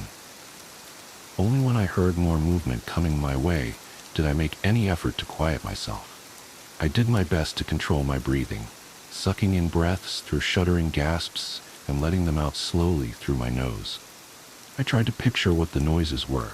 Slowly, I put together that someone else was being dragged down the same rough path I had been. They were bringing Jessie back here too. For a brief moment, I felt hope. As selfish as it is to admit, at the very least, I took comfort in knowing that I wouldn't have to suffer alone. Part of me even entertained the notion that perhaps together Jessie and I could escape this cave and never ever come back to these awful woods again. Of course, the reality of this plan had many obstacles. The cave was utterly dark, something that didn't seem to affect the odd kids one bit. For all I knew, there was one sitting in the room with me, silently watching and waiting for me to make a move so it could pounce on me again and finish the job. On top of that, they easily outnumbered us. The odds were stacked against us in every conceivable way. Jessie noisily entered the room in which I was kept, and her muffled screaming gave me a sense of the dimensions of the room. It seemed smaller than I expected, likely only a little bigger than my own bedroom. Still, it was plenty big for storing the two of us. Just as I was wondering if they would leave Jessie and me alone together, the room was filled with a soft blue luminescence. One of the odd kids, I couldn't tell which with their back turned to me, was brushing their fingers against a strange kind of moss on the far wall, and the agitation sparked a chain reaction across the entire plant. Tendrils of blue light arced over the wall in a brilliant pattern, the illumination branching off itself like a snowflake before finally filling in, covering the cave wall in the most beautiful display I'd ever seen. And there, in front of the glowing moss, was Jessie. She had been laid out on an obviously man-made dirt platform, and her struggles stilled as puffs of spores from the glowing moss fell onto her. The odd kid stood over her, observing for a moment before bending forward over her. In my life, I had never heard the sound of flesh tearing, but the very first time was unmistakable. I jerked at the noise, as if it had been my own skin, and my heart beat so fast I worried that it would give me away. I screwed my eyes shut and just listened as the odd kid did God knows what to my helpless friend only a few feet from my face. Mustering up what courage I could, I began to work the bonds around my wrists against a jagged rock, working just slow enough to not make too much noise. The ripping noise soon gave way to gurgles and wet squishing, but I didn't allow myself to picture it. Instead, I thought about my grandparents, about seeing their warm smiles one more time. I thought about the airplane that would take me out of Mississippi, and I thought of every excuse I would ever use for the rest of my life to keep from getting on another plane back. I had to survive this. I had to. Sure enough, the ropes came free with enough effort. Once they were weak enough, I managed to pull them apart with brute strength, the fibers tearing away from each other with a soft sound, something that was almost pleasing contrasted against the disturbing noises coming from across the room. I groped around in the near dark, my fingers moving from rock to rock until I found something loose enough and big enough that I felt comfortable with it. I now stared directly at the odd kid. Its back still turned as it performed its macabre ritual on my friend. Sawing the rock across the ropes around my ankles, I worked my nerve up to what I was going to have to do next. Armed with a rock, I was going to attack the odd kid, knocking them out with one good blow. Fair play, I thought to myself. Next, I would grab Jessie and hoist her over my shoulder. She was taller than me, sure, but I wasn't a weak kid. After that, we would sneak out of the cave somehow, then sprint back to my grandparents' house and be safe. The wraps across my ankles fell away, and I slowly stretched my legs out before getting them underneath me. The odd kid was still oblivious to me, and part of me hated that. Here I was, about to bash in its skull with a rock, and it didn't even consider me enough of a threat to turn around and check on me. "Hey," I whispered. The rock clutched tight in my fist as I held it out to the side behind my head. The odd kid finally swiveled around, and I stared into its soulless black eyes one last time before bringing the weapon across. The sensation was nothing like I expected. Instead of a solid blow and a resonating crack, my hand squelched through its blotchy skin with little resistance. I stood there, stunned and staring into its remaining eye as its face hung loosely around my wrist. Soft scratches made their way across my hand, and I jerked it back, the force of my fist pulling out of its head, tearing another gouge through the skin that was not skin. Looking down at my hand, I saw the single most horrific thing I have ever seen in my life. Instead of brains, blood, and gore covering my hand, there were bugs. Centipedes, spiders, ants, and more, too numerous to count, swarmed over my skin. The bag of flesh before me slunk to its knees before keeling over, its occupants surging out of the hole in its neck. I lost it. I screamed at the top of my lungs and beat my arm against the wall of the cave, sloughing off the vermin in sheets. Through the chaos, I called out Jessie's name, forgetting at the time that I had already expected her to be unconscious at best. Her head tilted to the side, and she raised herself up onto her elbows, staring at me. My heart swelled, thinking for a moment that if nothing else, at least we would get out of this alive. When the azure glow of the moss reflected off Jessie's all-black eyes, I ran. Through the darkness I ran, heedless of the frantic chittering that echoed off the stone all around me. I ran into every single twist and turn in those tight tunnels, still struggling to scrape all the bugs off my arm. With every passing moment, I expected to feel the odd kid's hands wrap around my legs, drag me back to that room, and do to me what they'd done to Jessie. Turn me into one of them. Finally, I saw a thin shaft of light at the end of the darkness. I scrambled out of the cave and into the open woods, the full moon giving me plenty of illumination to find my way. Through the entire sprint, I tore at the flesh of my arm with my fingernails, scraping off the remains of the odd kid as they wriggled and crawled across me. The entire run is mostly a blur now. I didn't stop once, didn't even peek behind me for fear of seeing those things one more time. When I burst into my grandparents' house, the two of them were both awake, sitting up in the living room waiting for me. I must have told a tale with a single look, because their stern expressions melted upon seeing my eyes, and they stayed up with me the rest of the night. Sitting on the couch and wrapped in a blanket, I just stared out the window at the dusty road that led from the house, praying that I wouldn't see Jessie walking down it. The next day, after I'd slept and eaten, my grandparents tried to coax out of me what happened. I didn't know what to tell them. Eventually I told them I'd just fallen asleep in the woods and had a nightmare, freaked myself out and ran home crying.